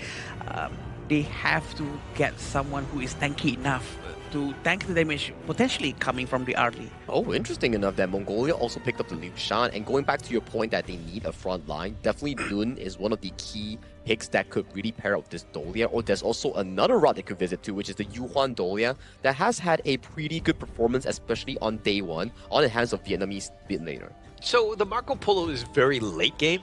The Mai is going to set up for a good early game. Hopefully you get a little bit of space. And now you've got the Liu Shan there, but the Shangguan looking to just play a little bit of a, excel in this mobility department is going to be a crazy one from the mid lane. Not only on the mobility part, but I'm also thinking about excelling those early game skirmishes here. Once the Dahlia hits level 4 alongside with the Shangguan, those final strokes are definitely going to be devastating here, because that's going to be a strong early game tool. Honestly, I was expecting for Dahlia to be focusing on a tanky hero such as Dune to use the Celestial Melody on, but the fact that they're picking with Shangguan right now and not waiting for the last 2 picks for the Shangguan to come up is a very risky move, and they're taking the risk. Now, the other 2 heroes that's going to be banned, for sure Dune is going to be taken out, which is very, very smart from the coach of Mongolian team. So you're looking at the Philippines lineup and you're talking about kind of, susceptible to burst, definitely on the squishy side, glass cannon type of heroes, but you can't count them out. I think that this is definitely confidence from the Filipino squad in the sense that, like, hey, we know how these guys play. If we're able to get on top of you and just, like, outpace you, you're going to not be able to catch up, because how can you catch somebody that's as elusive as, again, the Shangguan and the Arlie here? It's very high risk, high reward, right? Exactly. High mobility, but then very squishy in the sense of the glass cannon that you mentioned just now. So for Philippines, it's more on how they execute and snowball the game. But for Mongolia, it's about how they counteract against those. It goes back to our discussion pre-draft. How do they survive these skirmishes? Can they match blow for blow against Philippines? Yeah, they really do need someone to really lock the positioning and the movement coming from the Shangguan. Now, Philippines are going with Musashi, which is very, very good hero to go up against Marco Polo and also Mai Sharnui, and to stop any potential healing that's going to be done from them. And also, they're going to go with Liu Bang, which is very good for Mongolian team. A little bit of shields, a little bit of support, just another way. I mean, you've got Liu Shan, Liu Bang, you're just taking all the Lius to kind of help out roster for this squad. But, I mean, I do think that you're looking to save the Marco Polo. Like the Mai, if he gets caught out with that dual death, you're going to have a problem. So the Liu Bang here, it makes a lot of sense in terms of just keeping, again, just people alive. I mean, I like it, right? Considering the fact that the Shangguan Dahlia or the Musashi Dahlia, the aim is to fight as much as possible.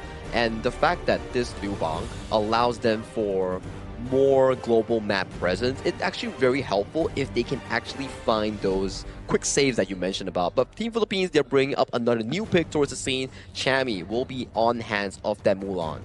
The Mulan is going to be very interesting. She has double formation or double modes, which is the heavy sword or the small dual knife. This is going to be very interesting for us to watch, because Mulan can really hold the lane on her own with the massive damage that she can do, and also the damage reduction coming from her second skill. A lot of different opportunities. This is the high-flying lineup from the Philippines. This is one where they can, like, you blink, you burst them down, you take over, you have a lot of opportunities. But again, we're talking about high risk? Yes, high risk for sure. Yep, going into the match right now between the two teams, who do we think is going to excel better? We can see how the Mongolian teams are using Liu Shan right now. Oh, as what Holly just said, taking all the Lius.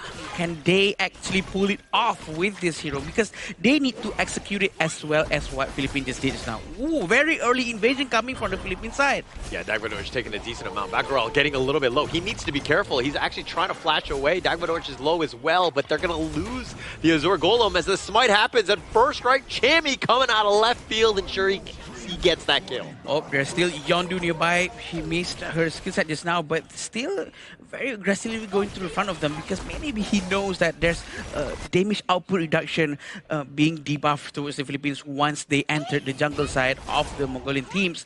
We can see on how they're trying to find Dagvadorj into the red buff. They're not going for their own buff. They're trying to steal every resources possible. So they know, right? They haven't taken a single buff on their own side, and it looks like Justine will take that one with another one, but it looks like Dagvadorj is going to be taken down. Yondu is on the run. They're going to take Bakarel as well. The Resplendent Revolver, he's under the tower, the bottom T2, and the Philippines right now absolutely rolling. They are really steamrolling into this situation. 2,000 gold within 1 minute and 40 seconds. Justin has not touched a single resource from his own jungle, and he is going to start doing that right now. It's going to be a very interesting and hard game for Mongolian teams, definitely. Having Mulan at the clash lane is going to try to slash her way towards victory. Yeah, and the Philippines, again, just playing off of just like the way that he's able to go. And now Chammy doing a little bit of work, fighting 1 versus 2, almost gets to the pick, and here come the reinforcements, and they coming out angry as Yondu gets that one. That is a bit of an extension coming from the Philippine side for sure, and Chammy is not going to be doing that anymore, I hope. We do know on how Golden has cleared the bottom lane very quickly, and not surprisingly, Philippines are going to be raiding the buff once more. I mean, you got it on timer. Dagvadorj actually trying to go in, trying to defend on this one, but they've got the hits of the shields, but it's not going to be enough. He's going to be taken down, and now the dash away Yondu on the run, not able to get away from Dragon as he gets the double strike. The final stroke is just so dangerous. Still waiting for the selection money to be sent from Charles towards him, but still waiting for Chammy as well because he's going to be doing a rotation for the mid lane to the mid lane. And they're still going to try to take the Azure Golem over here, Crimson Golem. I mean, they're up 3K. It's just 3 minutes. This is a tough one if you're Mongolia, right? Yeah.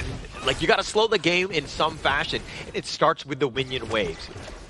Take them down as quickly as possible, clear it out, slow it down so that they have to be forced into, defending their own lanes as opposed to just invading your jungle here. Yes, and the choices have been made by the Mongolian teams. They are sending back Gerald to help the mid lane to do rotations better. Chammy one just managed to get elimination up top, but Tulsi also managed to go down, and Justin survived the fight just by in rank of time. Yeah, Bakarel just tried to go for Justine. Almost got the pick, but there's just too much mobility. No real way to chase. And Dagvadorj is going to be here, showing up on the Dragon. He's going to smite it, but he's going to take the healing dew, and he's going to shake off most of that. Oh, it seems like Dagvadorj have no way to go. He's going to be chased by Golden, and also the final stroke coming in. And Dodonia is the one who's going to get the final strike just now. We do know that the damage coming in from the Shangguan is very, very high. Very high indeed. Plus you're invincible during that time. Bakarel not even able to get away. The Philippines right now invading their jungle. They're claiming it as their own right here. Yeah, but Tulsi is going to have a bit of a hard time for sure. But he's trying to be saved by the Liu Bang. Very good help, very quick decision making from the Yavuhulan. But the final throw is going to be used, and he's going to fly up high in the sky. Managed to get 2 of them immediately.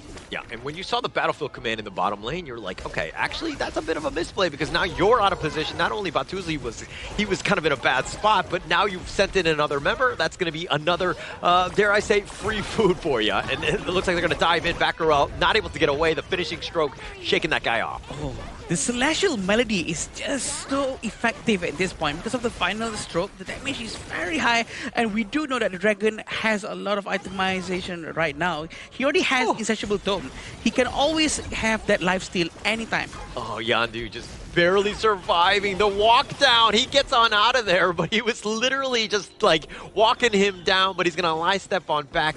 Philippines doing everything well in this one. Trying to swim as long as they can into the pool, trying to get some HP, but we see how everyone is diving in, trying to get Dagvadorj. Dagvadorj goes down first, still trying to find more. Final throw is going to be used. Triple strike has been given. Justin getting that last strike. Yeah, dual death on this one. Just going down, taking it down. I mean, Charles, he's gonna, he's gonna sacrifice himself for the greater good, just setting themselves up. But you're coming out on top. You're up 16-3, everything going the way of the Philippines right now. 9,000 gold difference at this point, and this is the force that has been done by them. Even though we have Lucian, Batgirl is already in front, but there's nothing he can do. He's being melted immediately as soon as he shows up, and 4 of them managed to survive that team fight. This is going to be a very good game for Philippines. Yeah, for sure, for sure. And Golden really setting it up. I mean, he's his Autumn Storms have been on point, always pushing people away at the right time, just creating a little bit of space and everybody at the arm's reach. Yeah, talking about Golden D, he's going to go into the fight immediately, but look at Dark Vador, very brave diving into them, even though he knows their damage output is extremely high. Batgirl is still very far up top. He has to go back to the base right now, lend a hand to his teammates to try to survive this fight.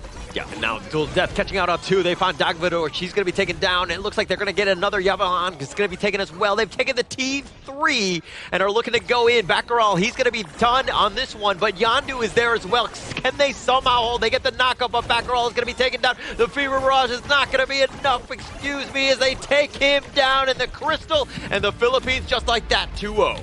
6:49. That's the fastest time possible for now.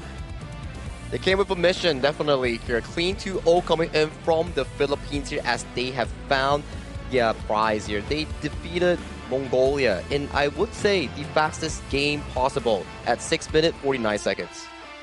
Just a really well-played game, I mean, by the Philippines. Able to weather the storm, like a couple, misplays here and there. Chammy was a little aggressive in the top lane at times, but they were able to find, just the right motions. And this is why when you're going up against an experienced team like the Philippines, you got to play flawlessly. You can't make any sort of mistakes because they're going to make you pay. Yeah, and they managed to pull it off. They basically achieved what they wanted to achieve in the first game by doing it in the second game right now. And using these skill sets that they have, they play very, very well. And having the Shangguan in their team lineup with Dolia, Celestial's Melody resetting the final stroke all the time, giving a lot of space for his team to deal a lot of damage. But I do want to give props towards Mongolia as well. It's definitely a much better performance compared to that day 1 performance against Indonesia. Yes, the games were fast, but once again, they did try their best to actually fend down whatever they could. You can see like back and forth. Even in one of the fights that you saw that the Arlie got like a 4-man Autumn Storm. But still, that fight was initiated by Mongolia themselves with the Yondu on the Mai Shunui flanking from the backline, carrying the Liu Bang ultimate with them. So I think these are proactive plays that they actually brought on towards. They didn't lose hope. They were just trying their best. And I think that Mongolia needs to not be discouraged. Okay, they just need more reps, so to speak. They need more scrims. They need a little bit more experience. But all of the lessons that they're learning, they're going to come back much stronger after like a game like that. Yeah, and having this in hand, I'm pretty sure they have learned a lot from this game, and they will know how to defend better from this onslaught being done by Philippines. And I'm sure Philippines also have been respecting them by showing their best, the best of the best coming from the Philippines side. I like that point, because to respect your opponent is not by giving them chance or playing at a lower level, is to give it all you got to defeat them in a head-to-head combat, right? Which is what Philippines exactly did. They served what they had, played 2 different sets of compositions, and showed the dominance that they actually have as a true team. Absolutely, like a true team. I think that that's the biggest thing. I think the Philippines, the way that they were able to kind of dismantle Mongolia and just do it with as much confidence as they had, it was just a really well-played game, series, everything. Just like, this is a team that's really well-coached as well.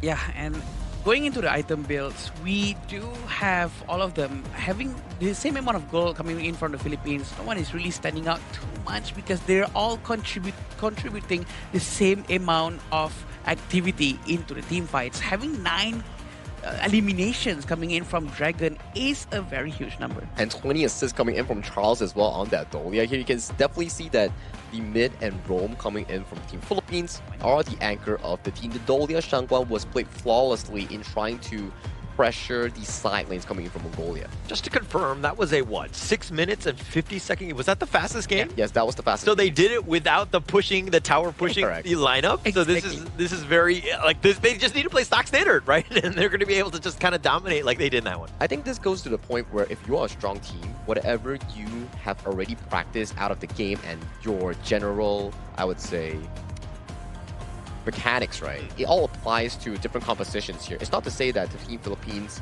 comes in with the sole goal of wanting to break the record. It's also about them showcasing to Mongolia that, hey, this is what I have practiced and this is how good I am.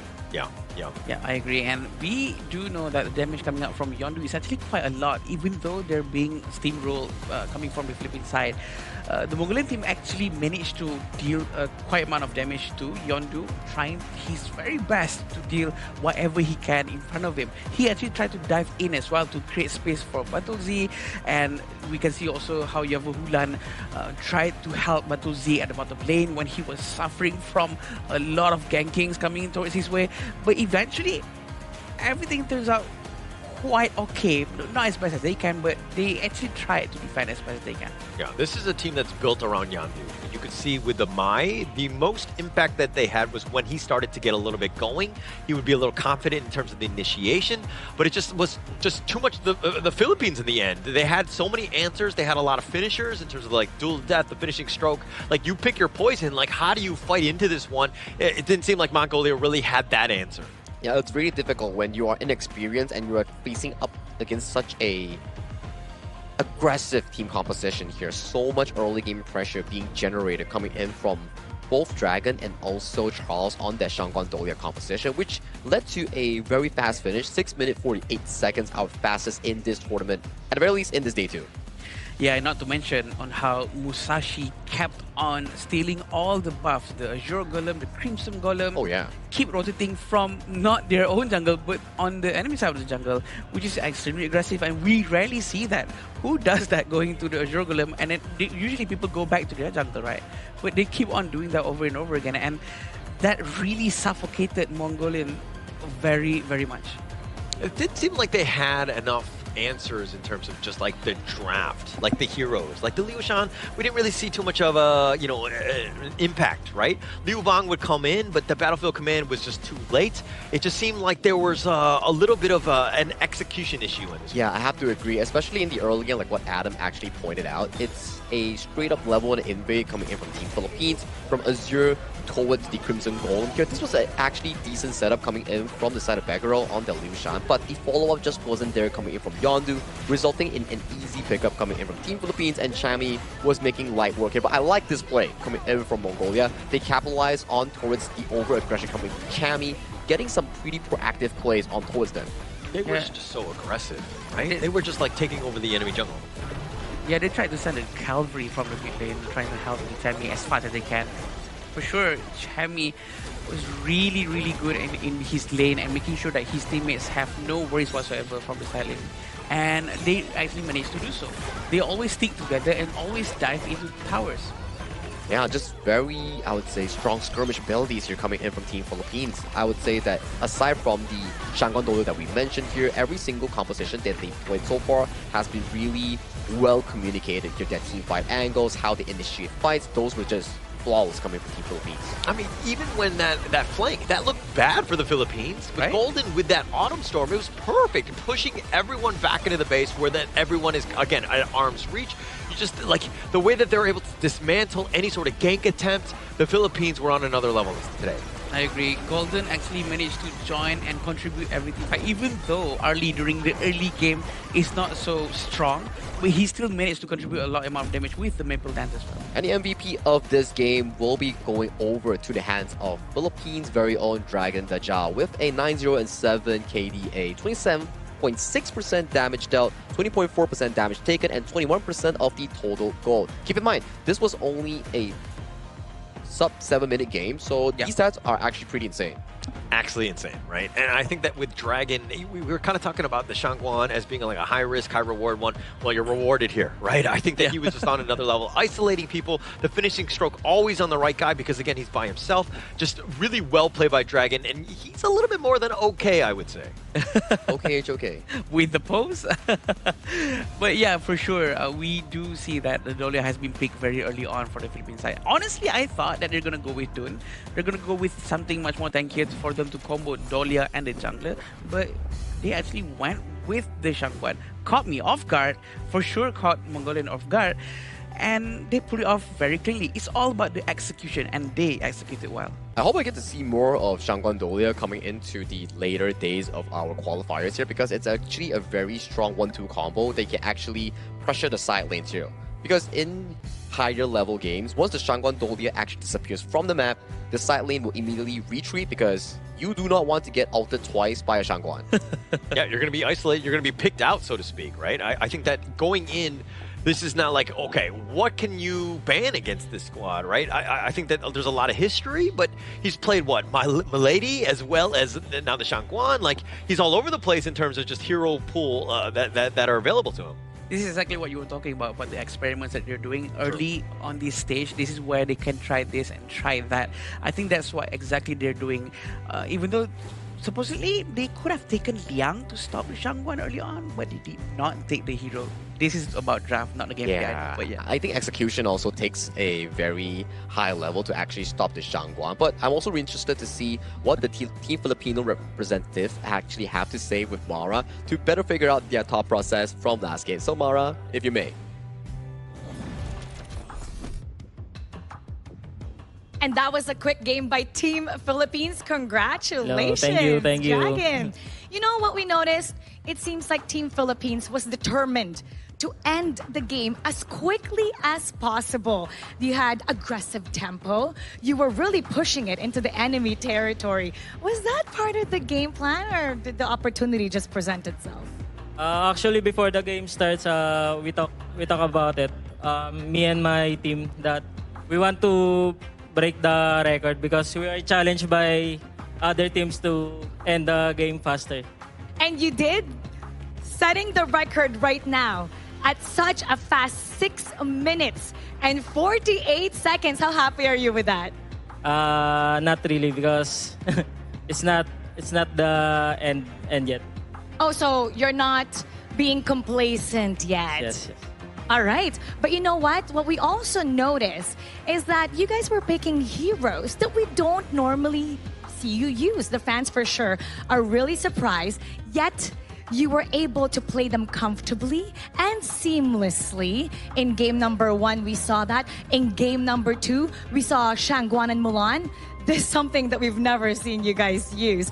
Do you think that this reveals another side of the team's identity? Yes, because we want to show everyone that any Philippines team that can adapt the meta, especially the non-meta heroes. We want to show them that every heroes in HOK is playable.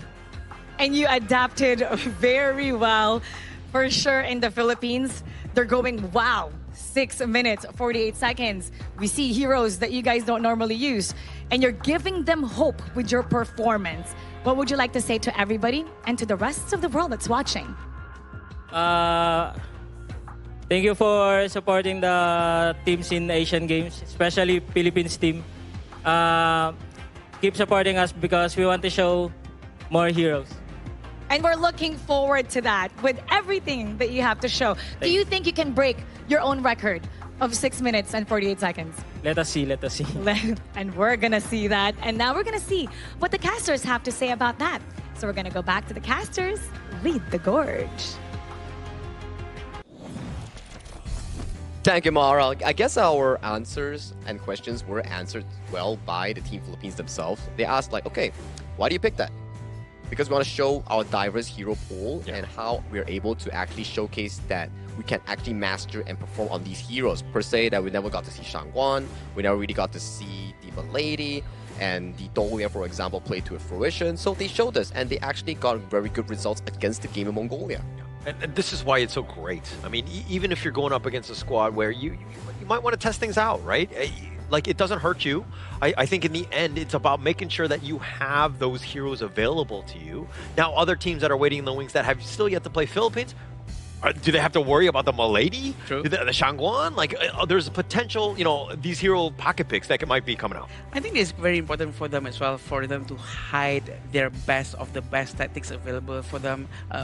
Which is also why it is sort of fine and okay for them to do experiments right now, to also hide, especially from Indonesia, right? Because they want to make sure that they get the highest standing possible inside their group. I mean, not to say that we are actually predicting the final outcome coming in from Group A, but definitely if there is an opponent coming in from Indonesia or Philippines, it's both of them each other. Yeah.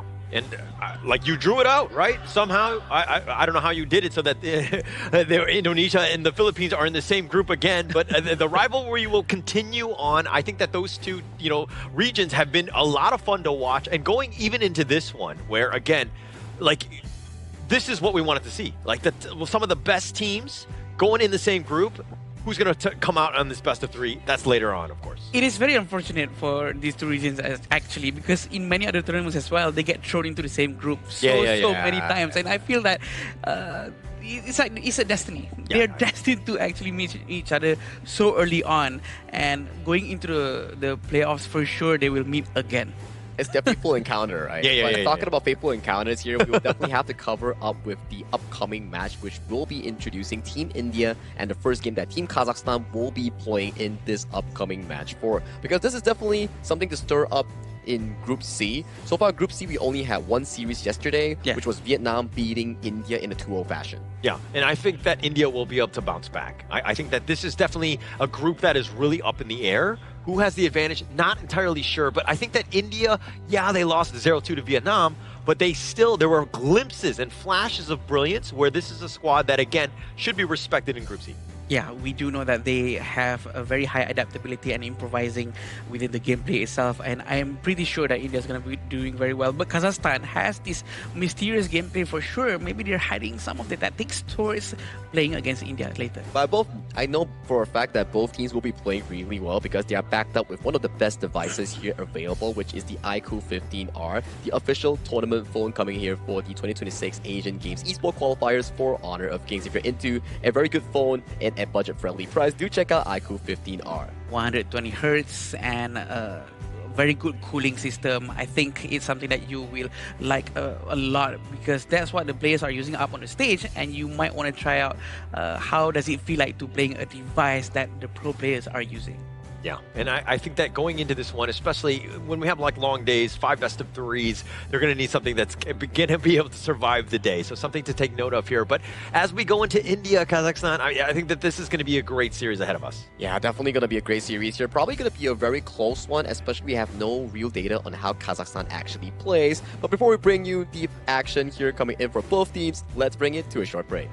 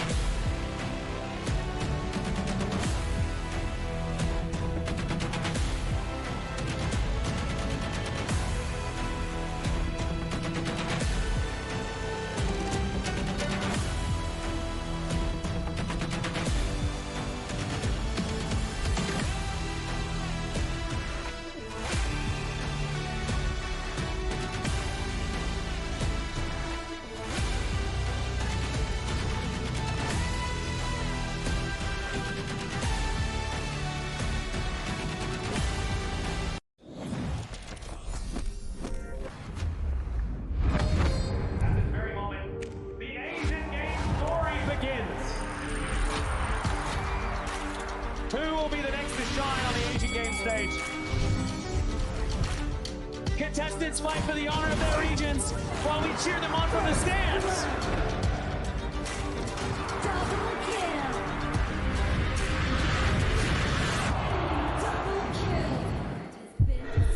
This is a challenge, but it is also an opportunity.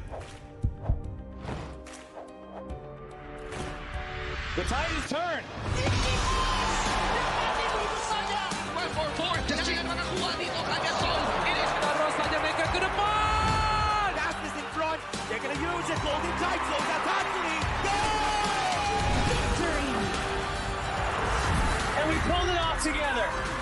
We share the same voice, the same radiance. This moment of brilliance belongs to all of us. Together, we shine.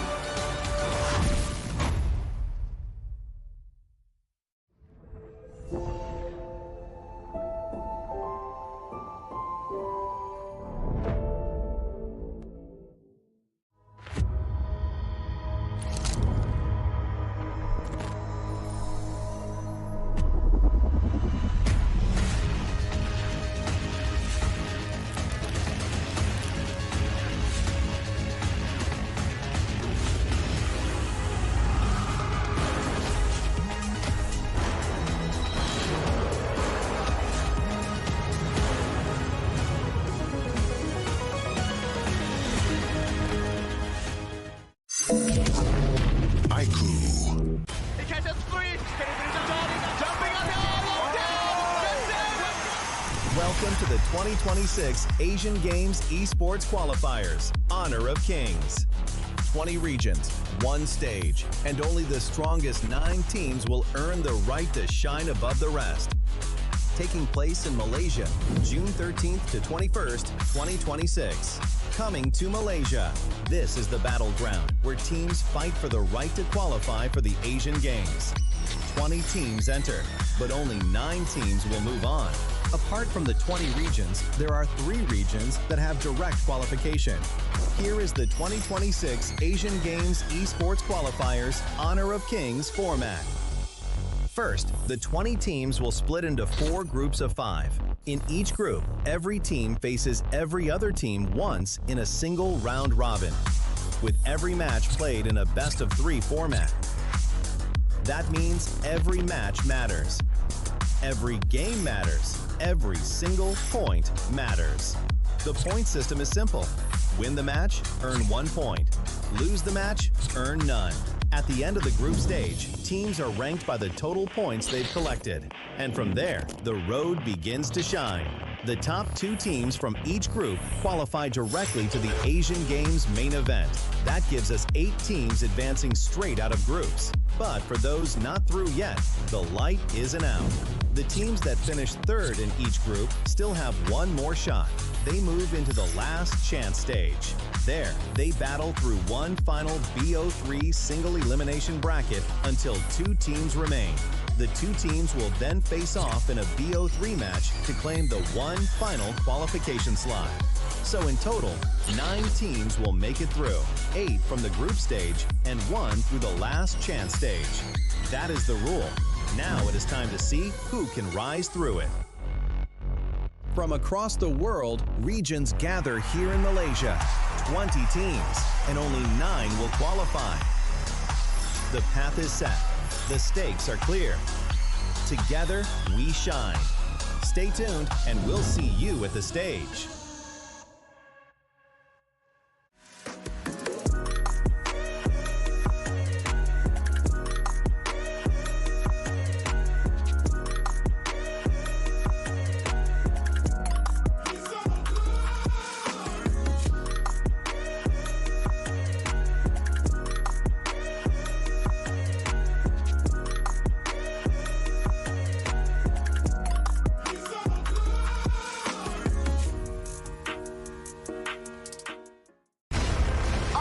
Not ready yet.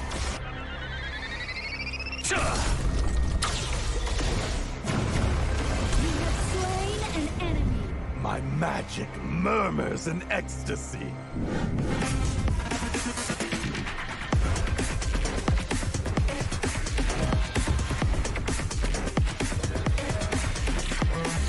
Amazing! There is no escape for you.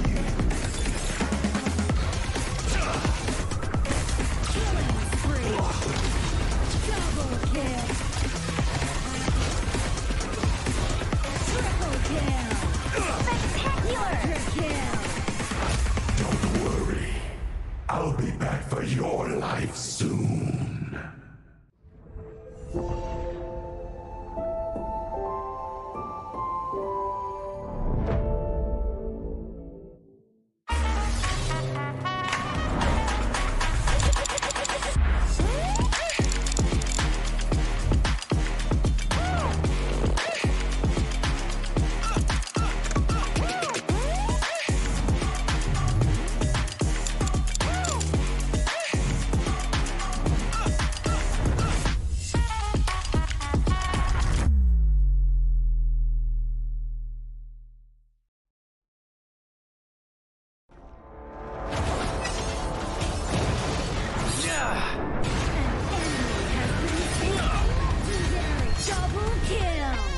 shall I compare thee to a summer's day?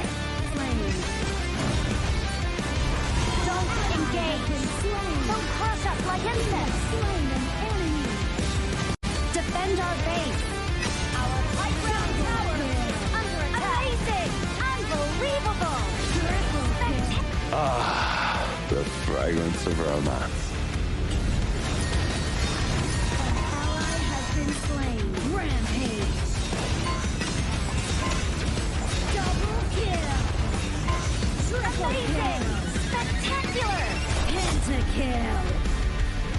Lady Fortune is on my side.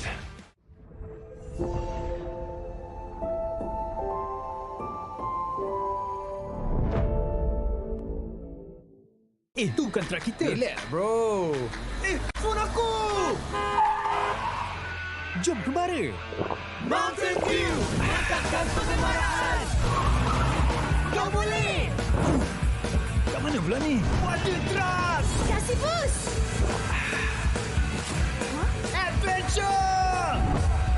Dapat pun! Steady, bro! Rancangkan kembali gengmu!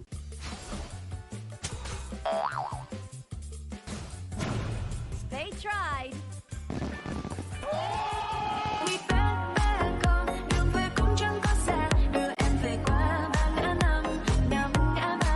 The new Spriteling skill, Dig It, is a passive skill which will automatically trigger at fixed times each match, up to a maximum of 10 times. The skill grants guaranteed standard rewards like gold, XP, shield, health recovery, and more. There's also a small chance to uncover mysterious grand prize effects during the match. Dig It may also produce tradable high-value treasures. Detailed information about acquired treasures will be shown after the match ends. Each treasure has its own rarity and storage size, and obtained treasures will be automatically stored in your warehouse. If you want more high-quality treasures, make good use of the Treasure Fusion feature. You can also copy and share your code so friends can help speed things up. Treasures in your warehouse can be sold for event currency, which can be used to redeem skins, items, and other rewards on the event page. You'll even have a chance to win physical prizes like smartphones and cash. You can also spend event currency to bid on high-value rewards. The auction uses a hidden bidding system, where you can submit 2 bids for the same reward. The highest bidder wins, giving you even more ways to obtain rewards.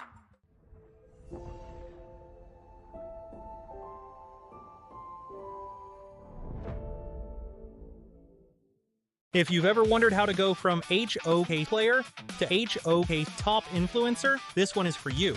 HOK welcomes all creators. First things first. When you start as a HOK player, your in-game highlight can become your content. This is the first step of building your own social media presence. If you keep on creating and reach 100 plus followers, you will be invited to HOK Studio and become a HOK Studio creator, starting to earn various incentives as you grow.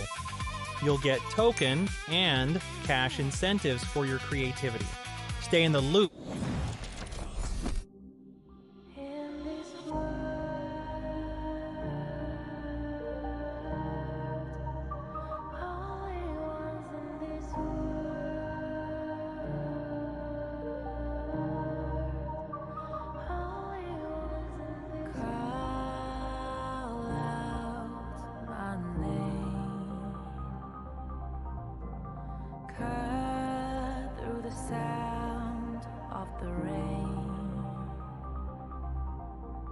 No matter how I feed the flame,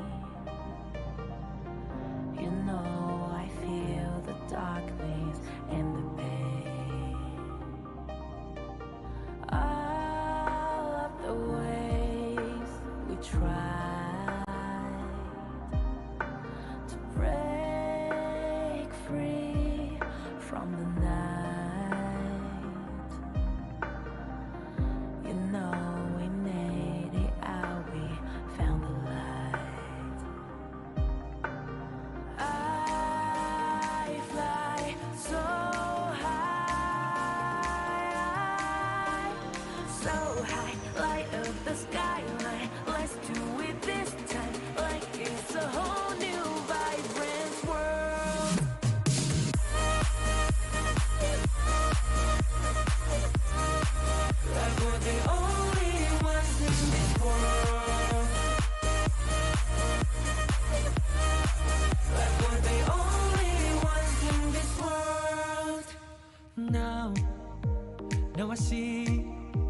that I got everything I need.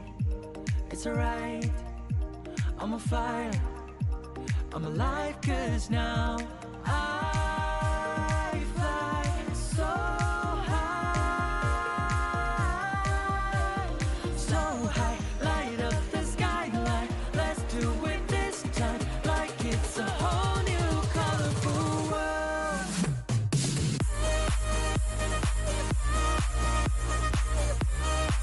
Like we're the only ones in this world.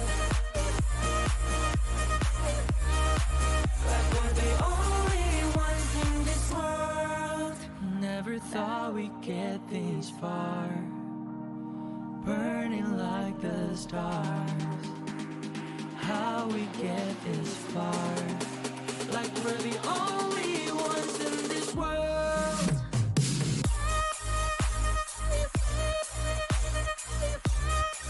Like we're the only ones in this world. Like we're the only ones in this world.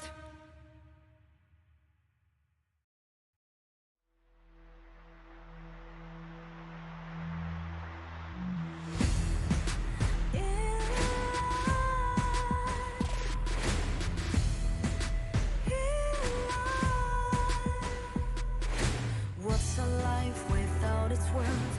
Compromising with what hurts inside, inside. When you let fear decide your fate, you don't choose which path to take in life.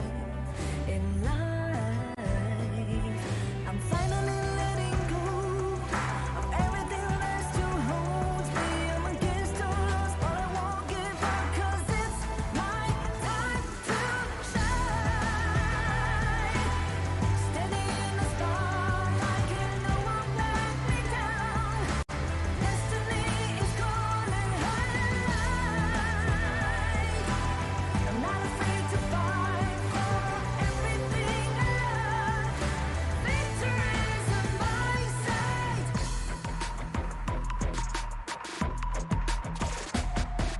The more we lose, the more we gain, the more that nothing stays the same in time, in time. Can't love ever, can't forget. What you see is what you get sometimes, sometimes. Gonna show the world tonight, the light that shines inside us. We're against all odds, but we won't give up, 'cause it's our time to shine.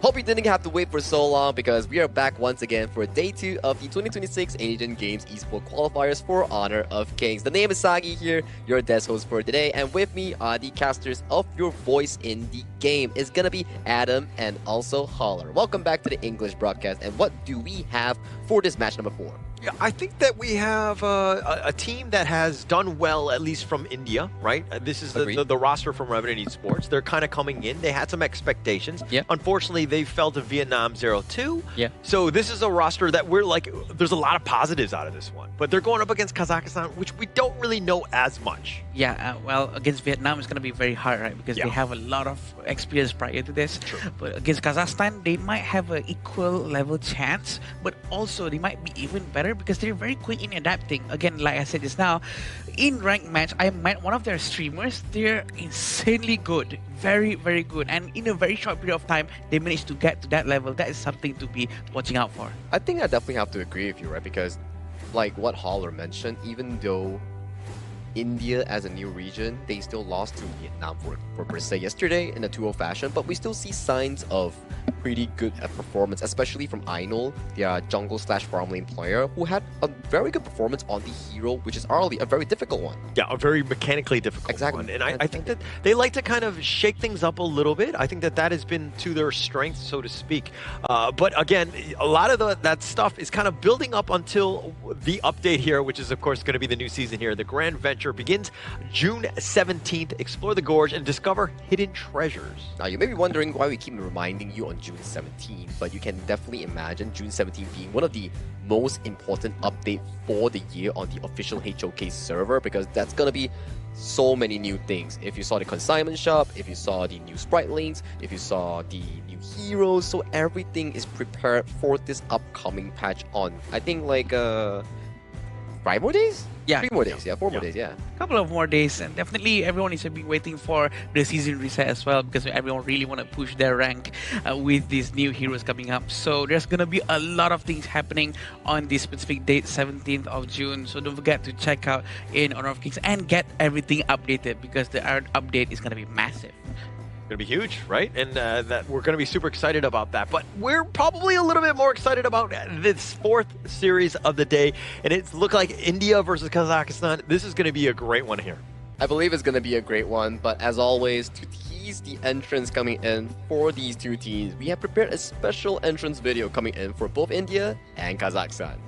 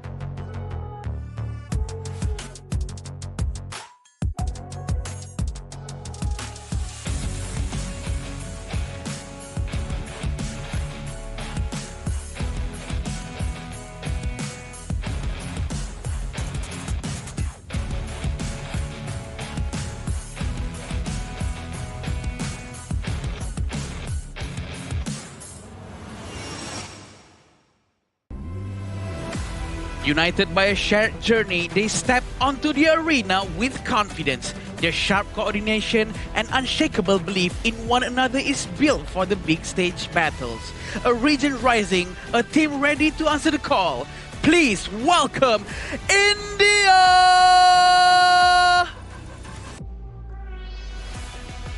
Calm, calculated, and composed under pressure. They rely on discipline, controlled pacing, and intelligent decision-making to outlast their opponents and to seize victory when the moment matters most. Make some noise for Kazakhstan! This is going to be the first time that we get to see Kazakhstan in action in the Honor of Kings esports scene. So I'm definitely excited to see how these two teams, they are fresh in HOK, play against each other, and what kind of chemical reaction that they can actually form between one another. Yeah, definitely. And we do know that the Indians really have one of the strongest players from their region. Starting off with Ashish, Ainul, Harsh, Ayush, and Akshaj. Definitely players that really need to be watched out for, because their lineup is crazy. Despite losing out the first series against Vietnam, but you gotta be arguing, like, hey, it's Vietnam. It's probably the group leader coming in from Group C, and India actually had a decent performance against them, so I'm excited to see what kind of improvement that they have had ever since that series yesterday. Yeah, but you gotta move quickly, right? Yesterday was when they lost to Vietnam. What can they bring up against Kazakhstan? This is a roster that, again, needs to change things up on the fly, make some minor adjustments, make a couple less mistakes going in. But, of course, their opponent will be Kazakhstan, and they will be made up of Alihan, Marapat, Arshun, Bajol, Sankar here. And if, Alihan looks a little familiar, he actually was from Virtus Pro, which played in the KM West Spring 2025. He's known as Shusuke. So again, there's a lot of history, a lot of expertise coming out of him. Yeah, definitely. We cannot look down on these players as well, because they do have a lot of experience too. So will they be able to benefit from this experience that they have and try to put it to good use into the game after this? I mean, it's a good knowledge to know that, at the very least for Kazakhstan, they have an ex-pro player that actually represented their region before. So for them, it means that they have a leader player with experience helping out the entire team to better yet accommodate to the pro scene. Yeah, definitely. And we know that the Indian team actually choose the blue side, and the Kazakhstan is going to go red. We do know this is going to be helpful for Kazakhstan to actually try to do a lot more counter picks based on what India is going to be picking after this. And the first two bans is going to be very important. Usually, we will see Dolia is going to be banned, Mai, and also Guan Yu. It's going to be interesting from Kazakhstan what they're going to be banning out. Yeah, I think that that's going to really set the pace, right? We've seen this time and time again where a lot of the teams, where do they want to go? Blue side or red side? I think that overall the red side has had a little bit more success because of the counter-picking nature. It just gives you a little bit of an edge. Well, since they have already selected the blue side coming in from Team India here, walk me through what has been some of the more popular blue side first picks here so far. I think from what we've seen today, there has been a lot of Guan Yu picks as the first one, and also maybe some Ukyos. This is because that team really specifically love using that because the jungler is so able to carry the entire team. And that makes sense because they are very confident with their player. Well, coming into the first pick and ban phase between India and Kazakhstan here, we do see Mai Shunui early being locked away, and that's the Guan Yu that you've mentioned here alongside with the Dolia here. I like the Yu Huan here being picked up by Team India. They definitely are learning a thing or two coming in against their match from Vietnam. Yeah, and that was, I like it how you're referring that to that series because it was almost like trauma in the way because Ling Van from that mid lane was able to just absolutely dominate on the Yuan here. He's just done such a great job that he's actually influenced the India squad to pick it up themselves. Or maybe inspired. The fact that they're trying out Yu Huan right now probably going to be good if they can actually execute as well as what Vietnam did. Chano and Zhang Fei is going to be a very good pick as well because we've seen a lot of Zhang Fei's has been picked. The win rate is still very high for this hero. Having Chano to secure the late game is actually quite good. Yeah, it's a very comfortable 1-2 pick here. I would say arguably one of the best 1-2s here, considering the fact that heroes like the Guan Yu has been removed from the pool. So if you do give Bajrol enough time to steal on that channel, that could be a very, very late game monster here. But coming to the side of India's draft here, since this Yu Huan has been picked and a Lianpo has been picked, likely Harsh will be on hands on that Yu Huan later on in the mid lane. Yeah, makes a little bit of sense right there, right? I think that setting it up from that mid lane, I think that you're able to kind of, again, just soften up the enemy team, and then you have that sustain to kind of outget them. So the other side, you're kind of looking at it as like, okay, we need itemized, we need Venomous Staff, we need some way to, again, just limit the healing that he brings because he just has so much sustain. I agree. Itemization is very important going up against Yu Huan especially. So they need to reduce that healing coming from Yu Huan. They need to apply Imperil effect. Also, they do have Charlotte in their hands. This is going to be quite interesting for Charlotte. Is this Charlotte going to be building towards Blazing Cape to apply that towards Yu Huan? That might be also useful. Yeah, that could be like one of the 4th or 5th item options here coming in from the Charlotte here after the Axe of Torment, Pure Sky, and the items I was like Frost Sky Embrace, right, after he finishes those up. But coming into the bans here, I do want to favor out Kazakhstan's here. Their direction is very simple. Ban away any form of direct engage that could harm Bajrol in the backline. And if we're looking at this game, I mean, there's got to be a lot of pressure on India. I mean, you dropped one against Vietnam, clearly the favorites of the group, but losing a second game, I mean, it's not like you're completely eliminated, but being down 0-2 would be a terrible spot for them. So India, dare I say, this is must win for them. Kazakhstan, obviously this is just their first one, so they have that a little bit of room to maneuver around. But when you have Vietnam waiting in the wings, I think that you're also looking at this one as, again, a must win here. I agree. They really need to secure that second place spot if they'd like to be much more comfortable and don't have to go through too much of the matches going up into this qualifier.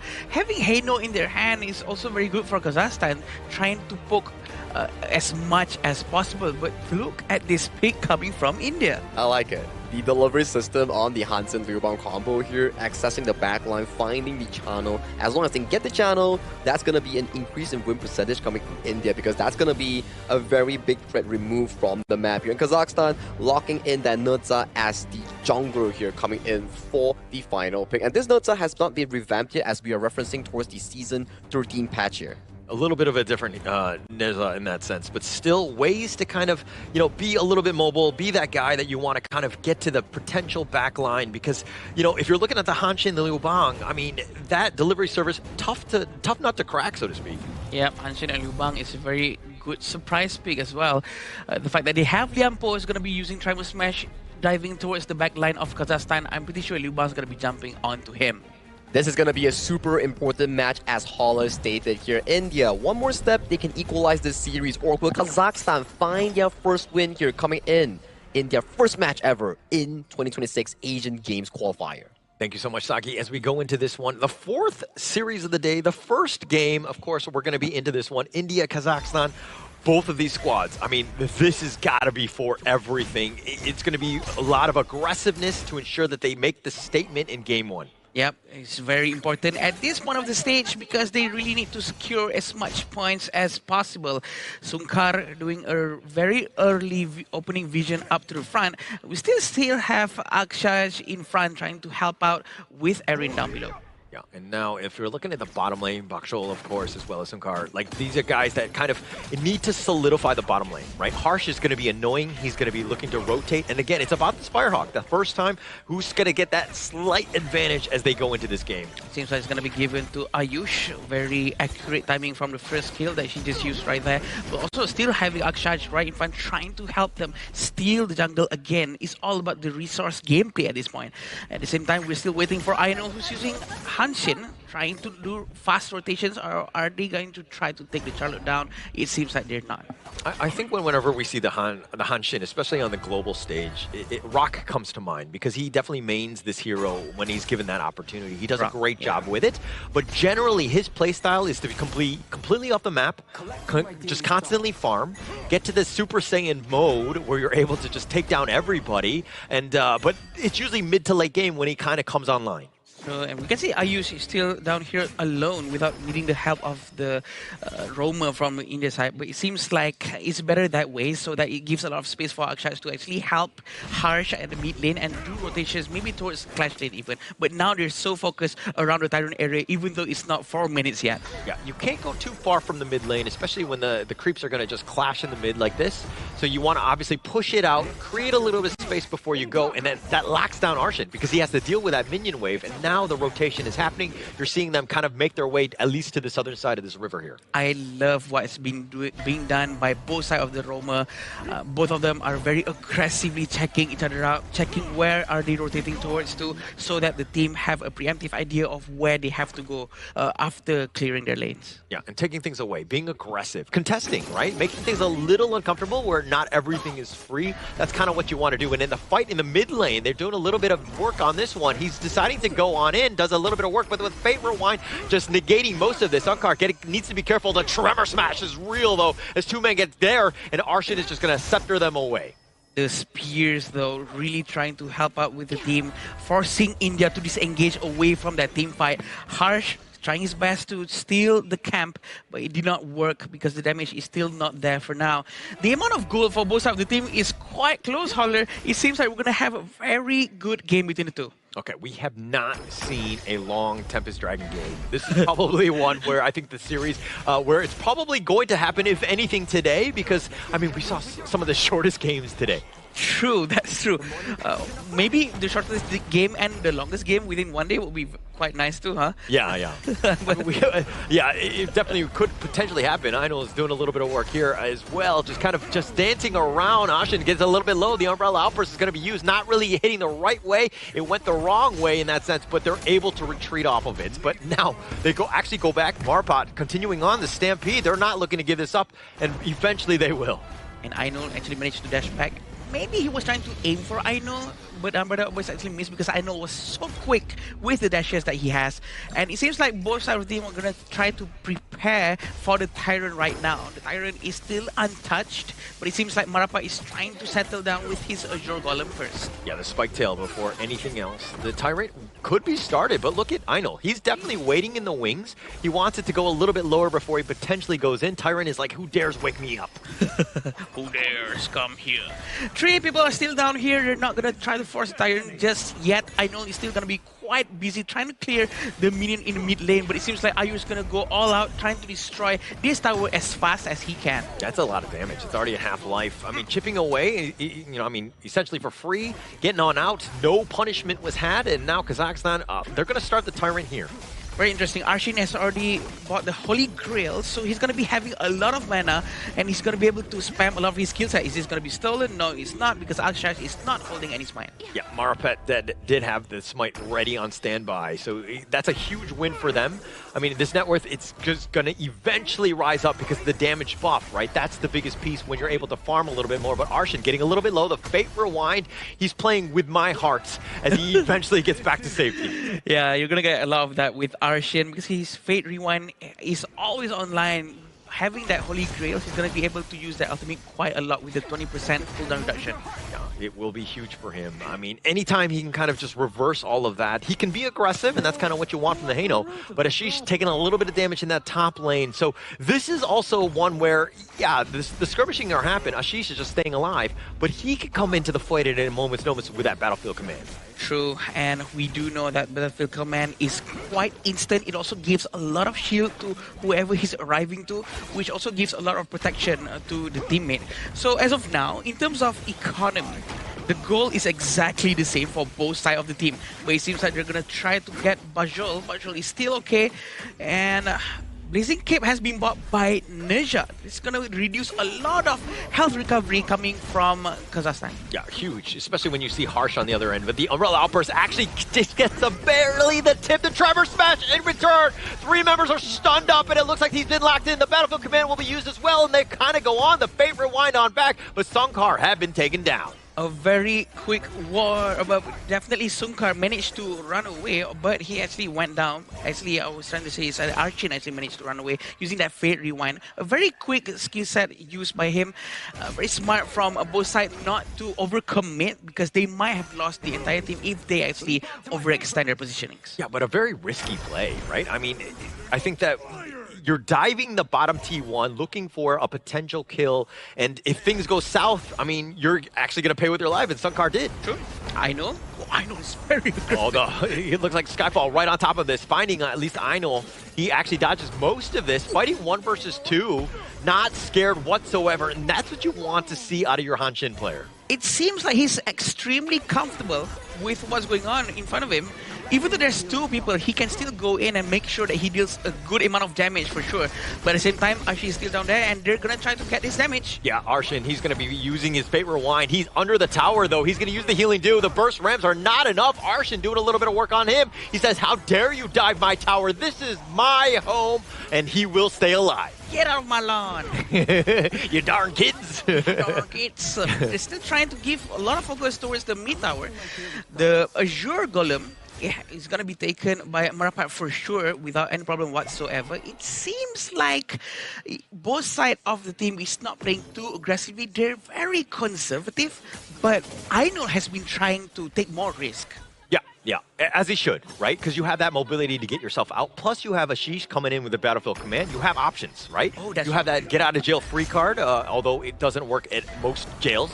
Some jails, if you will. But it looks like Arshin doing a little bit of work here. They're going to skirmish here. The Umbrella Outburst is going to do some work. The Fate Rewind on back. And Aino is going to be picked off. And Akshash is getting a little bit low. He's getting sceptered down. He's getting whittled. He does fall in the end. Sunkar, he too will walk away. A very good team fight coming up from the Kazakhstan. They do have lesser gold though, but they still managed to pull this off very, very well. Coming from Sunkar with the Unbridled Outburst, I feel like it's the timing that he chose to use that is very good. Yeah, and it's one where you're trying to bait out Arshin's Fate Rewind. He barely gets away. He will recall on back, but it's one where if you don't have enough burst, he's just going to heal everything up. So you got to get out of there. So like when you're going in, it's like a little bit of tit and tat, so to speak, of poking, but they're going in with that Skyfall. Marpet is on the run, and yet another kill goes the way of Kazakhstan.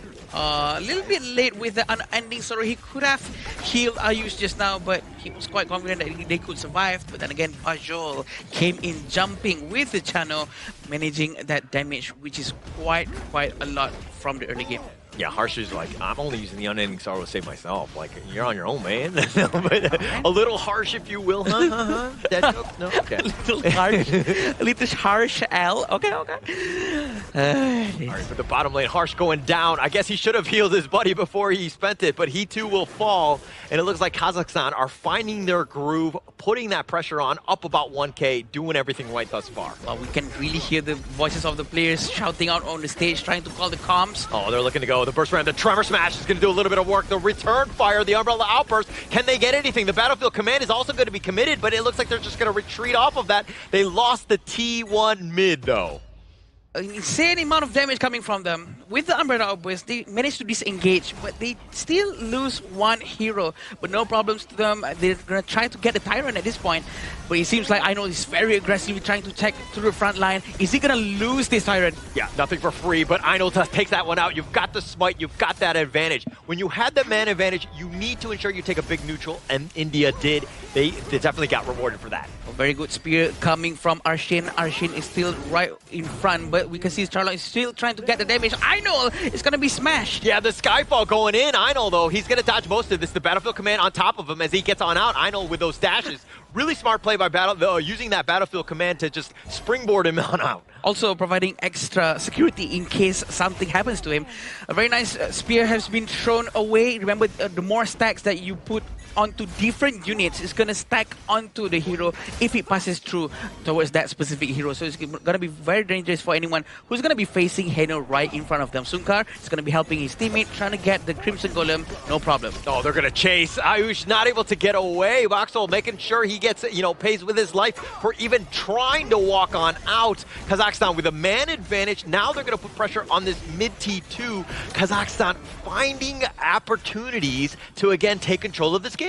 But this is very interesting on how Ainul is very busy up top. He's really trying to get a lot of objectives on his own, and Ali Khan has been forced to be sent back, reducing the resources of Kazakhstan to 4 heroes only in front because of the work of Ainul. Yeah, so when we saw the earlier games in this series, we kind of saw just how teams were able to win close games out.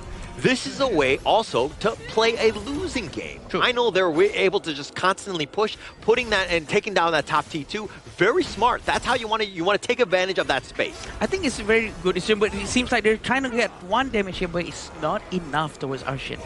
I feel that it's a very smart decision making by them because they do know they cannot win team fights, so they send him to the side lanes instead. Yeah, and that's what you need, right? Even with Ayush down, it's like, okay, I know, all right, fine, I'll just take the top lane. And somebody has to rotate, somebody has to deal with that, so you've got the man advantage, and now they find Ashish, he gets on the Battlefield Command, but at what cost? They're going to continue the chase. It's on into the brush, if you will. Vakshal does some work. The Umbrella Outburst only connecting onto 1 with that Stampede. Here comes the Skyfall, but he's not going to hit anything. The Favor Wine is going to reverse most of this, but the Tremor Smash is reeled by Akshaj, but they're not able to find anything else. They've got the Vanguards. They're going to take the bottom T2. A very good Tremor Smash coming from Akshaj, managing them to disengage very cleanly away, or else his teammates might have went down very quickly right there. Very good team play from India as well, but Kazakhstan is really steamrolling, trying to get the tier 2 towers from all lanes possible. I love the way that they're moving, right? They're moving together, and they're moving with purpose, and they're fighting 1 versus 2. Ainul just doing a little bit of work, finally takes down Arshin.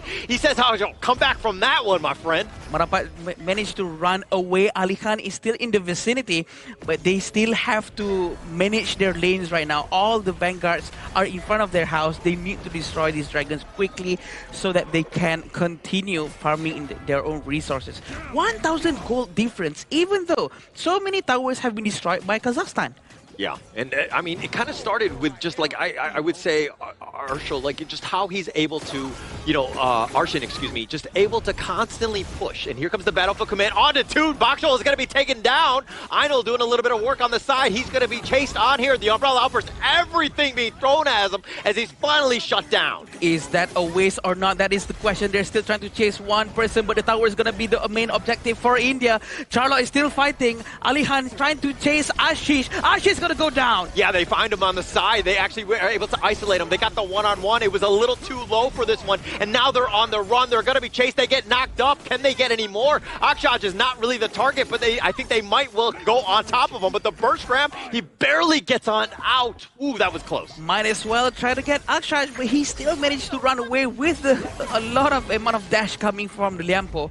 I still feel that India is still on the right track. They're still trying their best, and I'm pretty sure that the damage output from them is enough if they actually join the team fight properly and accordingly in sequence, or else it's going to be quite problematic when they keep on getting captured one by one. Yeah, the Tyrant here going to be picked up here. But to your point, India is still in this one. They are, you know, like far from losing this one because the net worth is very close. The only thing is that they're down towers. That mid T1 is a bit of a problem for India. They need to get some sort of team fight win before they start taking them down. Yeah, we can see on how Marapat is still behind in the mid lane. He's scanning everyone using his ultimate. He's still waiting for the moment because Skyfall is going to be used to fly in the right moment, especially because he needs to join the team fight very soon. Also, Ali Khan is doing the job of Aino right now. He's trying to split at the bottom lane. This is going to be giving a bit of a headache to Ashish, but Ashish has better the command. Oh, leader stance. The umbrella uppers just barely taking him off. Aino thought he could outmaneuver that one, but instead he got smashed. Top T3 is down. They're going to continue on. The unending sorrow. Just a little bit of heals. Nice Trevor smash in return. But at what cost? They're not able to find any sort of pick. Ashish is there as well, but he's going to deal with the Wolves. Kazakhstan not able to find anything or a way to end it just yet. They tried to end, but they cannot because a lot of them are still alive. They have to focus on the towers right now. There's still the tier 3 tower on the mid lane and the bottom lane. Overall, it's going to be focused by the Kazakhstan. It seems like there's something India can do about that with Ainul not responding yet. Yeah, but they've opened up a huge gap in the defense, right? The top lane will constantly push. Now they've got the Overlord. That's going to be a bit of a problem here. India reeling right now. Yes, they were close, but man, Kazakhstan are finding ways to just close this game out. Pretty sure the Overlord Vanguard is going to be spawned towards the bottom lane for them to be focusing on the top lane if they want to.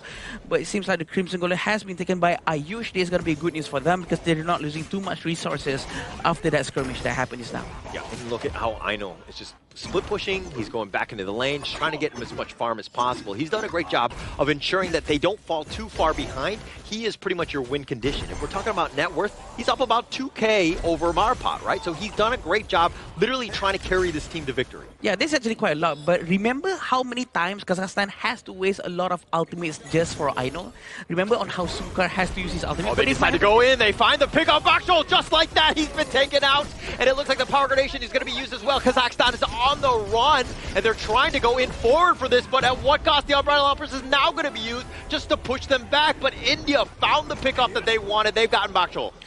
I know he's still at the back. He's trying his best to destroy the Vanguard as fast as they can. This is going to be a big problem because the wave management, the Dragons are going to be pushing all the minions by themselves, but 3 of them are trying to get the tier 1 tower in the mid lane. Yeah, India need to prioritize that top lane, ensuring that they just don't GG end, right, with these Vanguards that are constantly pushing. So you fix it out, you push it past the river before you can make any sort of gank attempt or movement across this map. Looking at this damage dealt ranking from Ayush is actually quite a lot from him. He is trying to deal a lot of damage with the Laurel Bloom, the ultimate with the magical damage.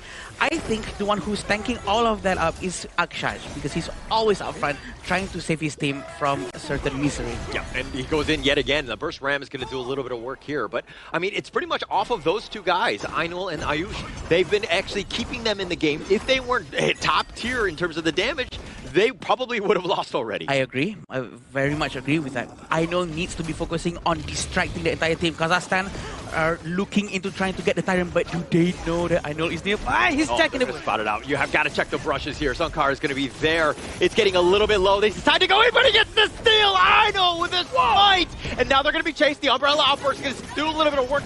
You have to use the Unending Sorrow. It's an all-out retreat. Harsh is just trying to stay alive. The Trevor Smash, he's going to sacrifice his life for the greater good. Akshaj, he will survive as well. And somehow off of that steal, and you're checking the top lane and the mid. Both of them are pushing. Oh, they're really trying to defend their base now. They have to do something because Ashish is still busy up top. And look at how Aino is trying to distract them from going top. He's trying to steal the blue buff with no problem whatsoever, but Ali Khan is out. He's trying to run away. He still has Battlefield Command to run away with his ult if he wants to. Yeah, it's so smart. Really well played there by India. I mean, Aino getting that steal, and then instantly Ashish just pushing the top lane, taking advantage of all that space because they were so bloodthirsty. They were chasing after them. They lost sight of the objectives. Look at how Akshaj and Harsh trying to give some space for Ayush trying to destroy the bottom tower with no problem whatsoever. You jinxed it, Holler. You said so. Tempest is coming in 25 seconds. I knew that it was going to happen. This is going to be one of those games where both of these two teams are so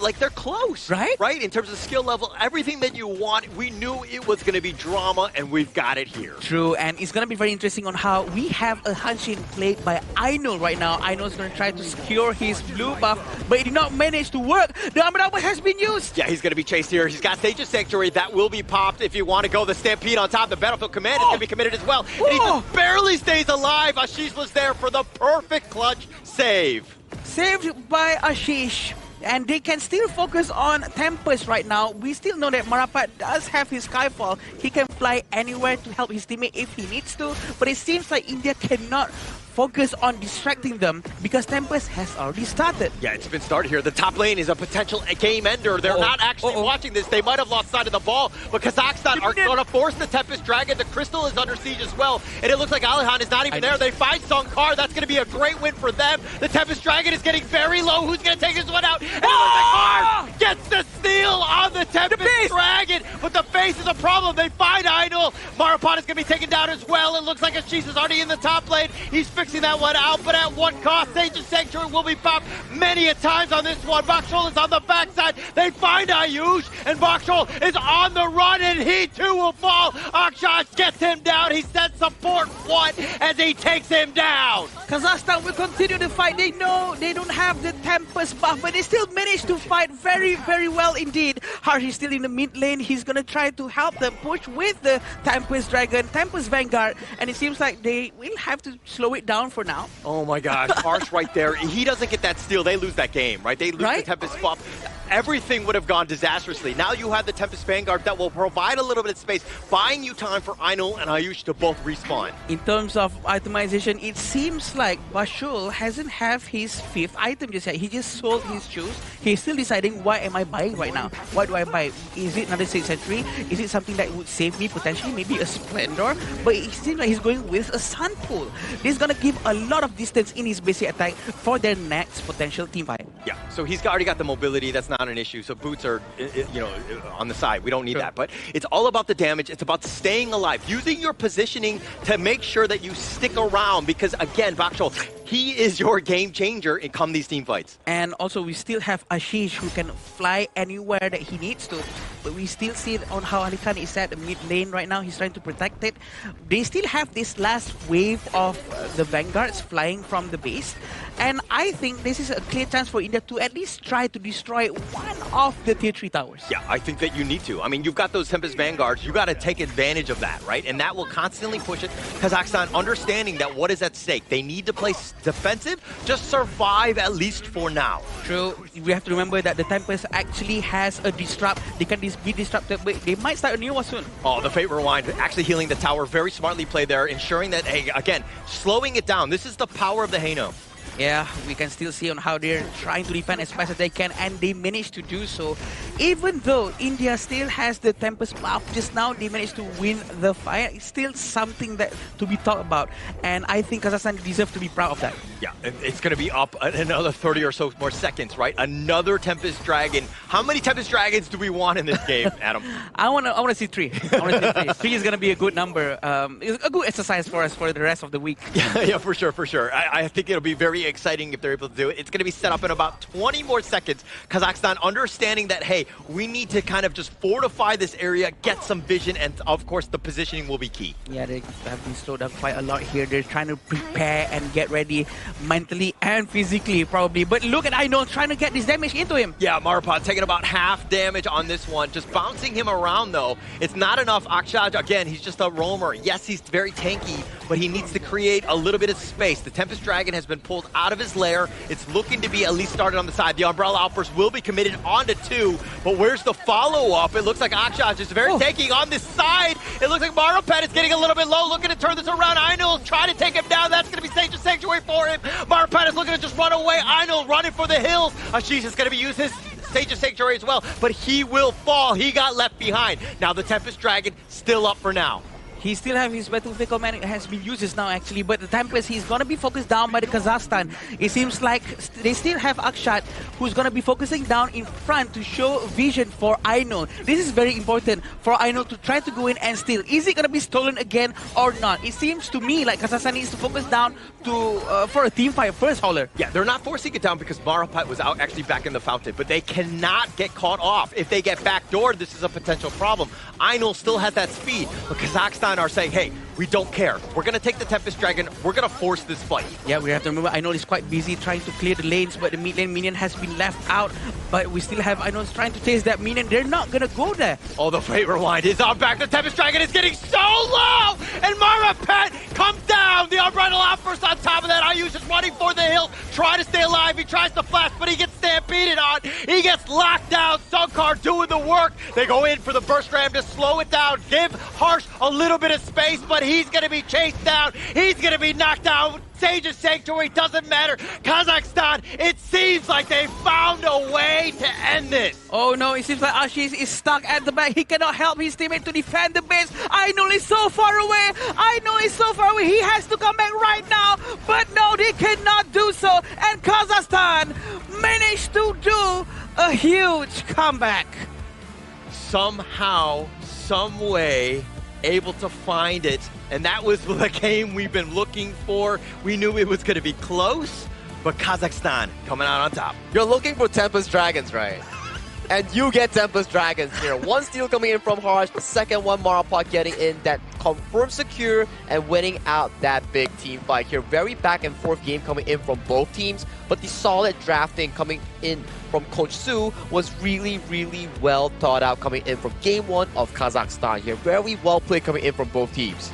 I think what should have happened probably at the end of that match was that Ainul is the one who should be closer towards Tempest. They should send someone else to deal with the minion in the mid lane because they need someone with Smite to steal that. They cannot keep on depending on Harsh to get a Tempest. But nonetheless, it's such a good game on how India actually managed to pull the fight that long because they could have lost so much earlier just now. I kind of feel like that Tempest Dragon, the first one, they were fighting beyond.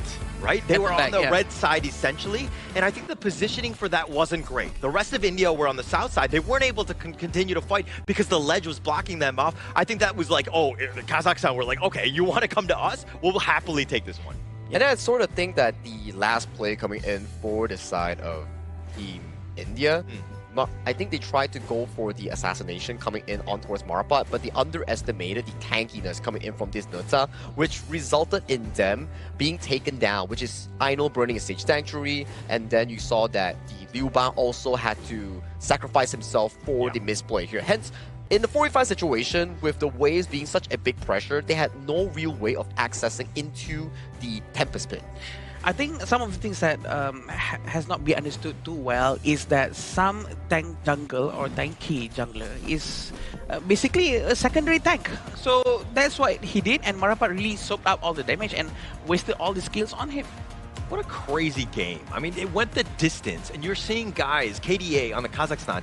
So, you know, Alihan didn't even die a single time. Like, what? Arshin and Marapat, like, how many times did they get focused, and they only died once? Like, this is a monstrous game by Kazakhstan, because everything was being thrown at them, but they were still able to survive and weather the storm. I'm really, like, curious how much actual damage that Marapat and Sunkar actually tank in that game, because these two meat shields has been always in the face of Ayush and Ainul being the bodyguard coming in from Valdro, because Valdro, he was having a fantastic game on that channel here. He was being the main target that Ainul and Ashish had to continuously find in order to force those cutbacks. True. His positioning is outstanding for sure.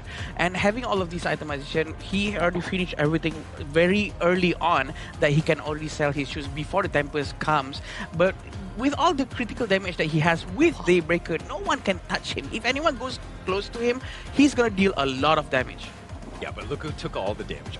Shit. 270,000 essentially. I mean, how many Fate Rewinds did he have? And he only died a single time. That is phenomenal out of a Haino player, right? And you gotta give props towards the coaching staff or whoever drafted the Haino, because in the first few moments of the game, we do see Ainul and Ashish on their Liu Bang Hansen combo find a lot of catches and force them back into their respective towers here. But how many times did we see that Arshin with those scepters force them back and chunk them down, and then using the Fate's Rewind to heal the turrets back to a healthy position in making sure that those towers that were so crucial in those late games were able to survive for that Tempest fight. I think this goes to show that the coach really knows his players very well and what heroes they can really use. It's almost as if all the heroes coming from the Kazakhstan side is very hard to be eliminated. You cannot strike them very easily, maybe except for Bashal, but again, he is being taken care of by all of these 4 monsters around him. I think they answered the draft really well in the sense with a 1-2 pick coming in from the channel and also Zhang Fei. But before we go into the draft more, I wanted you guys to check out this exact goal graph to understand how close this game was. It's floating around about 2,000 at the very end of the game between those two teams, which is India and Kazakhstan. Kills-wise, everything-wise, it's actually very dead even. And even at the very end, look at the goal. 78.4 versus 78.4. There's no goal lead between the two teams. Like, it's so back and forth, right? Like the dips that you're seeing. India was winning early game, mid game. Kazakhstan was completely owning. India in the late game. Look at that ride. Yeah. It came back to that Tempest Dragon fight. They played that one properly, like a little mistake free. I mean, they get in position a little bit better. They win this one because they were definitely winning. True, and the fact that we actually saw on how Harsh stole the Tempest.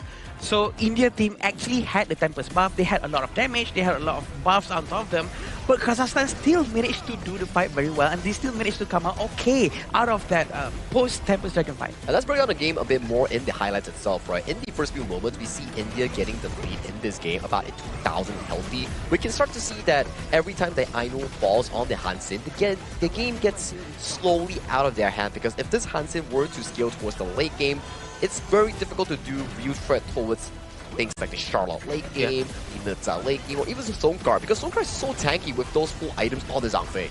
Yeah. Does this series go to a game 3? Right? I think that Possible. they're close enough where it could definitely happen, right? Yeah. I think that India are like, okay, we still have a chance. I think that they can come back in the game 2 here. Yeah, we do have another factor in this situation where the mentality reset might not be able to be done too well from the side of India if they don't know how to, if the coach doesn't know how to reset their players' mindset.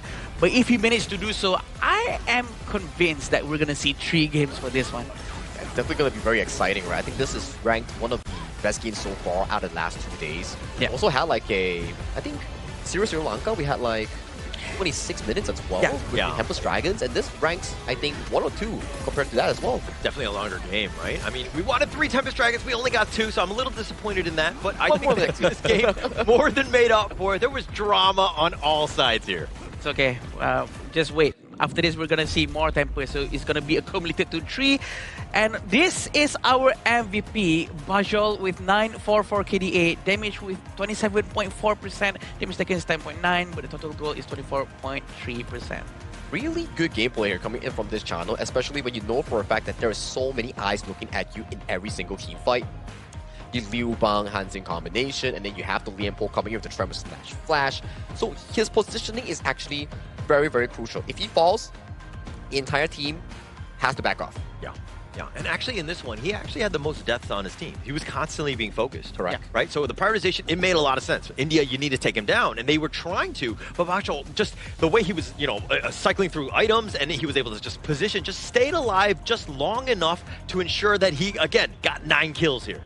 Actually, cycling through items quickly between the fights, when you just go down with, let's say, Century, you have to open the shop, and you have to change everything very quickly. That takes skill. You need to practice that a lot, and that shows in the match. And he really deserved it. He really deserved it. And it's not under a non-pressure situation, right? It's like, imagine you're under Tempest Dragon, you have to shuffle through items, one misclick on the shop, and you might just miss out an entire game for yourself, buddy, here. But congratulations, Team Kazakhstan, in winning out the first game in such a shocking fashion, because it was really back and forth between these two teams. One small misplay, one small misstep could lead to anyone's victory. It's not always about the kills, right? I think that Kazakhstan proving that, hey, if we stick to the objectives, we're able to kind of, play the game that we want to play, which is, again, just mowing them down and putting that pressure on. It's more than just, again, just going out there and just trying to find people to take down. The pressure is definitely on, especially here at this venue. Like, I can probably hear, like, all the chants and cheers outside of there right now because we're in the booth casting. And you may be wondering, like, where are the players staying? Where are the players playing at for this exciting match to be unfolding is at Marriott Petaling Jaya here, our official venue and hotel partner for the Honor of Kings event here. This Honor of Kings event is known as the Asian Games Qualifier for the esports scene. Yeah, thank you, Petaling Jaya Marriott Hotel. We have been having a great time here. The food's great, the event space is great, it's spacious, and it's cold. I wish more people would be able to experience this as well. And it has been a very fun time. Also, we're going to be seeing our next match very soon. Oh yeah, I want to be seeing like the emotions and the facial expressions coming in from the players after such a long and exciting game. Yeah. So I'm observing right now to see who is smiling, who is like having like, you know, like a scrunching eyebrows, you know. Yeah. Who's smiling right now? This guy, me. Why? Because I'm super excited to continue on. Because these two teams, this is what we wanted to see. It's fun, right? Yeah, it's a lot of fun when you're seeing two competitive teams going at it. It's very exciting because I don't want to be talking much about the previous matches because previous matches has been more of a steamroll, right? We've been having like 2-0, 2-0, 2-0, 2-0, 2-0 until today, and maybe this series, this exact one, might be bringing us to Game 3 because they are so neck and neck with each other. And the fact that they're neck and neck with each other using unorthodox heroes all over the team, I feel like that is something that we can really focus on because it shows that it's very much possible to actually play very, very well with even unorthodox heroes, and it's been shown in this qualifier. I love it. I love it. I mean, just going in, there were definitely expectations, and this is going to help India, okay? Yeah. This is a team that will also be going to the EWC. So all of the little, the lessons that they're learning, the little micro plays, the macro plays, all of these things are going to help them get even stronger as they move on. Well, as they move on, we have to first check out how the drafts will actually unfold here. We do see Dolia and Liu Bang being locked away, and we did see how much pressure that Ainu and Ashish was generating in the side lane. The split push, the map pressure that they were actually putting against Kazakhstan was exactly what allowed India to pull the game into a late game even here. So removing those two will be a very smart choice here, but for India's side, they did ban away the Arlie and also the Mai Xuanui. I was actually expecting for Kazakhstan to ban out the Hanshin, but they actually chose to ban the Liu Bang because Liu Bang turns out to be much more of a bigger problem, which he, a lot of times, saving Hanshin from certain eliminations just now. But Zhang Fei and the Renji is a very good hero to go up against maybe HP-based heroes, but it seems like maybe a bit too early for the Renji. If India doesn't take any HP scaling heroes like Baichi or Atta, maybe the Renji is not going to work too well. I think the main idea coming in for side of Kazakhstan putting Baljul on the Direnjia is to really make sure that he has a strong enough hero to go 50-50 against Ayush on that channel here because Channel has been one of the tournament's favorites for all the farm lane players. We've seen bans on this hero, we've seen priority on this hero, and every time it's been taken up, it has always shined in the late game. It does so much work, right? It has everything that you want. I mean, like the mobility, the damage, the soaring signals, like you have everything. So it just is such a great hero to prioritize. But on the other side, you're looking at what Kazakhstan are. They're going to pick the Yuhan. This is also a very much a power pick. How much control, how much damage, and that sustain is unreal. Yeah, but right now with Zhang Fei again in the hands of Kazakhstan, I'm not surprised if India's going to be having problems with the crowd control coming in.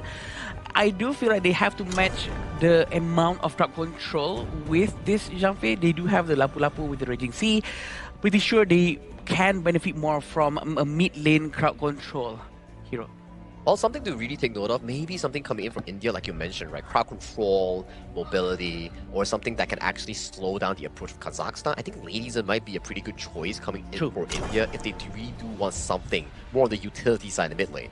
A lot of control. I mean, you still have options too, right? I think that if you're looking on the India side, I mean, the Charlotte can definitely do some damage as well. You got the Chano, so you have those kind of those bases covered. The Lapu Lapu with the team fight to kind of deal with the Zhang Fei Umbrella Outburst. You have options. It seems like both going into this last, a couple of picks here, it's got to be key. You need some way to kind of shut down or limit the Yuan as much as possible. Yeah, I'm not surprised if Lady Zhen actually gets picked, but they still do have Angela if they want to. Oh, yeah. But Angela might face some issue going up against Yuan because Yuan can easily use the Unending Sorrow to run away, and it looks like it's going to be Ukyo first. Wow, that's going to be a very strong jungle and roam synergy coming in from Team India, and if you can find something in the mid lane that can fast push the wave like a Garuda or Angela, that's definitely going to be a very strong mid-jungle trio coming in for India. It means that their mid lane priority will be really, really powerful. how are you going to deal with this Yukio?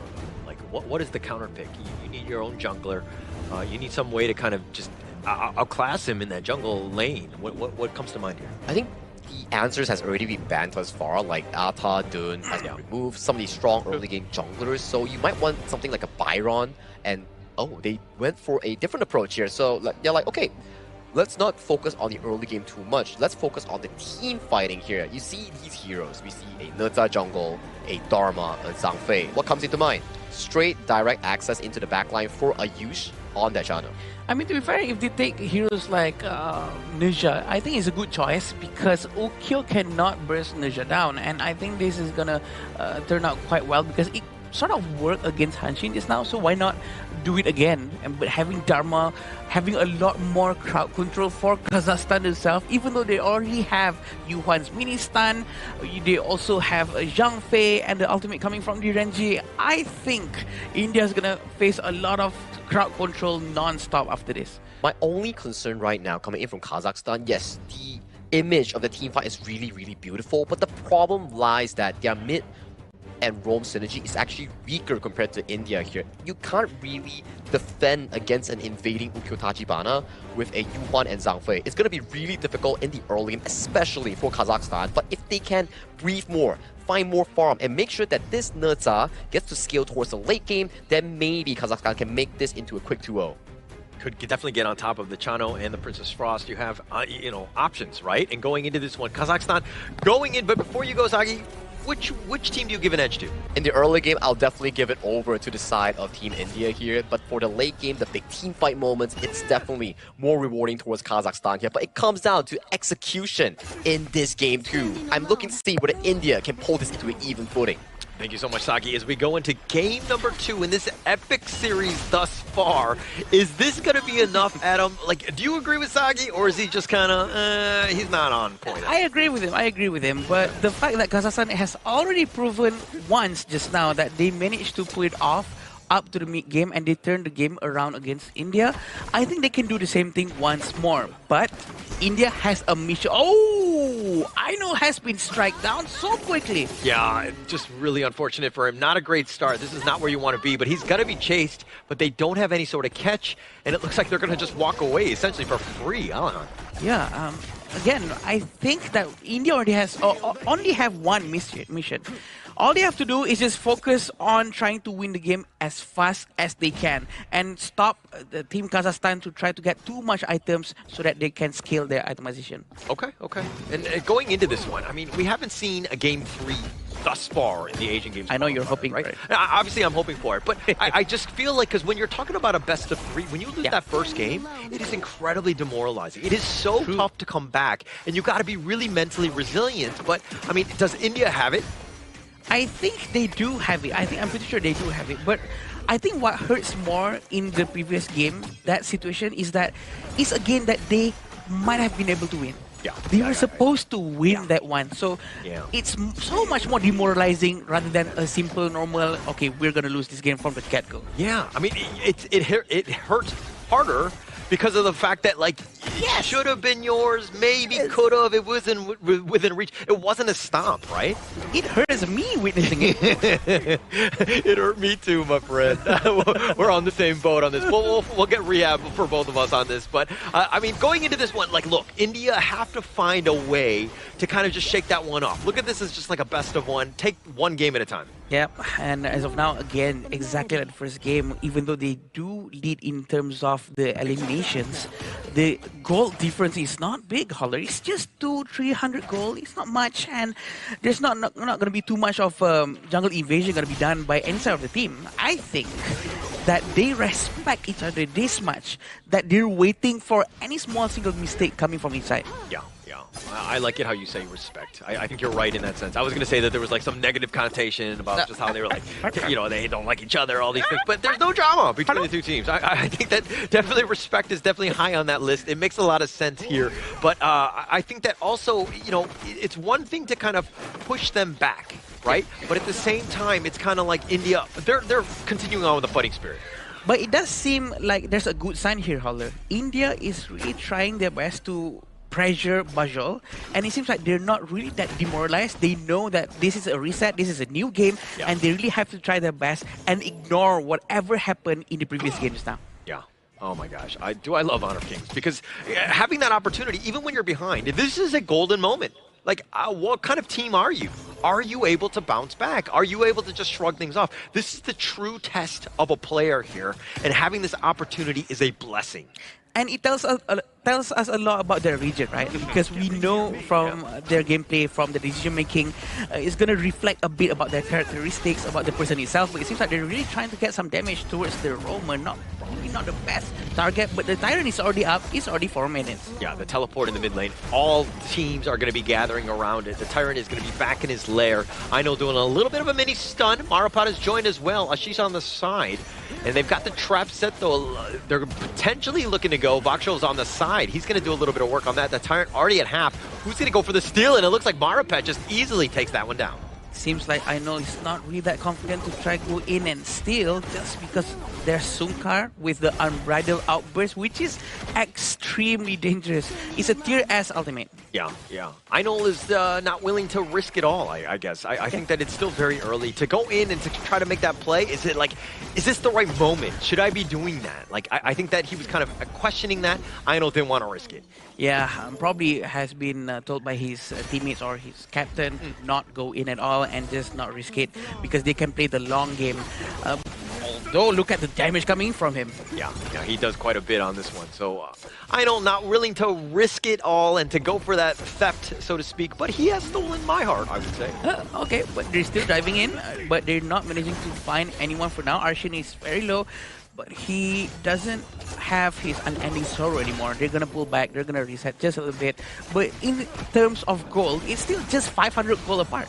Yeah, this is nothing. I mean, it's like next to nothing at this point. Yeah, very minute. No one's going to really kind of be feeling that at now. But again, I think for India, they need to kind of, again, just group up. Maybe you get some sort of gank because, again, the mini-stun on the Sunkar, he doesn't want to pop his ult. He will risk it. He is low, but he will be fine. I'm impressed with the capability of Aino. He is so fluent with Hanshin. Now he's showing that he's very good with Ukyo. I know Ukyo's skill set is very straightforward, but it's very hard to pull it off because you don't really have much to play around with.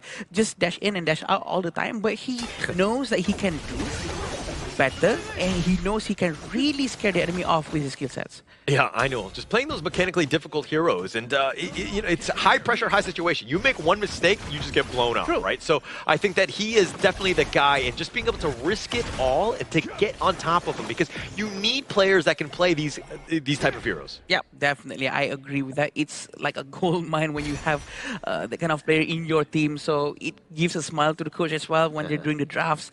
But 200 gold difference, and Kazakhstan is leading not too much in front. We're still waiting for that one moment for Ali Khan to go in and smash everyone to the wall, but it's not happening yet because he's not rotating just yet. Yeah, he's just going to teleport on out of there. He says, okay, let's continue on. Let's put the pressure on elsewhere.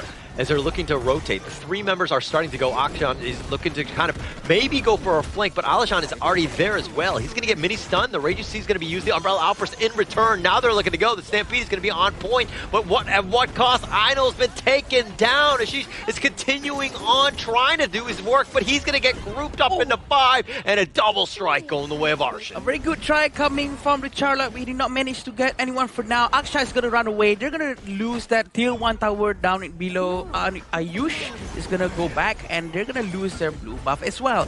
This is the first team fight throughout this entire match that it's actually quite one-sided, right? There's no one that was actually eliminated from Kazakhstan just now. Yeah, and also they're going to lose their jungle, which is a huge swing in terms of the gold. Like, it's one thing to clear everything, maybe then you go for a fight, but the timing of that, and now they've got him frozen, the Unending Sorrow will keep Arshan alive, but they just lost a huge swing, and now look it's like 3.5k already. Yeah, out of nowhere, right? And we can see it on how Ali Khan is still up here. He's not rotating down or towards the mid lane for now. He's going to be pressuring the top lane as much as possible to keep Ashish busy, so that Ashish cannot rotate towards his teammate. Now they have to send Harsh to clear the lane themselves. With 4,000 gold difference, with 5-0 in the KDA, I think this is going to be a very good game for Kazakhstan. Yeah, and, this is what we were worried about, right? From India in terms of the bounce back? How would they do this? Because this is that moment when you're kind of thinking, okay, how would they be able to kind of react after that, game one performance where they had moments to win, but, it looks like this Kazakhstan train has continued to roll. Oh, but this is what I see as a bit of a problem because they're not really controlling the entire map, which is very smart from Ainul. He knows he has a chance and he managed to get the Vanguard. Now, they're not going to have too much of a problem letting the Vanguard push through the minions at every lane. Yeah, and now India on the defensive again. I think that this is going to be a tough spot. I mean, every third shot from Bakshol will put pressure on this bottom T2, and Kazakhstan using that map control and taking advantage of it. Yeah, definitely, and they're gonna use the Umbrella Obelisk very soon, I'm pretty sure. But the Charlotte, Ashish is just gonna poke around, just gonna see if he's gonna dive in or not. And right now, everything looks quite fine. Ainul is still trying to find a position for him to surprise anyone, but it seems like Ali Khan is keeping the pressure up top. This is gonna force Ashish to have to rotate back to the base and go defend top lane. Okay, well, Ainul surprised at least me because he's not had as good of a game as he did in game one. So this is a bit of a surprise because I thought with the Ukko, I thought he was going to be able to do a little bit of work, but now they're looking to dive in. The leader stance is going to be popped as well. Marapat, though, he's just tanking most of this. He gets mini-stunned, the unbridled outburst, the perfect cover, and they get on out. Yeah, they managed to disengage, but look in front of them. Ashish is still right there, even though he has half HP, that they can pull back. It's a very good waste of skill from Sunkar. So this is a small win for India, or else I thought that they might have lost that war immediately if they did not force the ultimate coming from Sunkar. Yeah. Now this is Kazakhstan's game. I mean, they're in the driver's seat. They've been just just controlling the enemy jungle. And then they're scouting things out, right? They gave up the Tyrant last time, and now this is a moment where they're like, okay, we're not giving anything for free. We know we have an advantage. Yep. At this point, I think India has to do something. Ashish is also nearby. They really need to give the vision for Ainul to actually jump in and do the smite. But look at Ali Khan's position, Howler. This is very dangerous for him to actually go through the mid lane. Very smart. Yeah, and look, Sunkar doesn't actually have his ult, so this is something to take note of. Oh, Akshash, he's not even able to pop off his ult. He's going to be taken down, and it looks like Ainul on the run. He gets caught off on the other side of Akshal with just enough, and now India on the run. They only have 3 members still standing. A very clean execution from Kazakhstan. They know that the Tyrant's HP is still a lot, and that sort of forced Ainul to be off position because he is so ready for that smite. They focus on Ainul first, and then all of them collectively turn around to push India back to their place. Yeah, everybody needs to be in the fight, right? Ainul cannot be, he can definitely be taken down and burned down like that, and so you got to keep him safe. The rest of the guys need to be there, but Adam, please break this down. Yeah, this is what happened. They all look towards Ainul, right? Because Ainul came too close with his might, and then they make sure that he never come back. So, which is very good, right? Because the Tyrant was still had a lot of HP, and yeah, it's just a very simple focus fire. Yeah, and if you wanted to see a game from Kazakhstan, just the way that they've been able to dismantle the India squad here, I mean, they're doing it in style 7-0 in terms of the kills, but they're up about 5.6k. This is a game that is very difficult for India to come back from. Very different from the previous game. It seems like India lost a bit of their confidence again. Coming back to the topic of the demoralizing after winning or losing that match, but look at Ainul once more. He is very brave to find different positions to flank them from the back. Yeah, he's potentially going for the flank, but if anything, you got to split push, right? You got to create some space. You're losing this game, but you just got to extend it. Slow the game down, wave clear, all the lanes, of course, split push where you can, and just, again, try to stay alive. You got to use the buddy system as well. I think the best person to send for split pushing at this point for India is actually to send Charlotte. Ashish needs to be the one who does the work, because Ainul needs to be closer to his team so that he can help them with the objective, try to smite, try to join the war more. But it seems like it's not happening for now. It seems like Ainul has been the one who's been sent to the side lane, try to pressure them, and he might be the collateral once more. Oh, they got him with the truth. They got him blocked back. He's trying to dash away, but not enough speed. Ainul's getting taken down. Arshin will take that one, but it looks like Kazakhstan are going to take the overlord here. We can see the amount of effort being made by Ainul to do something, to at least have a breathing space for his teammates. did not work out too well, but 7,000 gold in front is a huge number for Kazakhstan. They're feeling very comfortable for sure. They're going to try to end the game as quickly as possible. Yeah, and to your other point, I do agree with you. I think that Ashish, as the Charlotte, needs to be split pushing more. If he dies, it's not the end of the world, but Einol is their guy. He needs to consistently farm, stay alive more than anything else. Exactly. Now the Vanguard has arrived at each lane. They're going to try to destroy as much T3 tower as they can, but can India defend this, Howler? That is the question. It seems like Sumkar is not going to use his ultimate just yet. Just look at how they're just taking the towers, or disengaging, looking to go back in with the Shadow Vanguard at the same time. Just very smart, right? This is the way you want to play. Very structured. You're not overcommitting. You're not looking to dive anything. You're just playing the objectives here. But it looks like the Undead Exile just barely keeping Arshan alive. But we have to remember, anything can happen. This is HOK, Holler. Oh, the Umbrella Outburst is on point. They find him onto 2 with the Truth as well. Ashish is going to be taken down. Ayush is all the way in the back, just trying to stay alive. The Stampede is going to do a little bit of work. Wow. As they take down 4 members, make it an ace, and they will take game number 2. Wow, congratulations, Kazakhstan. Managing a 2-0 against India. What a game. I'm actually genuinely shocked. Sagi. Was it back and forth, and this game too was a statement match coming in from Kazakhstan here. Clean 12-0, suffer no casualties in every single play. From start to finish was planned in mind. Drafting, team fights, execution, very top tier coming in from Kazakhstan. I think it's a very good show and demonstration coming from Kazakhstan. I was actually quite shocked on how disciplined they were. They did not actually try to force everything out into the tier 3 tower. They actually tried to destroy what they can, one after one after one. Really disciplined with the trigger disciplines coming from the Zhang Fei, waiting for the Zhang Fei to use his ult. And then once he used it, everyone goes in all together, which is a very clean win. The positioning, the way that they were able to move across the map, sticking together when they needed to, basically just kind of enough control, always being up in front and not letting India getting any sort of space to farm.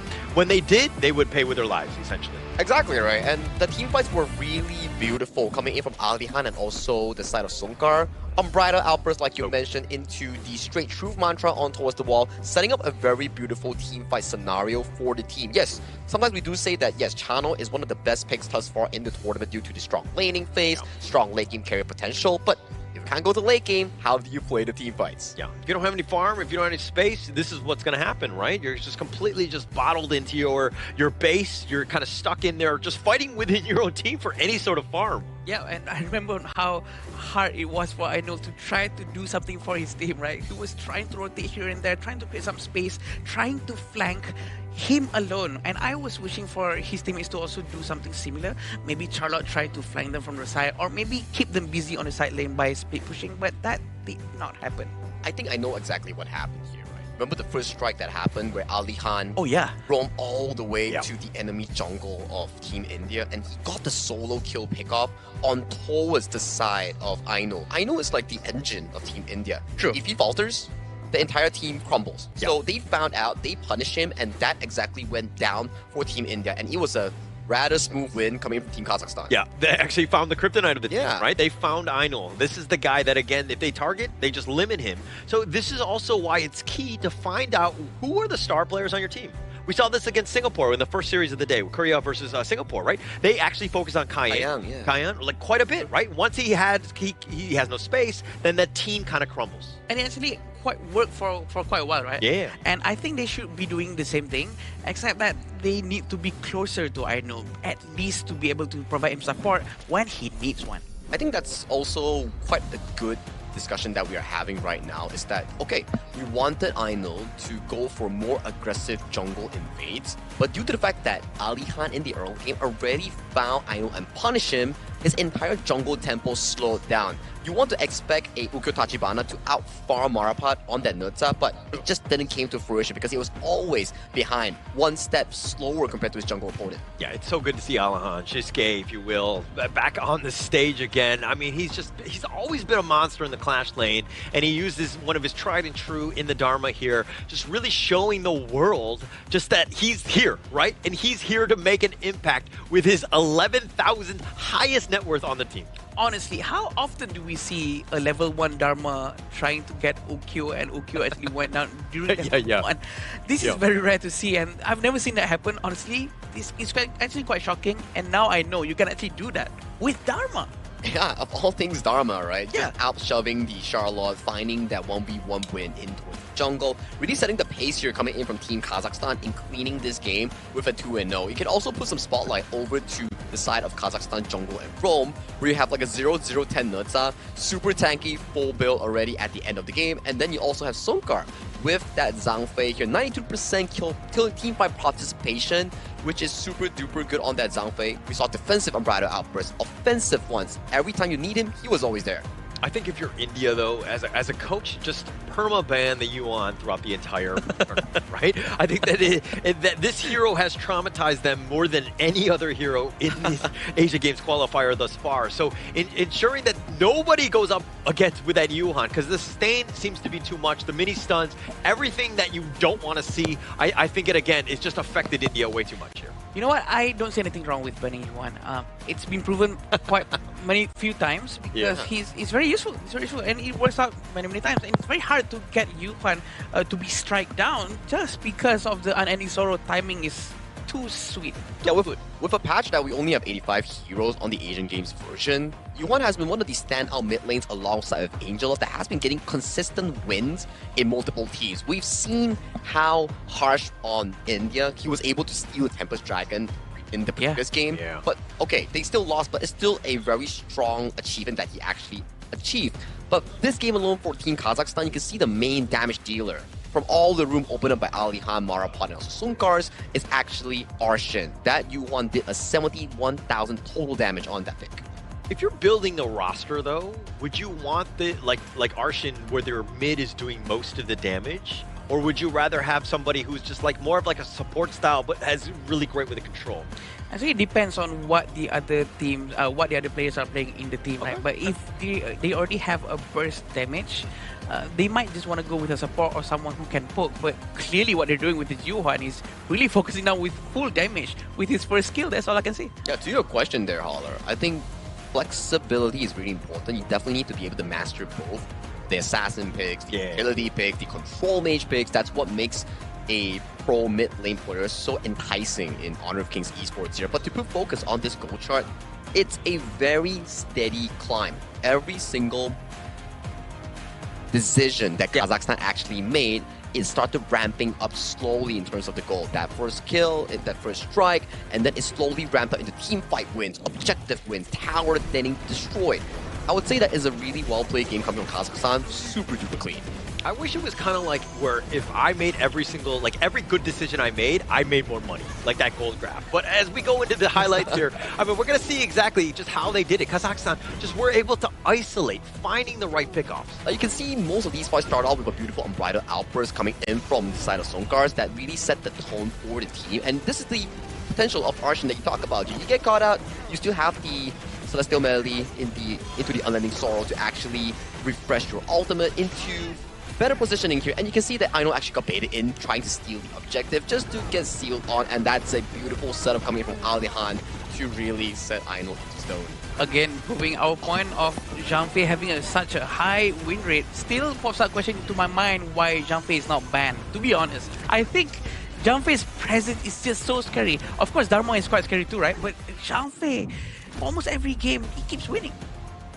And Arshin here, MVP. Clearly, he's going to be just kind of taking over this one. I mean, again, the Yuan, just an absolute dominant force. We don't have heals, but he had quite a bit in that department as well. But 604, 35% of the team damage, constantly being that initiator that would just poke him down, made India's life so difficult. Yeah, 35.3% damage. That's a lot of damage coming in from a mid lane player, let alone on a Yuan. Definitely, if you're India, when you are going into sleep and you open up the sheets, you might be seeing Yuan under there.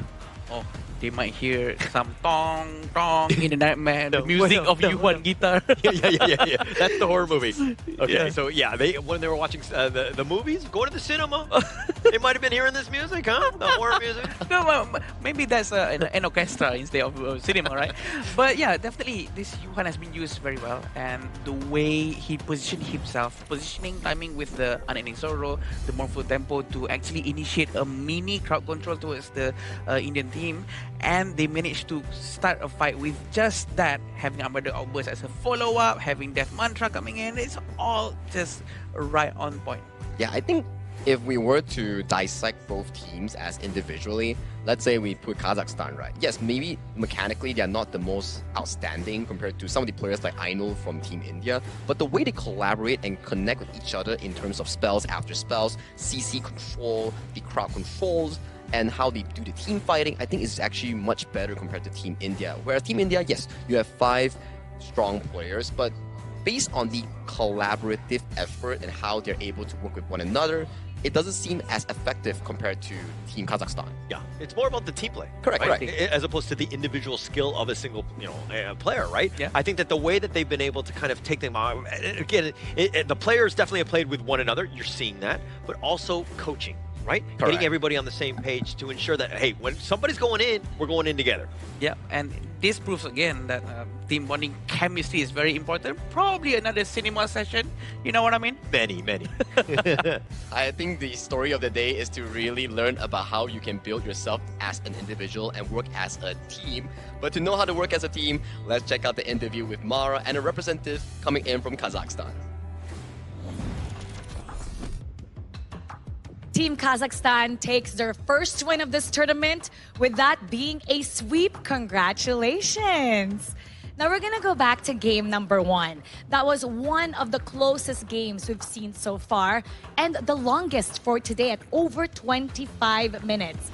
Even though your opponent got the first Tempest, your team managed to stay patient, control the game, and even got the second Tempest to close it out. Now, how difficult was it in such a long game, like 25 minutes, to stay patient and wait for the right opportunity to strike? 那么呢，其实是在第一局的时候呢，这个游戏呢是进行了长达25分钟的时间。那么呢，是什么东西让你们在第一局的时候呢，这第一局会有多困难对你们来说？第一局对我们来说很困难，就是有一个不服心的心态吧，自己能稳赢那种感觉。So the first game they feel like it's very difficult, and then they will feel like they will keep fighting on the first game, and then they believe that they will win the first game. So and then they make it.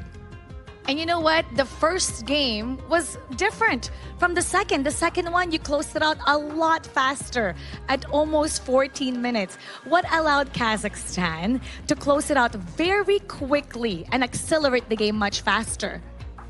那么呢，第二局的情况下呢，相比之下和第一局比起来呢，那个时间呢是缩短了很多，也快速了很多。那是什么技巧让你们可以更快速的去结束这个第二局的这个比赛呢？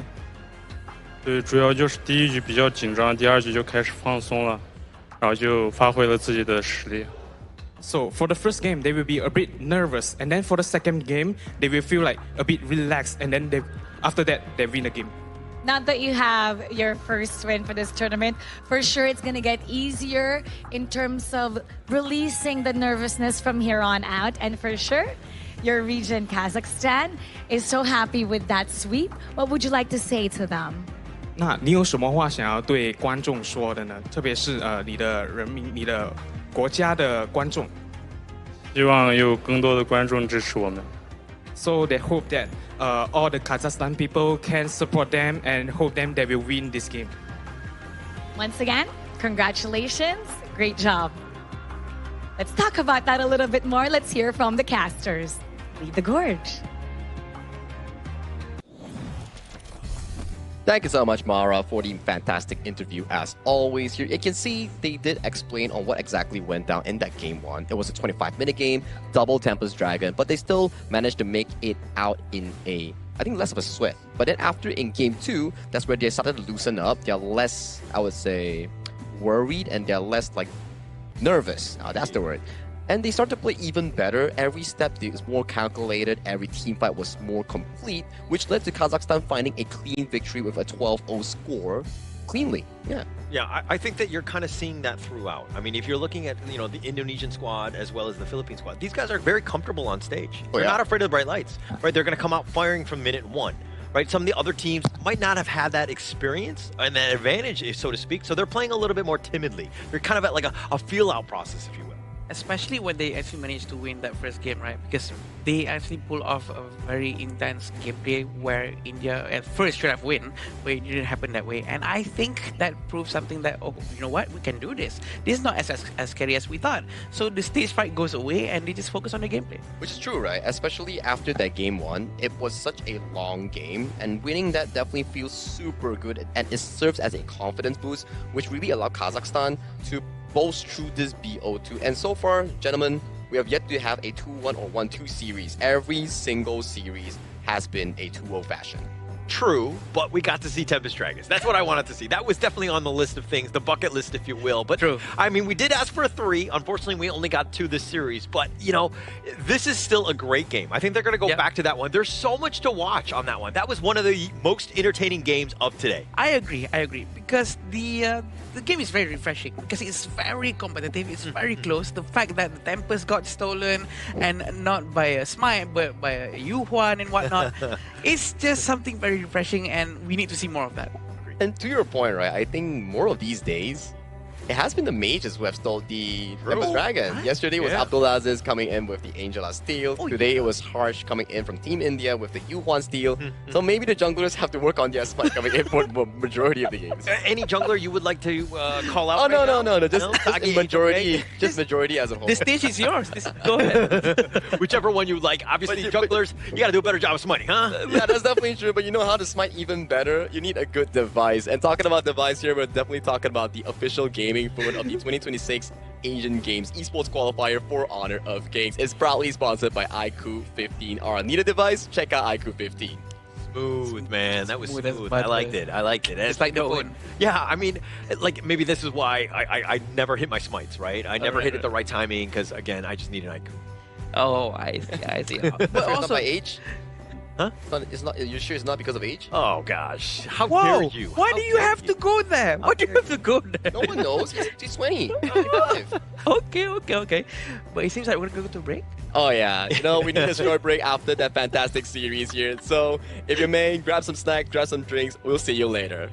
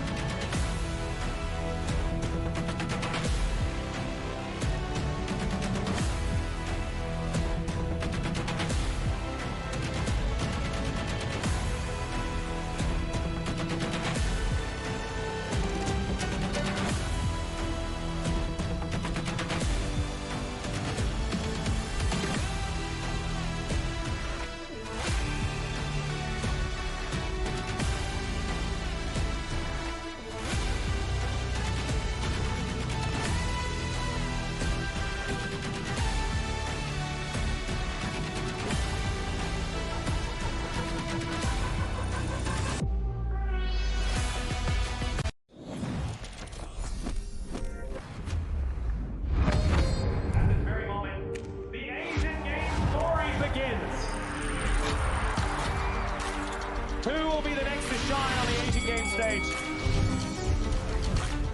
Contestants fight for the honor of their regions while we cheer them on from the stands.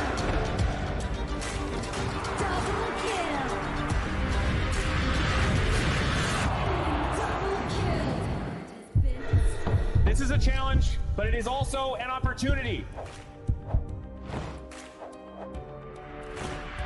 The tide is turned.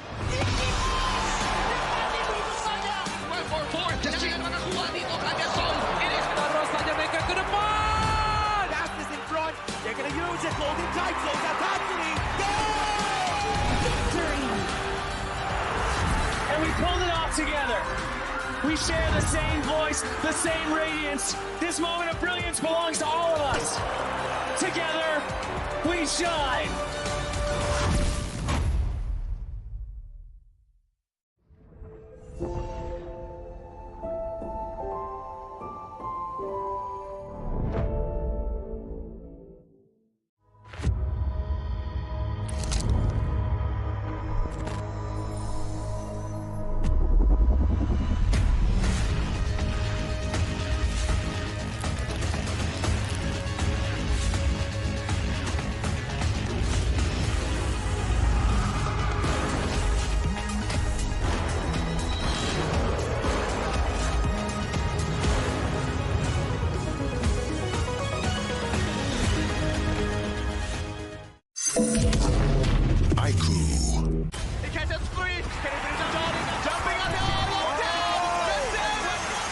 Welcome to the 2026 Asian Games Esports Qualifiers, Honor of Kings.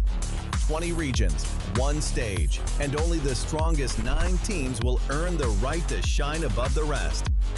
Taking place in Malaysia, June 13th to 21st, 2026. Coming to Malaysia, this is the battleground where teams fight for the right to qualify for the Asian Games. 20 teams enter, but only 9 teams will move on. Apart from the 20 regions, there are 3 regions that have direct qualification. Here is the 2026 Asian Games Esports Qualifiers Honor of Kings format. First, the 20 teams will split into 4 groups of 5. In each group, every team faces every other team once in a single round robin, with every match played in a best-of-3 format. That means every match matters. Every game matters. Every single point matters. The point system is simple. Win the match, earn 1 point. Lose the match, earn none. At the end of the group stage, teams are ranked by the total points they've collected. And from there, the road begins to shine. The top 2 teams from each group qualify directly to the Asian Games main event. That gives us 8 teams advancing straight out of groups. But for those not through yet, the light isn't out. The teams that finish 3rd in each group still have 1 more shot. They move into the last chance stage. There, they battle through one final BO3 single elimination bracket until 2 teams remain. The 2 teams will then face off in a BO3 match to claim the one final qualification slot. So in total, 9 teams will make it through, 8 from the group stage and 1 through the last chance stage. That is the rule. Now it is time to see who can rise through it. From across the world, regions gather here in Malaysia. 20 teams, and only 9 will qualify. The path is set. The stakes are clear. Together, we shine. Stay tuned, and we'll see you at the stage.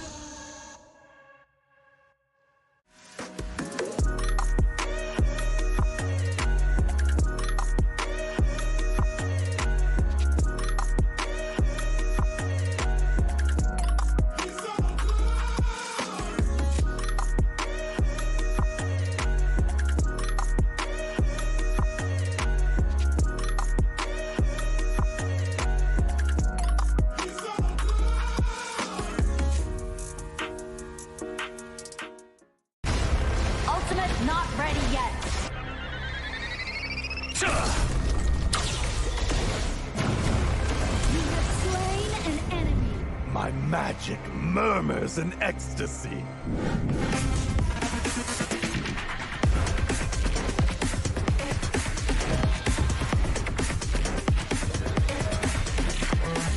Amazing! There is no escape for you.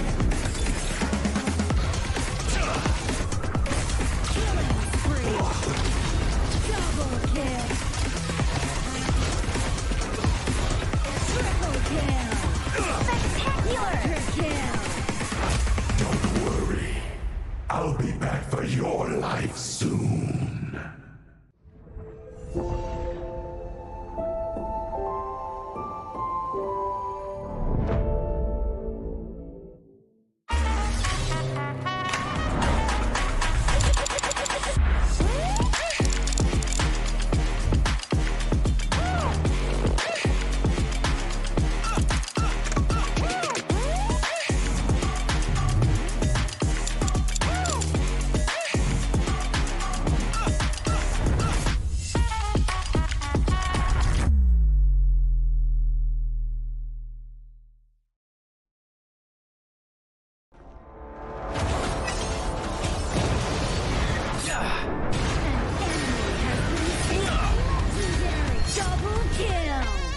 shall I compare thee to a summer's day? Don't engage. Don't crush us like insects. Defend our base. Our high ground tower under attack. Amazing! Unbelievable! Ah, the fragrance of romance. Ally has been slain. Rampage. Double kill. Triple kill. Spectacular. Pentakill. Lady Fortune is on my side.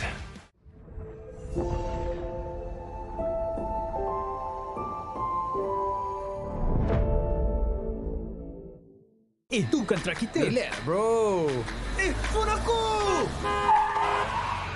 Jom kembali. Mountain Dew! Angkatkan pengemaraan! Kau boleh! Kat mana pula ni? Water Trust! Kasih boost! Adventure! Dapat pun. Steady, bro! Rancangkan kemana gengmu!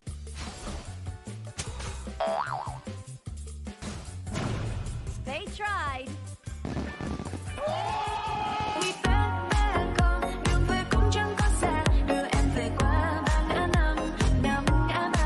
The new Spritling skill, Dig It, is a passive skill which will automatically trigger at fixed times each match, up to a maximum of 10 times. The skill grants guaranteed standard rewards like gold, XP, shield, health recovery, and more. There's also a small chance to uncover mysterious grand prize effects during the match. Dig It may also produce tradable high-value treasures. Detailed information about acquired treasures will be shown after the match ends. Each treasure has its own rarity and storage size, and obtained treasures will be automatically stored in your warehouse. If you want more high-quality treasures, make good use of the Treasure Fusion feature. You can also copy and share your code so friends can help speed things up. Treasures in your warehouse can be sold for event currency, which can be used to redeem skins, items, and other rewards on the event page. You'll even have a chance to win physical prizes like smartphones and cash. You can also spend event currency to bid on high-value rewards. The auction uses a hidden bidding system, where you can submit 2 bids for the same reward. The highest bidder wins, giving you even more ways to obtain rewards.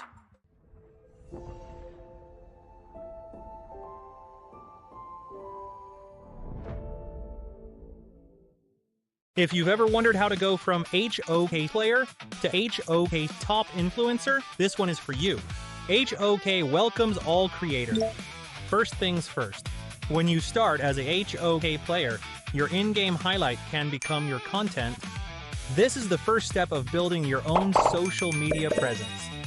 If you keep on creating and reach 100 plus followers, you will be invited to HOK Studio and become a HOK Studio creator, starting to earn various incentives as you grow. You'll get token and cash incentives for your creativity. Stay in the loop with the latest game updates and get exposure on HOK's official media and website. When you keep pushing and reach 10,000 plus followers, you will become a HOK advanced creator. Here's what comes with it: fixed quarterly contracts, steady cash coming in. We will also offer you exclusive creative guidance to level up your content, regular traffic boosts, plus exposure inside the game and across every HOK social platform. And when you hit 100,000 plus followers milestone, congrats. You are a HOK top influencer now. At this level, you'll unlock custom game resources, exclusive emotes, your own pop-up banners, early access to the latest game events, skins, and even more. The next HOK top influencer could be you. Join us now.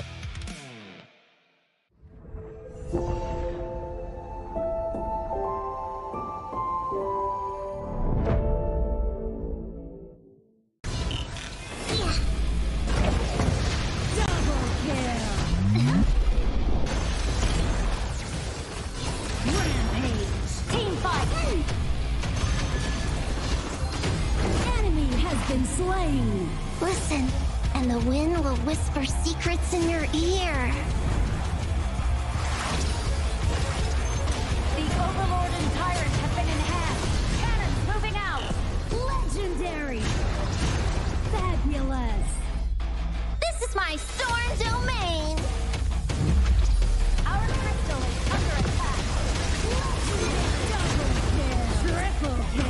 Extra kill. Pentakill. A sorceress never gives up easily.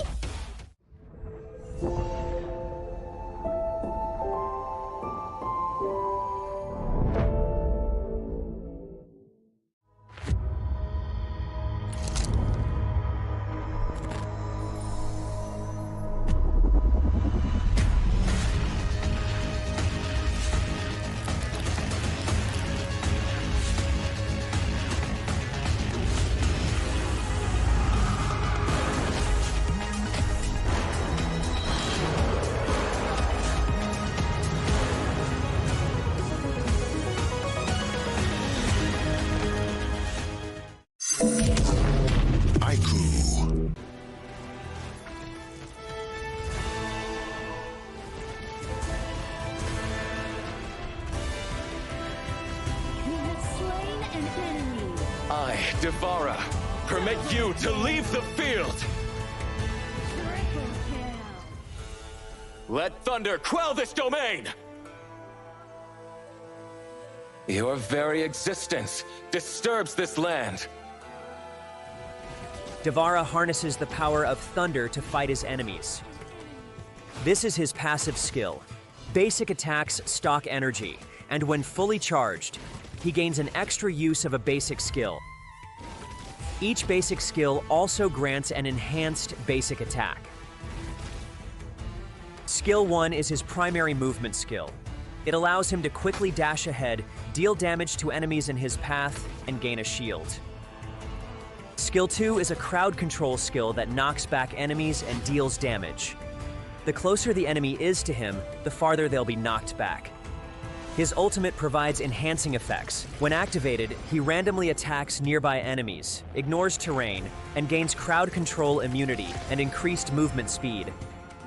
After landing, his basic attack is enhanced, and each basic attack grants additional energy.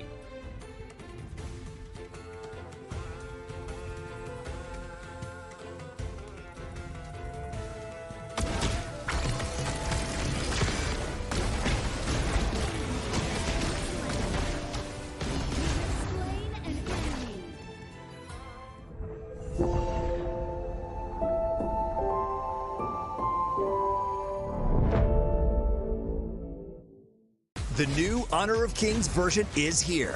Let's take a look at the two major areas of updates: hero control adjustments and battlefield balancing improvements. Basic attack targeting rules have been updated. If a player is crowd controlled for too long while using a basic attack, the attack command will now automatically be cancelled, preventing heroes from continuing to chase enemies after the crowd control ends. The movement wheel's dead zone has also been adjusted. After the improvements, there's no longer a dead zone in the center, helping prevent input interruption issues.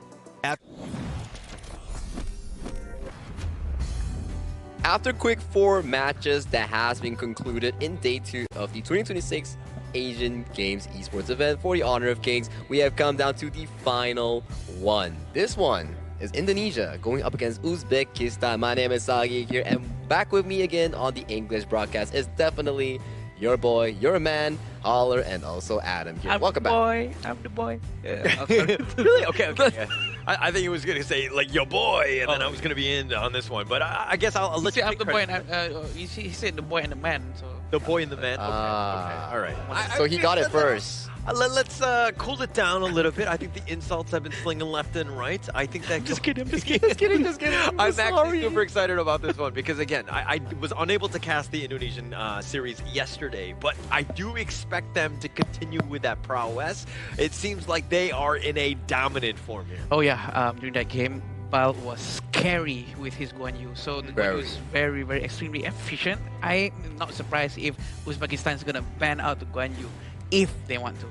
I think it's definitely one of the picks that has been continuously banned thus far. Judging to the fact that Asian Games version only has 85 heroes, of course there's gonna be lesser heroes to limit such a strong pick like the Guan Yu. So banning it out makes sufficient sense because it has been tearing up a storm in team fights, setting up beautiful ones as we saw back from Yuno back in the Korea versus Singapore game 1.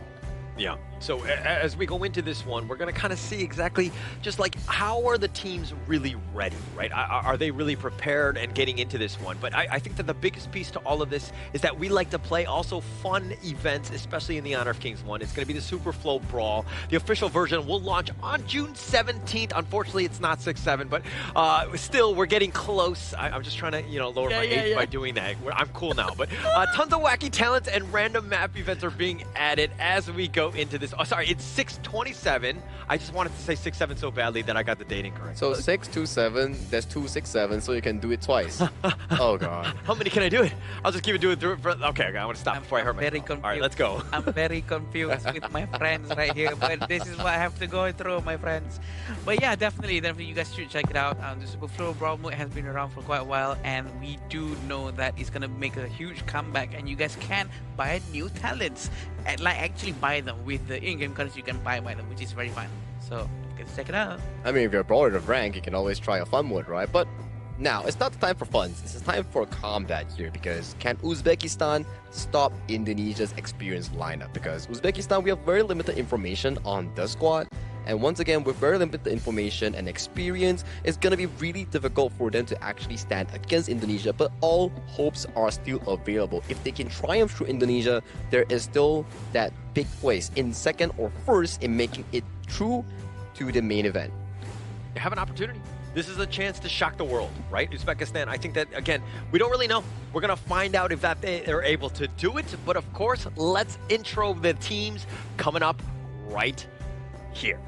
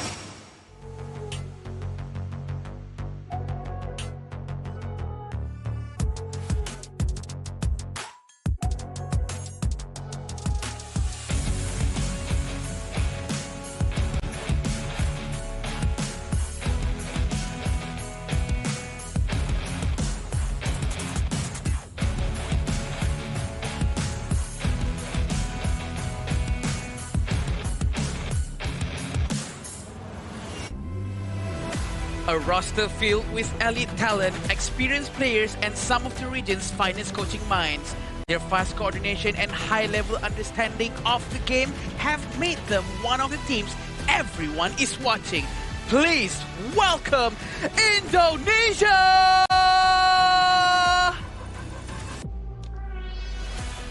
A hungry challenger stepping onto the international stage with ambition in their hearts. They may have less experience, but their adaptability, determination, and desire to upset the established order make them a dangerous opponent. Entering the arena, Uzbekistan! You can definitely feel the hype coming in from the two teams, and lovely commentation as well coming in for the team announcement as usual, coming in for both our lovely casters here. But today, Indonesia and Uzbekistan. Indonesia's goal is to make it to a 2-0 in front of the group that they are in, and for the side of Uzbekistan is to see whether they can triumph and overcome Indonesia as a challenge for them. And this is going to be very interesting with this lineup. Iqbal, Drensen, Emmanuel, Agong, and Naufal. I actually met Iqbal this morning, and he actually take the chicken rendang. That's what I was talking about. He was trying out in Malaysia. That's the beauty of all of this Asian Game qualifiers. It's going to be fun. And it seems like they are doing a substitution here. Yesterday, we saw Neville in the jungle, and today they're subbing in Drensen to test out the team synergy overall in a game that they're against Uzbekistan here. I think that this is going to be great for Drensen, right? Just getting that opportunity. Neville has been the standard, jungle player from Indonesia, but having, Drensen just rise up to the challenge, but he's got big shoes to fill. Let's be very honest here.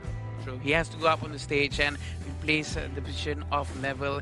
Definitely a very worthy experience for him to have. Yeah, and as we go into their opponents here, it's going to be Uzbekistan, Makmik, Farouk, Bijan, Ismalbek, and Akbar here as we kind of round out this squad. Again, we don't know as much but they have the potential to play spoiler going up against this Titan that is the Indonesian squad here. I love an underdog story, you know, like every time like you expect someone to win and the one that is least expected to win comes out and triumphs the lobby. That's exactly what I want to see in this upcoming match here. Yeah, I'm not surprised if that happens too, because the secret picks being mysterious and all, that's the surprise factor that's going to play a huge thing in this drafting, especially in the drafting, because we don't know what's the hero that they're very good at. Yeah, very true. But Sagi, real quick, you're talking about the underdog story and you're liking it and everything, but in the underdog story, is the protagonist usually the younger guy or the older guy? It's you. Right answer, my friend. As we go into this one, it looks like Indonesia are going to be choosing blue. They're going to be going first in terms of the meta pick. Uzbekistan will be red, so they're going to be able to counter pick as we get underway. I like how he just set the pieces right in front of you and you just stick it all up, smash through. You know, we've been working for quite a while Set now. them up, It's right? almost been a year, you know. It's so. literally like an alley-oop. I'm helping Sagi out. Slam, just dunking him down, man. Yeah, he's like, you know, if without his help, I can't really alley-oop because I'm pretty short in size. I never said that, okay? I never said it, but all I know is that you're able... I mean, we'll get you a stool at the end of the day, okay? We're fine. Trampoline will be much better. But coming back towards this series here, we did see that Indonesia is going on towards the blue side, with Uzbekistan going on towards the red side, if I'm not mistaken here. So for blue side, yeah, there's so many strong picks that we've seen thus far. We've seen the likes of the Guan Yu, we've seen the likes of the Maestro in the first pick that Emmanuel had great success with, and also the likes of a Dolia that has yet to be ventured in too much. Yeah, this is going to be very important for them, because we are saying again and again that the Guan Yu coming from Bal is going to be very dangerous as well. And we have seen Guan Yu being taken out, which is a very good decision making by the Uzbekistan coach. And they also took out Mai in the process. Yeah, doing a little research, right? It's one thing to showcase some of those heroes, and it's another to be like, okay, yeah, we saw this. We are not walking into this trap that is going to be there. But it looks like the Yukio, which has been almost in every single series, there's been a lot of Yukio today. Yeah, I agree that the amount of Yukio is a lot, and they have been performing with Yukio very well as well. And also Dharma has been a very strong pick for this qualifier, especially alongside with Lapu Lapu. The Raging Sea is gonna smash everyone up, having Dharma punching everyone towards the wall. I like this draft coming in from Uzbekistan here. It's very straightforward. Like, yes, maybe they don't have the experience to actually out-macro Indonesia in terms of map movement, in terms of objective fights, so they bring it to a different level. We can't outpace them, let's outfight them. And look at how D-Renche get instantly picked with the Byron. You're just saying, okay, we're just going to smash into you. We're going to just take advantage of the laning ones. This is a clash of Byron. Iqbal is very good on this hero. Yeah, definitely. And we are seeing only one tanky hero from Indonesia so far. Is going to be Byron. I'm expecting to see a tank roam, unless if they're going with something like Dia, something like with a support roam.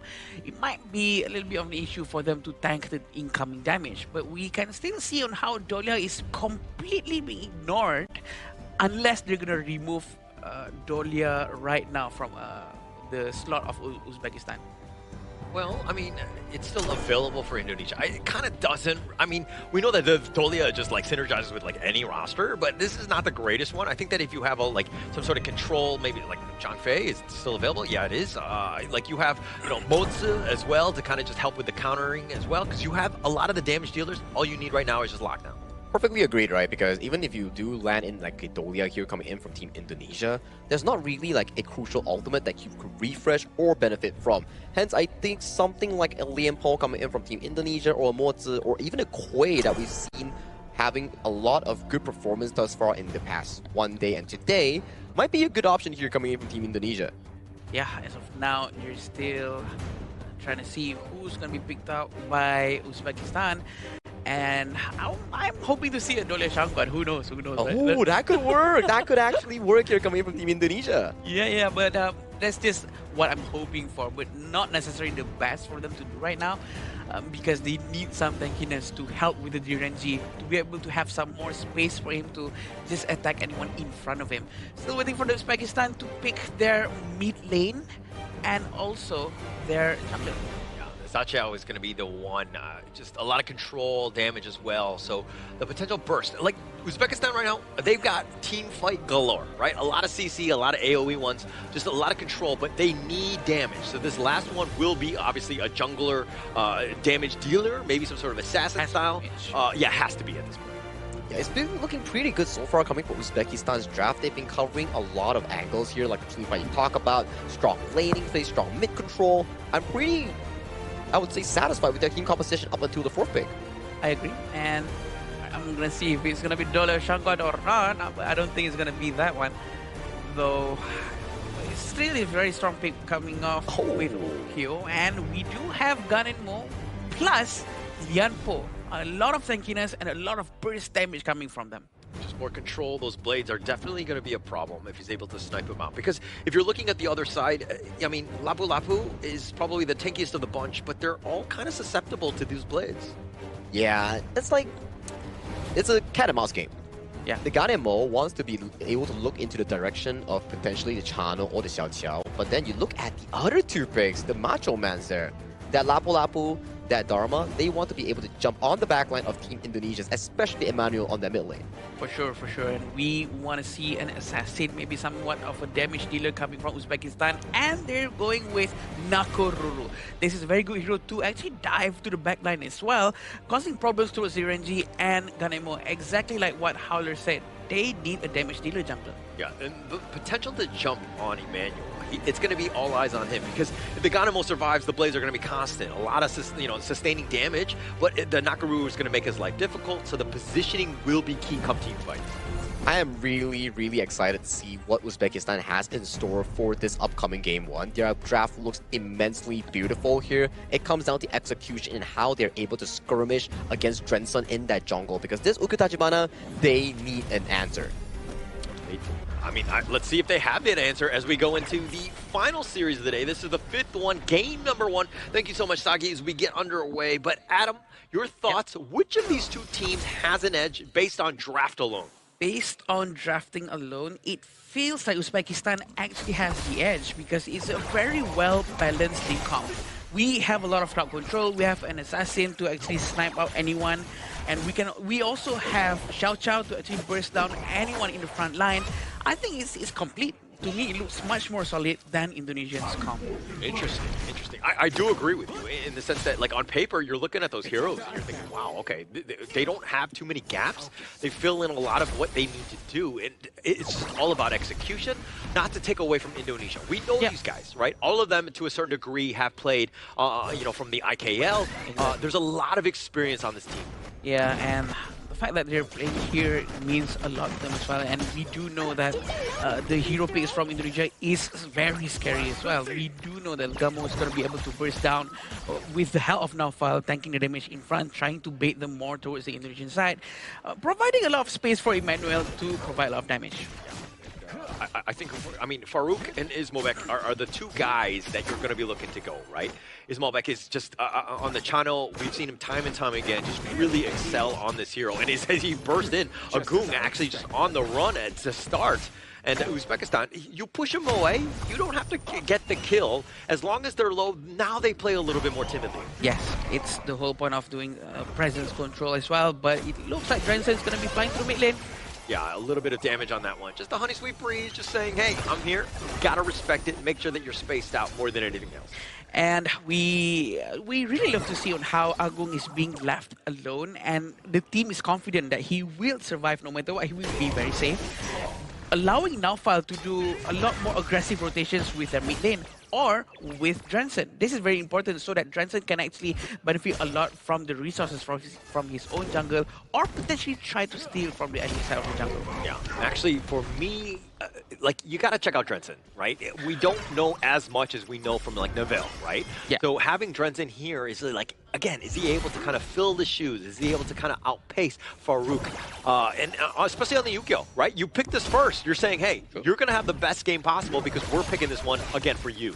And they built all the heroes around him, revolving around his presence too, which that is actually quite important. Look at how Emmanuel is trying to get that hit towards their jungler, and that's very scary, right? When you hear the ultimate of Ganmo activating, you just want to run away. Yeah, And actually, like talking to the team from Indonesia, like a lot of people have been saying that Emmanuel is the guy, right? Senku from Kagendra, just for the viewers that don't know at home. But this is a guy that has just so much strategic play. He's been very experienced, has a great idea of how the game is supposed to be played, and he's a great leader for this team here. He also does the shot call then, which is a very important role, by the way. Mid lane needs a lot of vision, needs a lot of communications with the team, but it seems like they're trying to trap Mahmoud at the top lane. Yeah, it's all about kind of setting things up, right? And look at Farouk. This is what you want to do as well, right? How do you counter somebody? You got to be aggressive. You got to look to take things away because right now you're starting to fall a little behind as you're down about OK. Yeah, 1,500 gold is actually quite a lot with 0 eliminations, definitely. I think this is going to be a bit of a problem for them. Yeah, it will definitely be. And this is what you don't want to see if you're a fan of Uzbekistan because Indonesia, they're great. They play phenomenally with the lead. If you're able to take the early game away, you might be able to do something. But with the Tyrant taken out, Akbar has to run away. Farouk can't even take it as his own Azur Golem. A very quick move coming from the Indonesian side. They really move around now, File. Also, no one can penetrate their formation at all. A very nice pentagon-shaped formation just now from Indonesian team. They're really trying to get this guy. Oh my gosh. He's gonna go down with just one treble smash, all for him. Nofal making the play. He's all by himself, and he says, hey, you're the farm laner? Like, I'm just going to just solo you. He just takes him down, gets the Tremor Smash on top of him. Just incredible work by Indonesia's Nofal. Yeah, it feels like they need to send someone to help Ismail back, or else he's going to be suffering alone down there. Yeah, they need someone to take care of him, like maybe Akbar. Akbar would be a good choice. Yeah.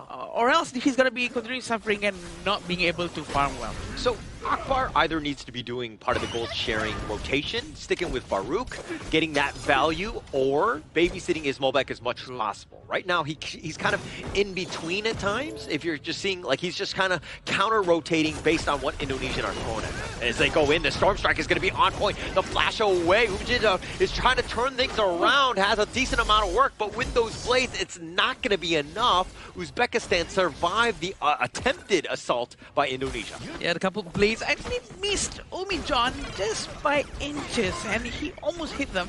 But let's see how they're going to try to get this tier 1 tower. Are they going to manage to do so? Yeah, the presence control coming from the entire team of Indonesia is extremely scary that they cannot defend that mid tower at all. Yeah, nothing at all. And this is also why, when you're talking about the mid laner, you want somebody with a little bit of wave clear. Yeah. It helps out because it just stops those sorts of assaults. If you can't even get close to them, they're able to just whittle it down because they have the siege catapult, which again, if you had the wave clear, would not have been a problem.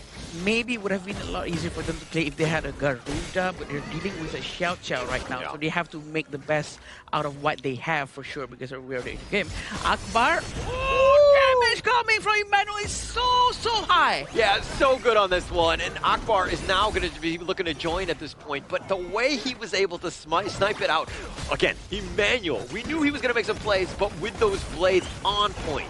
That's where experience comes in play. They might start a new one, and they're going to come back just a little bit now. Fal still ready for it with that Tribal Smash. Emmanuel is always ready to throw out the couple blades, and it seems like Mahmoud might be the new target.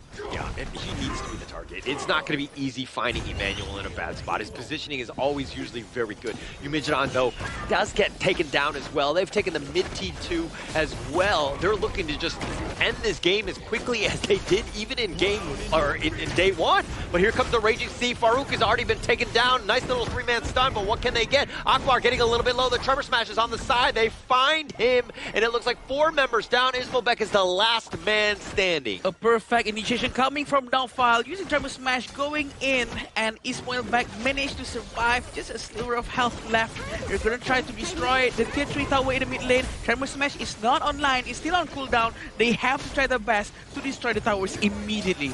So clean at this point. I mean, mid T3 already down, top T3 as well. They're continuing their dominance from yesterday. Indonesia not skipping a beat whatsoever. Yeah, 9,000 goals in front. This is going to be an easy breeze for Indonesia for sure, but this is what happened just now. The Raging Sea actually started a good fight, but Tremor Smash has been used and hitting all 3 at first, but the last one hits Ismailbek. They did not manage to get him, but at least they managed to open a huge amount of space for them to destroy 2 of the high ground towers. It seemed like Yumijan, I mean, he was already down. The rest of Uzbekistan are looking to take a fight 4 versus 5 to protect the tower. In hindsight, not a good decision, right? You need to fight when you have the man advantage. Maybe you have the tower. It's considered almost like a 6th man. It might have given you that edge. Not possible for them, but they get the Tremor Smash onto Akbar, who's going to be left for dead. Yeah, right now 2 of the towers are still gone. They're trying to defend as fast as they can, but with only 4 people without their tank, can they pull it off with just a Mahmoud? Mahmoud can do something actually if he can find that one golden moment. But Indonesia are so good. They understand how to kind of take the fight. They're not grouping up together so that it's easy for him to just go in with the flash truth. So it's again to the Indonesia is very aware of the counterplay by Uzbekistan. Yep, and Emmanuel, damage dealt by him is already 42,000 right now. A lot of damage has been pulled out from him alone for his entire team. We knew he was going to do quite a bit. Looking to perform on this one. Nice 2-man stun on this one. For Oak is going to be taken down yet again, all the way isolated. Akbar, no man's land. 3 men still standing from Uzbekistan, but they're going to lose the bottom T3. All of them cannot go out just because Iqbal is controlling that side. They're going to try to end the game right now. Yeah, they're looking to go. Mahmoud is down. Tremor Smash is going to be used as well. The Crystal's going to be taken. And Indonesia sticking it to the business and taking a quick game number 1. Congratulations, Indonesia, for getting the first point, and they have proven once more why they deserve to be here. A very clean first point of all things here. Very consequential. It's like early game plays. Yeah. It was like 0-0, but they still were miles ahead with a 2,000-3,000 goal lead. And when the first takedown actually happened in that bottom lane by the Liam post soloing Chano, everything started to crumble for Uzbekistan here. Slowly but surely, it converted to team fight victories, leading to more of a goal lead coming from Indonesia to really decimate this game cleanly. Seems like there is no answer for the Garen Mo, right? Because he's standing all the way to the back, and he has a lot of teammates protecting him here and there. There's no way for anyone to actually punch through the formation just to touch Emmanuel. It's almost impossible. Yeah, no initiator, no real way to find that right angle. Plus, Emmanuel's vision, his spider sense is so good, right? Yeah. He knows when roughly they're going to be coming, so he's always positioning in the right spot. So just a really well played game by Emmanuel as well as the rest of the Indonesians. I think it's really a whole team's effort, right? Yeah. Where they move as one, where we saw okay, Uzbekistan's draft is really team fight reliant. They need to find those perfect golden moments, as Adam mentioned, but Indonesia just didn't give them the chance. Every single movement, Tyrant leading to a zero-goal invade, pickoffs into the bottom lane, and then leading to more invades happening in their own jungle of Uzbekistan, and the game just started to fall out of their hands. It was like, okay, maybe we are not inflicting any takedowns, not suffering any casualties, but in the end, it started being this map movement advantage that Indonesia has over Uzbekistan. Yeah. Yeah, and definitely they really have to try their best as well, because we can see on how Dharma cannot go in because the positioning of the Indonesian players are very well spread out. They are anticipating this Dharma is gonna be coming in at any time, try to change the game, but it did not happen. The space and chance is not given by Indonesia. It's because Emmanuel is so far up, right? Using those blades, that's the vision, right? You get sliced by those blades, you're just pretty much dead, right? So there's maybe he gets a jump in, but it's just like you're running into that, but the blades find you first. Yeah, true. The blades do find you first, and the combination coming in from Nofel and also Emmanuel, every time that Nofel goes in to find a key target, you best believe that Emmanuel will come in with those freshly forged daggers landing on the crucial targets. But let's check out some of the itemization and also the scoreboard coming in for this dominant game 1 from Indonesia. Here, Emmanuel with a 505 KDA, only utilizing 7,000 gold, but doing so much on the map. Yeah, definitely. With his itemization as well. Venomous Staff and Ardent's and Seven's Wrath. These are a very early defensive item coming from him, which is with the Ardent. He wants to make sure that he has 0 eliminations whatsoever. And he managed to get 5 strikes, which is very effective coming from him, thanks to his teammates, to be honest. Yeah, I mean, this is also a situation where you're kind of like, Emmanuel, he's almost soloing himself, right? I think that we'll see that when we see the stats in terms of the actual damage that was given out. But Emmanuel did most of the heavy lifting. Like Drenson was kind of on the side, just like farming the big neutrals and just ensuring that they're not like losing out on jungle efficiency. But Emmanuel was the guy here. Yeah, Emmanuel was the guy, and the sidekick coming in that also shined really well was Nofel on the Liam pole here. Sure. Every single engage, every single invade, initiation came from this rock solid roamer. Every time that something was happening on the map, it was Emmanuel and Nofel. And check out that damage dealt on that gun and mode.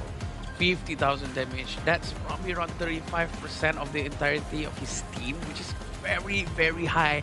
And of course, thanks to his teammates as well. But I am not surprised if the next game, Uzbekistan really focused down on Emmanuel, not banning his gun anymore, but maybe try to build a team comp that allows at least one person to jump all the way to the back to at least find this Emmanuel. Yeah, actually, I'm very impressed by your fast math, right? Like the 35% that you were saying with Emmanuel. I was just like, no, that actually, I think you're about right. You know, Really? I didn't have my advocate, so I can't confirm or deny if this is correct. But I do think that was very quickly done. But just really turning it up, and the 91% team fight rate, that's another big piece of this, right? Because you know that the action will happen when Emmanuel is looking to, initiate here. And he was one-shotting a lot of the targets, especially coming from Uzbekistan's Ismoldek. Like, Ismoldek didn't have a good time at all. Like, he was like, oh, those are some spears landing towards me. Poof, I'm gone. Yeah, he's that quick. Also, with the space created by his tank, which is now filed, keep on diving into the towers and trying to get the kills early on, just to make sure that Emmanuel gets his assist and eliminations for his stacks, which is very useful. Yeah, and if we're also looking at the other piece, we were like, hey, Uzbekistan needs to ensure that, Ismail is able to kind of be supported by Farouk from the jungle, right? And Farouk had like 8,000 damage, which is really low, right? And he was looking to farm more than actually team fight. He never really got his groove going because he didn't get enough of that farm. But I think in this one, they got to look to fight more. They got to get those two guys involved, especially in this game here. I have to agree, right? Especially, we actually saw a few good trades coming from Uzbekistan, not in terms of like the takedowns, more on the health bars in the early game. I think that the early game that the Xiao Xiao coming in from the hands of the Uzbekistan mid lane, which is Azad, he did actually pretty well, right? He actually found the two-man knockout with the Honey Sweet Breeze, which was pretty decent here. And this was the solo kill coming in from the side of Nofel all the way into the middle of Tier 3 and Tier 2 tower for that first strike. And yeah, that's definitely going to be a nightmare if you were farming mid. Yeah, it's a lot of damage. The accuracy has to be pointed out. It's a lot of accuracy that he's been practicing a lot for sure. With the experience of a man of his caliber, Emmanuel really pushed through, allowing his team to really just go in and stampede and finish him. Yeah, just completely control it, right? Like Farouk got taken out very early in all of the team fights. So again, this is kind of why his damage was a little bit lacking in this game. But that sets it up. Once you're down and you're trying to fight a man down, 4 versus 5, the toughest situation, and of course your MVP, he's going to shush us all by taking this one 5-0 and 5 by Emmanuel. Hey, almost 35% damage though, just like what Adam did just now. His match is definitely on point here. Emmanuel, me. Yeah, and just like shushing you. It's like, hey, you're right. So 33.5 and damage taken 8.5. Still a lot of damage. 8.5 damage taken, which means no one can touch him. No one can touch him. I'm not surprised if the next game Uzbekistan is going to try to get heroes that can jump all the way to the back. Maybe Lam, or maybe someone could just dive in. They had like the perfect setup as well, right? They had like Dharma, Lapu Lapu, and they wanted to jump towards the backline, but it's just so darn difficult when you have like two macho bodyguards coming in from Byron, from Iqbal, and then Nofel on that Liam pole, constantly pushing up the vision for Emmanuel to play these Warble Swords. Yeah, just completely just stay back, right? I think the blades were just more than enough. You don't need your Iqbal and Nofel to kind of back you up when you're just having the blades and just taking them down, soloing everybody by yourself. You're essentially the raid boss, and they had zero answers to really get on top of him. Yeah, I agree. And the damage that he's been pulling out one after another really stacks up with the stacks passive coming from Gun and Mo. They really understand how Gun and Mo works. Yep.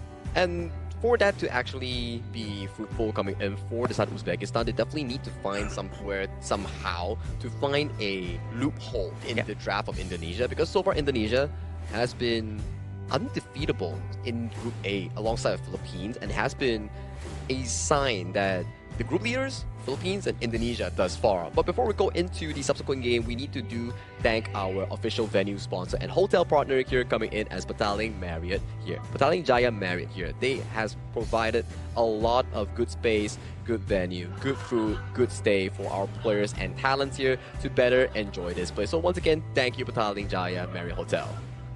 Thank you so much. As we go into this one, I think that if anything, Indonesia will be taking advantage of the Marriott Petaling Jaya's nice little beds. They're going to be very comfortable thus far. Obviously, the work is not done as they got game 2 ahead of them.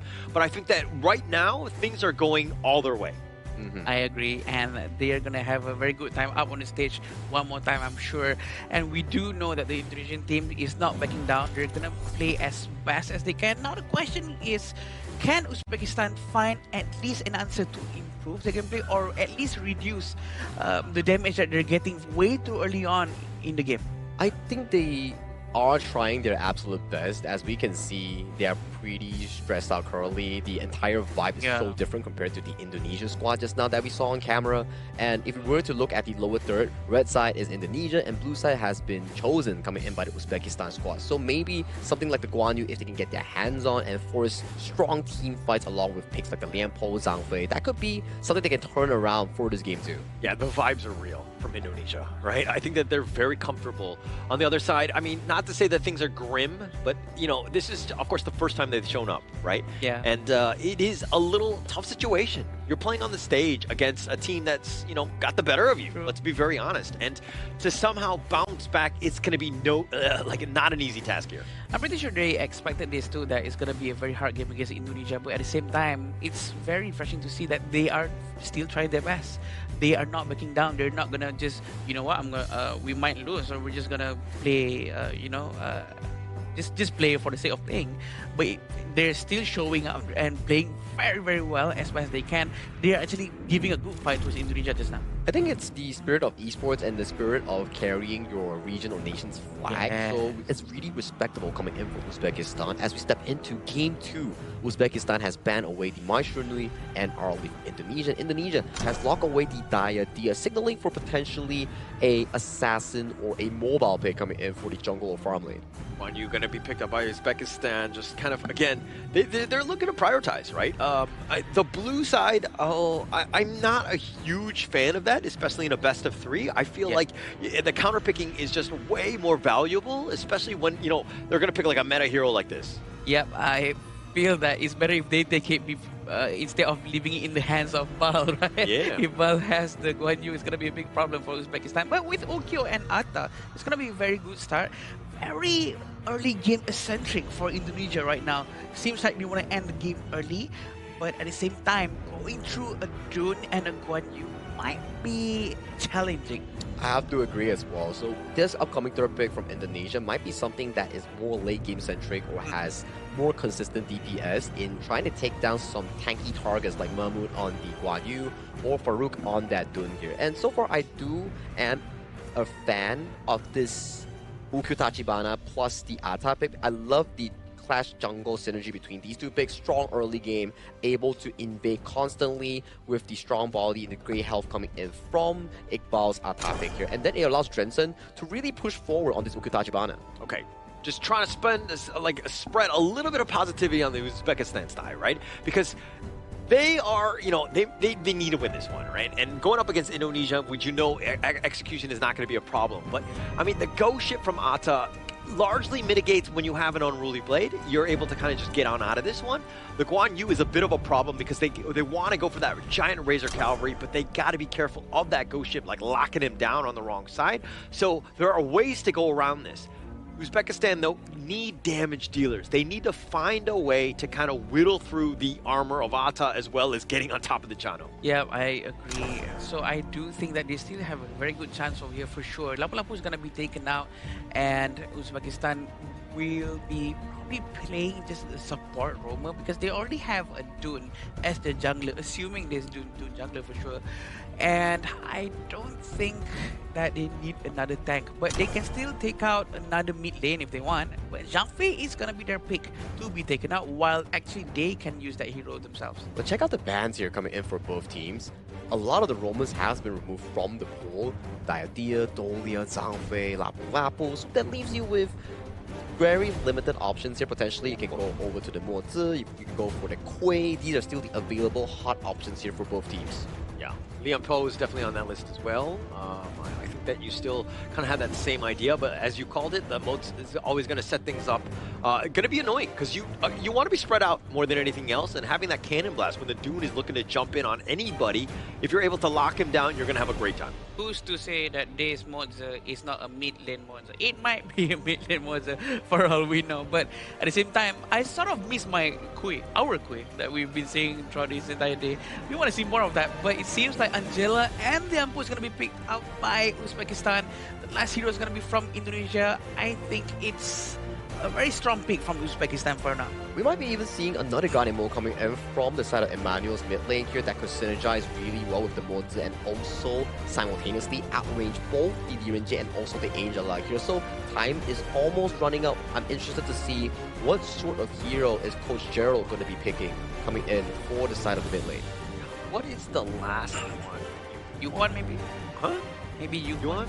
Yeah, actually Yuan makes a lot of sense as well. But it's when you see the Angela and then, you know, going in with that Chaos Cinder, potentially going for a gank. Yes.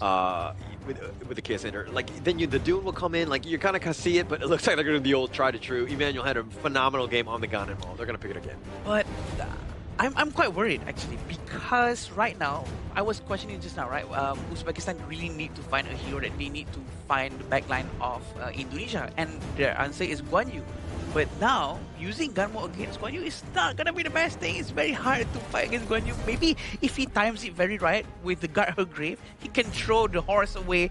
But I'm not sure if that's gonna be okay if this Guan Yu can actually really play well. Well, it comes down to where Iqbal can actually man-mark Makwu in all these situations here, because Ata is a prime counter into a Guan Yu, breaking the charge bar, walling him up with the ghost ship here. But to your question here, let's check out how they actually play this out in game number 2.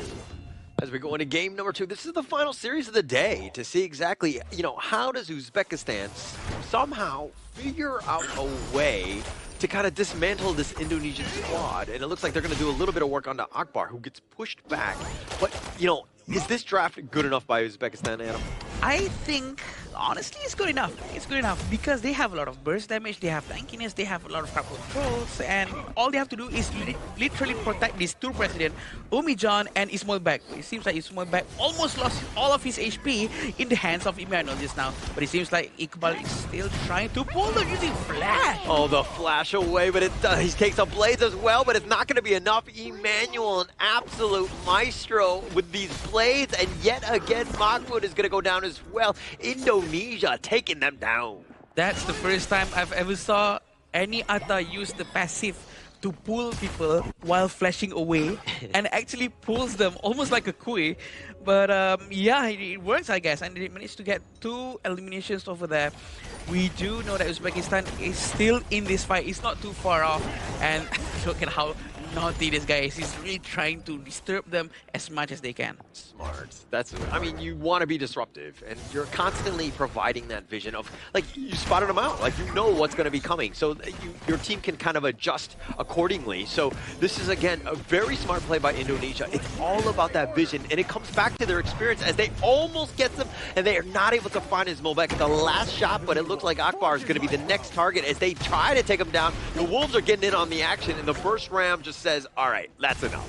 He still is very aggressive even though he's being pressured, but we can see Indonesian are sending a couple of heroes towards the jungle side of Uzbekistan. Uzbekistan is not gonna try to fight them yet for now, but they're still waiting for the blue buff, and the Guan Yu is ready. Oh, the Razor Cavalry completely dodged out by Iqbal. The ghost ship is gonna be used to kind of potentially push up to the side, but on the side, Akbar, he's gonna get kind of stunned around. He needs to be a little bit careful. The Tremor Smash is looking to be loaded up. He does get on out. Yeah, he managed to use it just to run away 2,000 gold in front, but Farouk managed to secure the Azure Golem, which is very good, and this is gonna be helping them to try to get other objectives as well.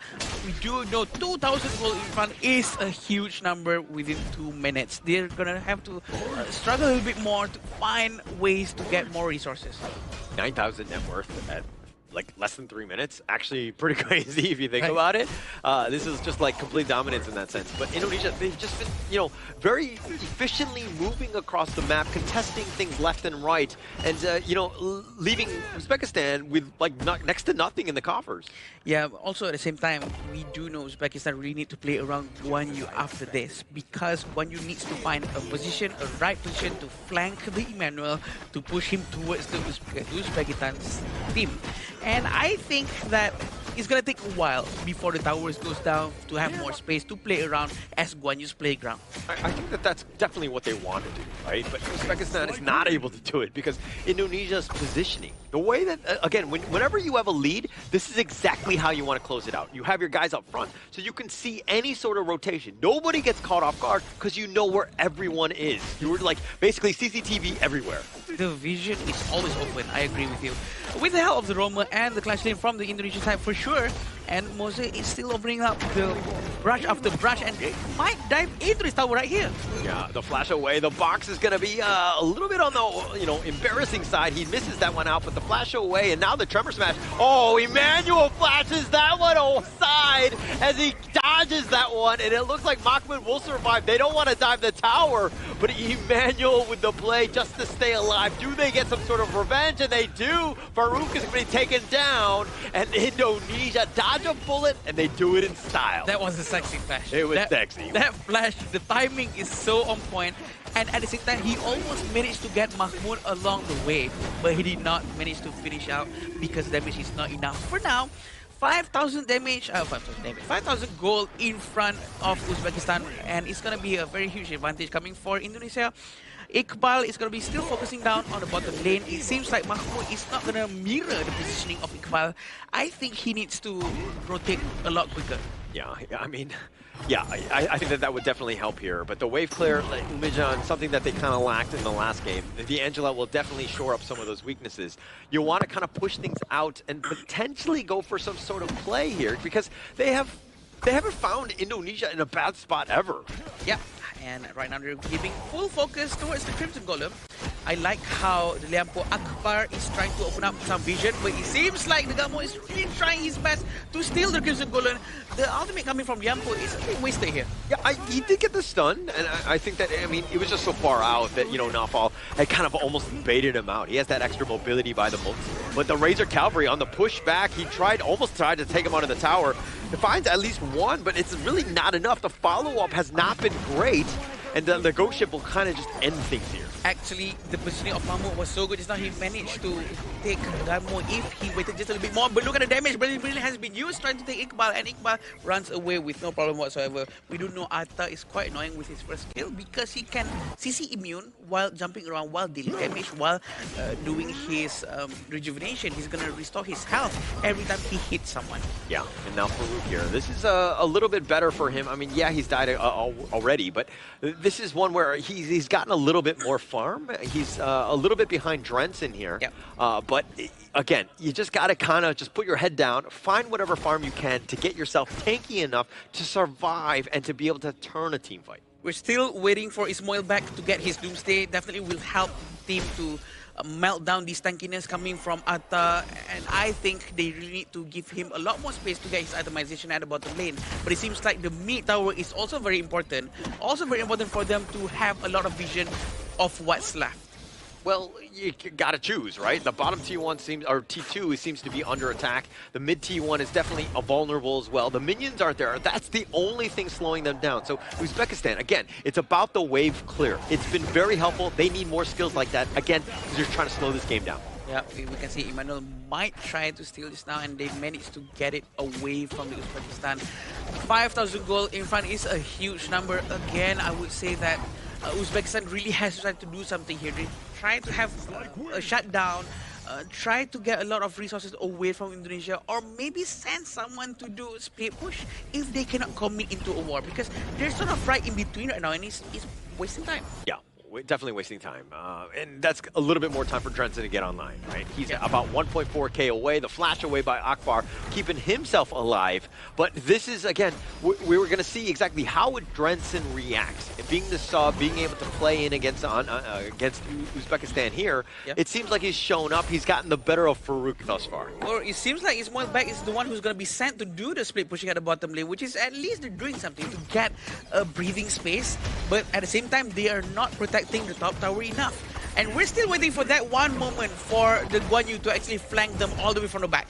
Yeah, a little cannon blast onto Akbar. The Wolves are just gonna like nip at his heels. But I mean, you were saying Ismailbek is pushing the bottom T1, but they traded away the T2 top. I think that Indonesia are gonna be very happy with that as Ismailbek gets taken down here by Drenson. At least it's a good try though, but it seems like they're trying to use this combo between Monza and Gunmo. And it seems like they did not manage to get anyone yet for now. They're still trying to keep a huge pressure down to the T2 mid lane. Yeah, Iqbal just trying to just kind of clear them out, space them away, taking the mid T1. Indonesia starting to hit that stride. I mean, everything has gone their way. Now they're looking to take the Tyrant and the Crimson Golden away at the same time. They're really maximizing whatever they have. The benefit that they do have, Tremor Smash has not been used just yet. Cannon Blast just missed its mark. They're trying to do their best to give a lot of space for Emmanuel, but Emmanuel has to be aware of the positioning of Mahmoud. Mahmoud will try his best to flank. Yeah, Umaj just taking some of those blades, and he's going to limp away. I mean, he will be fine, but the Emmanuel, look at how much damage. Again, continuing on from game one, he was the MVP for a reason. Yeah, it's almost 50,000 at this point, and I'm not surprised if he gets MVP again, but it all depends on how his team's gonna be helping him out to create more space for him to collect his assists, collect his eliminations. But look at this time. Yeah, they're looking to just go in for this. I mean, they're gonna Unruly Blade on back. Iqbal looking for the right angle, finds at least one. The Ghost Ship is gonna be used on the side. He tried to flash away. Umij is gonna just smash into that one. A couple shots on. The Tremor Smash is gonna be committed, but Indonesia pushing them back. They only have 4 members from Uzbekistan to somehow hold here. He's very trying his best to aim with high accuracy. Farouk missed his stun, but they're still gonna try to give a lot of space for Emmanuel. Emmanuel, with only 30% HP, he's still brave enough to stand in front of all of them, believing in his teammates that they will protect him with their life. Yeah, Emmanuel. Like, kind of risky in a way. I'm definitely not comfortable if I was in his shoes, but Emmanuel is a much better player than I am on this one. But his positioning is far greater than the both of us, let's be very honest. Sure. They're going to take the Overlord and the Tyrant at the same time, though. I agree. Taking both of this with Primal Bond right now, Tyrant's going to take quite a while, but they're not going to do any steal for now. At the same time, Emmanuel has blue buff. He will be able to spam all of his couple blades alongside Freshly Forged. Yeah, just taking more away. I mean, Farouk, without any sort of buffs on your jungler, you know, 10 minutes into the game, it's a feels bad man. Again, just taking them away is just such a problem right now. Yeah, Ismailbek has done his Deep Frost Siege. That's going to be a very good itemization for him. He's going to be able to slow anyone in front of him. So maybe Iqbal is not going to be able to tank the damage coming from Ismailbek anymore after this with that Doomsday and that Sparkforge Dagger. All of these, the trinity of the item. Oh, the leader stance is going to be popped, pushing Akbar away. Has to use the Tremor Smash defensively. The Chaos Center to just deal with the Vanguard, it's not going to do enough. The bottom T3 down. They get the charge on back. And now with this Ghost Ship, Ismailbek is in a bad spot as he will fall. They've opened it up. The mid T3 is definitely vulnerable, but I think Indonesia looking to close this one out. They really want the Vanguard to go in, but can they stop Mahmoud from stopping the Vanguard from going in? But it seems like he's really disciplined down here, trying to push Dragon out, making sure that they can stay as long as possible. Yeah, they got Farouk on this one. He was just stucking around. He got a 2-man stun, but he trades his life away. Not a great trade. Cannon Blast is going to be off the mark, but the Crystal is what they want. The Razor Cavalry going in, the nice heroic charge, but can they get anything else? They don't really have the numbers to fight here. Mahmoud is down. They take the Crystal. Indonesia cleaning house. Congratulations, Indonesia, for getting their second point of the series. Great game from them. Clean, disciplined, well executed here. That's Team Indonesia in this series against Uzbekistan here. It was valiant effort coming in from Uzbekistan trying to find that loophole, trying to find that team fight that you're mentioning about, but the discipline coming in from Indonesia, the consistency, the gameplay that they delivered just didn't allow any sort of chance for Uzbekistan to find that comeback. I agree, and I think that Indonesia really know what they're doing, and Uzbekistan also are very well aware that it's going to be a very tough challenge for them. And honestly, I would say that the game has been going on very well for them in a way that they tried their best. And I do think that with the Guan Yu pick, they almost managed to find Emmanuel, but just not in the right position and the right time. Nobody could find Emmanuel. I think that that's the biggest piece, right? He was continuing on from game one. Absolutely dominant performance by, you know, not only Emmanuel, but the rest of the Indonesian squads. They're proving why they were, you know, slated to be one of the strongest teams at the Asian Games qualifier today. Well, so far in Group A, you gotta give props towards Indonesia and also Philippines. They are and have been dominating thus far. We're interested to see how far these two teams can actually go. But right now, let's break down this upcoming game, which is this exact one that we have already finished. My oh my, Indonesia, 0 casualties, 0 objectives suffered throughout the entire 2 games, aside from that one bottom tower. Yeah, I think they really know what they're doing, and they focus down one by one from lane to lane. They never let Emmanuel go alone somewhere. They always rotate together, which is probably what makes them win very easily. Yeah, and this is why they're so strong, right? Because the team play and the way that they're able to synergize. Mind you, most of these guys are not like teammates on the pro teams, right? They're like a hodgepodge of teams, but they're some of the best in Indonesia that they wanted to bring in terms of all-star. And this is why you're seeing them, you're seeing the synergy, you're like, wow, this team's next level. Next level, and the way they just gel together with like only a few weeks of training felt like they've been playing together for like forever. And I'm really excited to see how this Indonesia squad fares up against the full stack of Blacklist International representing the Cebu Philippines team.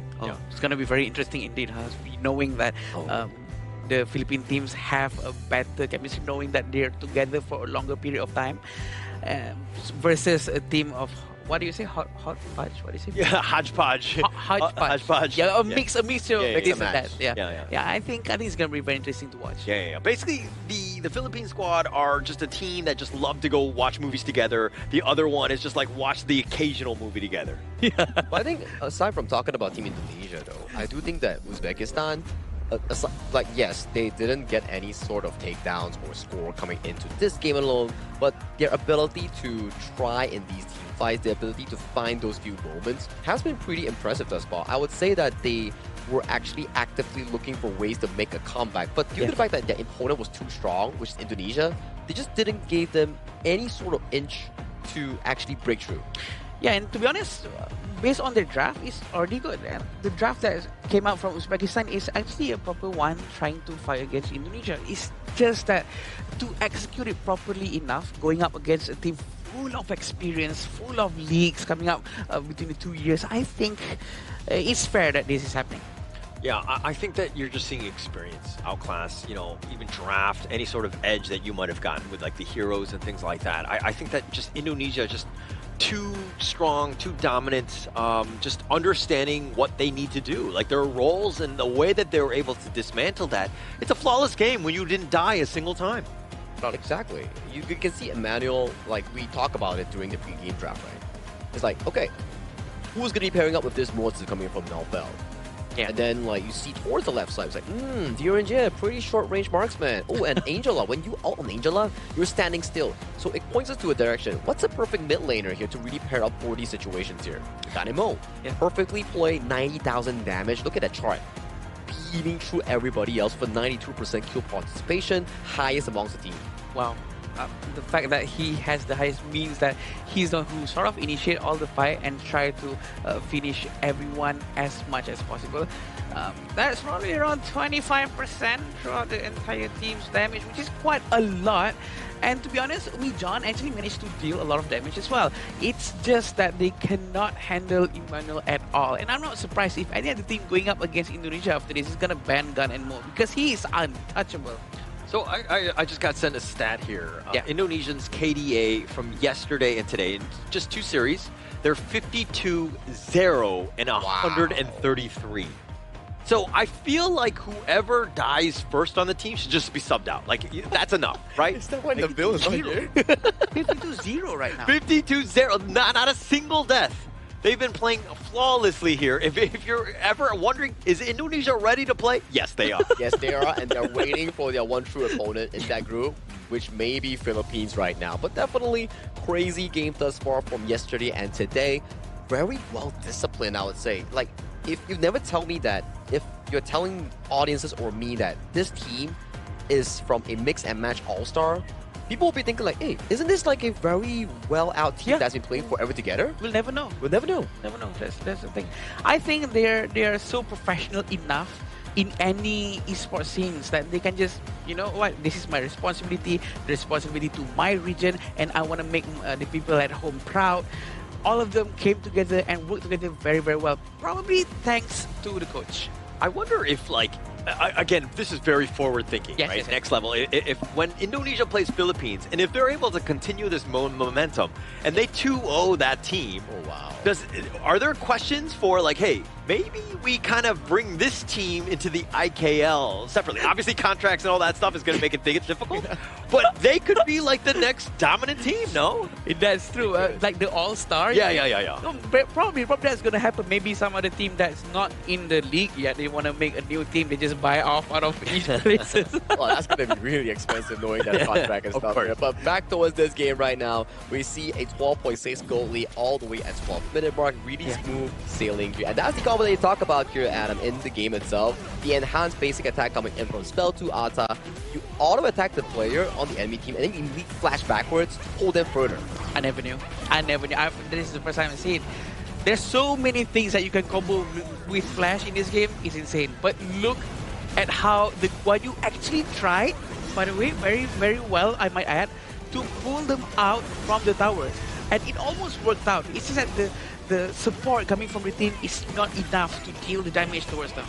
It seemed like almost every single highlight started when a skill was missed by Uzbekistan. Like, Indonesia sidesteps it, then they go in, gets the right pickoff, and again, not dying. That is absolutely amazing in the 4 games that they've played. Perfectly played, right? Coming in from Team Indonesia. 4 games, 0 casualties suffered, 0 deaths thus far. And let's check out the MVP coming in for this second game. It's the man himself, hushing everyone. It's Emmanuel coming in from Indonesia with that Ganemo once again. All right, normally I'm not a big Photoshop guy or anything like that, but maybe we can get it so that Emmanuel, every MVP, he just raises the finger, right? So he should have like, what, I think two right now, so he should have 2 fingers up, shushing us with as many fingers, and then by the end, he might be like up to 10. Every time. So that's the counter. Oh, so how many Emmanuel MVPs does he have? 1, 2, 3. And then they're going out. I would love to see that from the production team. They can pull it off. The damage taken is 12.8. The total goal is 19.2. But again, Emmanuel, with his positioning, making sure that he's untouchable, also leaves take away the headache from the roamer of Indonesian team.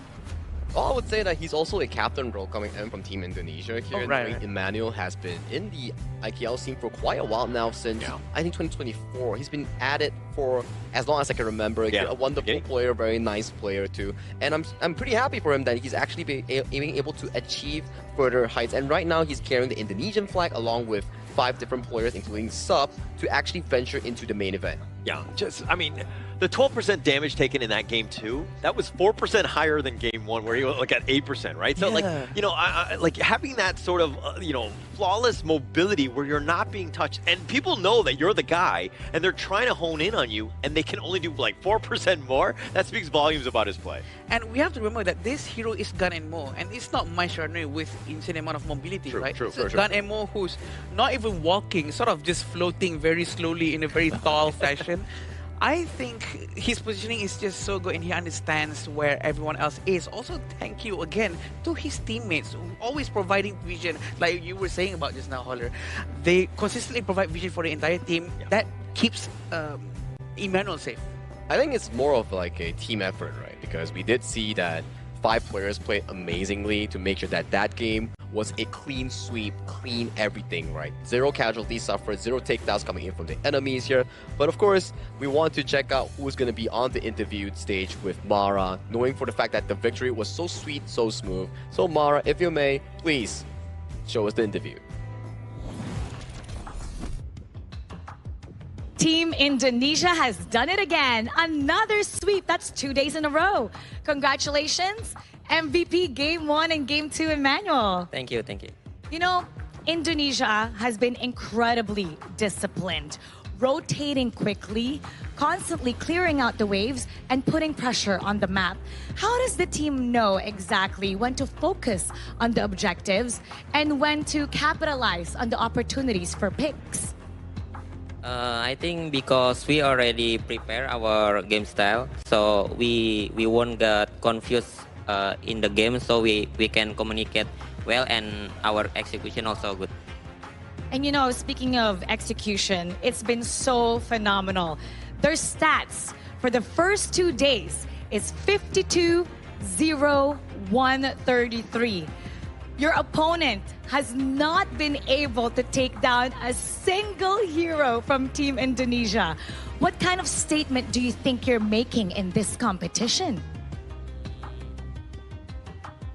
Yeah, just be prepared so we won't underestimate the other country. So you won't be underestimated by other countries. Oh, for sure. They know how strong you are. How happy are you with how Indonesia's been performing so far? Yeah, of course happy lah. 10-10. 52-0-133. What do you think about that? Yeah, I mean the score doesn't matter. The matter is we win. Oh, you're so humble. And you know what? That's what we love about Team Indonesia. And for sure, Indonesia's loving your performance, and the rest of the region, they have their eye on you. What would you like to say to everybody? In bahasa? Sure. Ya, thank you semua yang udah support kita. Jangan lupa support kita lagi juga. Masih ada 2 match lagi di grup sini. Semoga kita bisa memenangkan semua pertandingan yang tersisa. Thank you. And let's help out everybody. How do you say that in English? I say thank you everyone for supporting us and keep supporting us for the next match. We still have 2 matches against other country, so keep supporting us. And for sure, you're going to do well. They need 1 more to get that ticket. We're going to be talking about that a little bit more. So we're going to head back to our casters.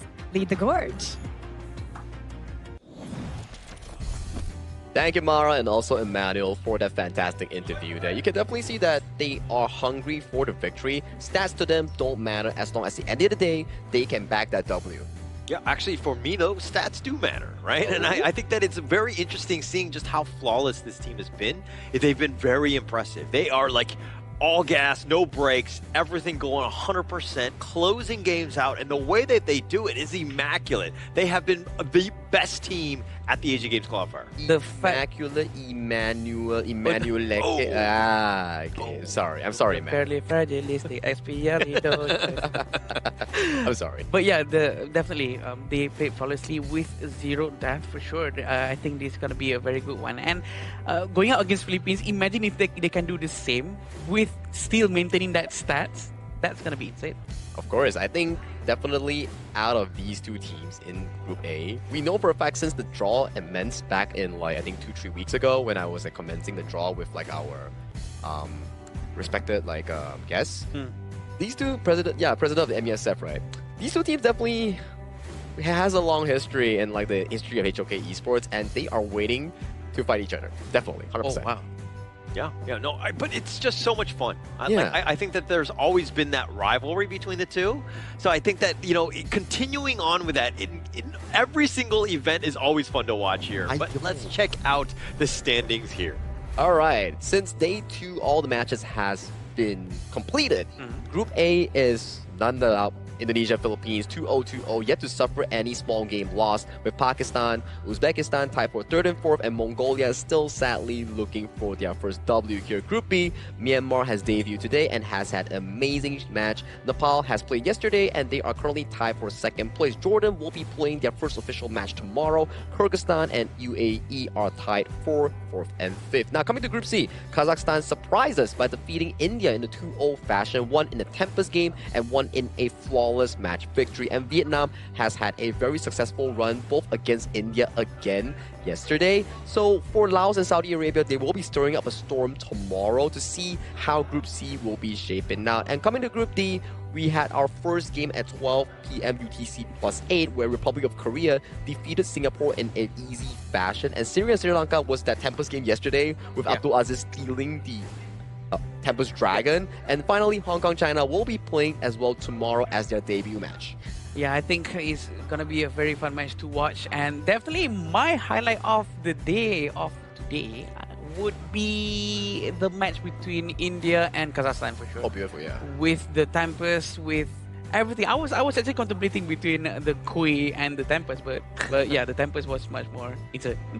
But that was a dominant performance, right? I think that the other one was much more of a competitive game, and that's kind of what we're going into. But, you know, these are the tomorrow's matches. Yeah, tomorrow's matches, we will be featuring Group A once again, just like just now. Uzbekistan taking on Pakistan, and then afterwards, Jordan will be going up against Kyrgyzstan, and then the third match, Nepal will be going up against UAE, and finally, Vietnam will be going against KSA, and Laos will debut in their first match of Group C against Kazakhstan. So that's definitely going to be a lot of exciting matches coming in, especially I am pointing over to the final match, Laos and Kazakhstan. Yeah, Laos and Kazakhstan is going to be quite close, and especially we've seen on how Kazakhstan's played today, and I'm not surprised if Laos really have to step up their game to match the energy from Kazakhstan. I kind of want to just see like some of the teams like Vietnam. Are they the real deal? Like, I mean, they kind of beat out India, but can they continue on with that momentum? Are they, again, the favorites in that group C? Are they able to overcome some of these things? And again, a lot of the other teams we haven't seen too much, but again, it could be anybody's game at this point. Oh yeah, and definitely, right? And as you can see, these games, right, it's more concentrated towards Group B and Group C. So we won't be seeing Indonesia or the likes of Hong Kong, China, Singapore coming in tomorrow, or even Philippines, right? So it's definitely going to be shuffling between regions and also countries to take their turns battling out against each other here. But after tomorrow here, I think we'll be starting to see a arrangement on how Group A will look like, because Group A has been playing a lot of games here, and if we see after tomorrow, maybe we can start to see who belongs on top 1 and top 2, because top 1, top 2 immediately goes in for the main event, and top 3 has the shot going into the LCQ, which will be happening on the last day of this event. Yeah.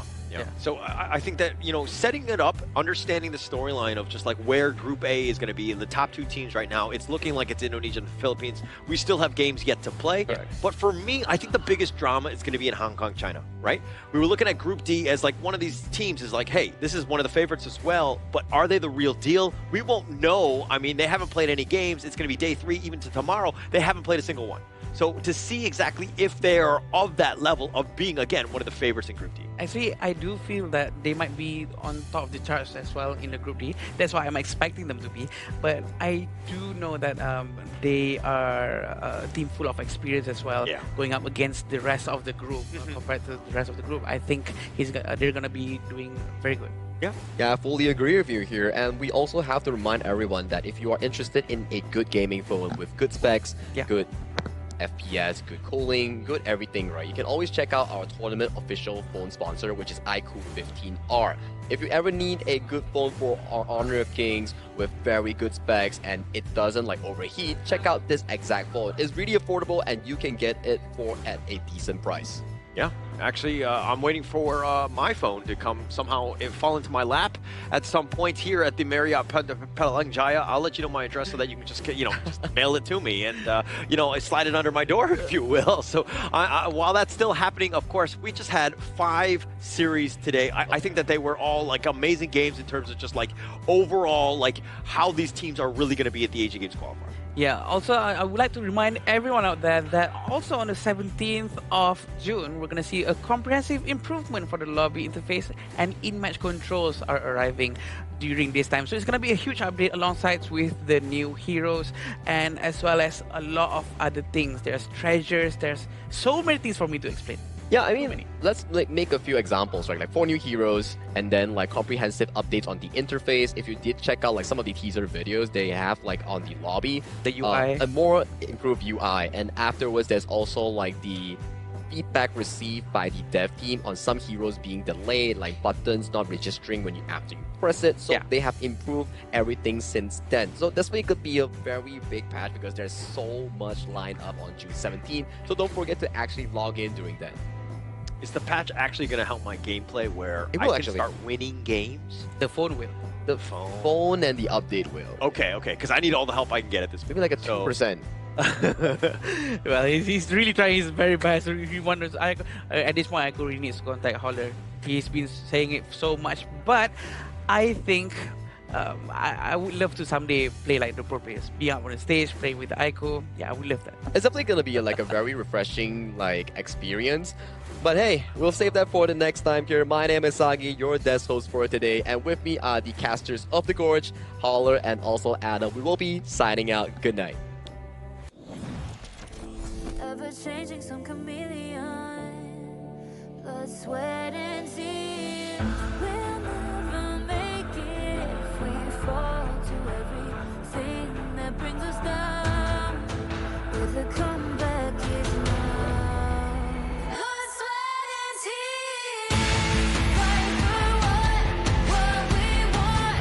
Doesn't matter the cost. Every day, put in work.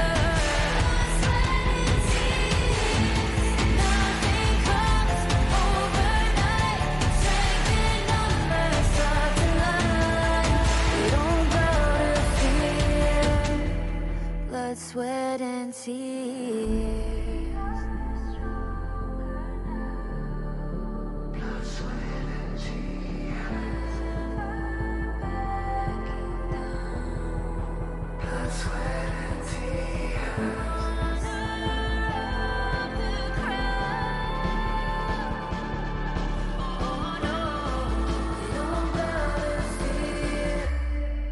Blood, sweat, and tears. Fight for what we want. Doesn't matter the cost. Every day, put in work. Nothing comes overnight. Strength in numbers start to line. We don't bow to fear. Blood, sweat, and tears.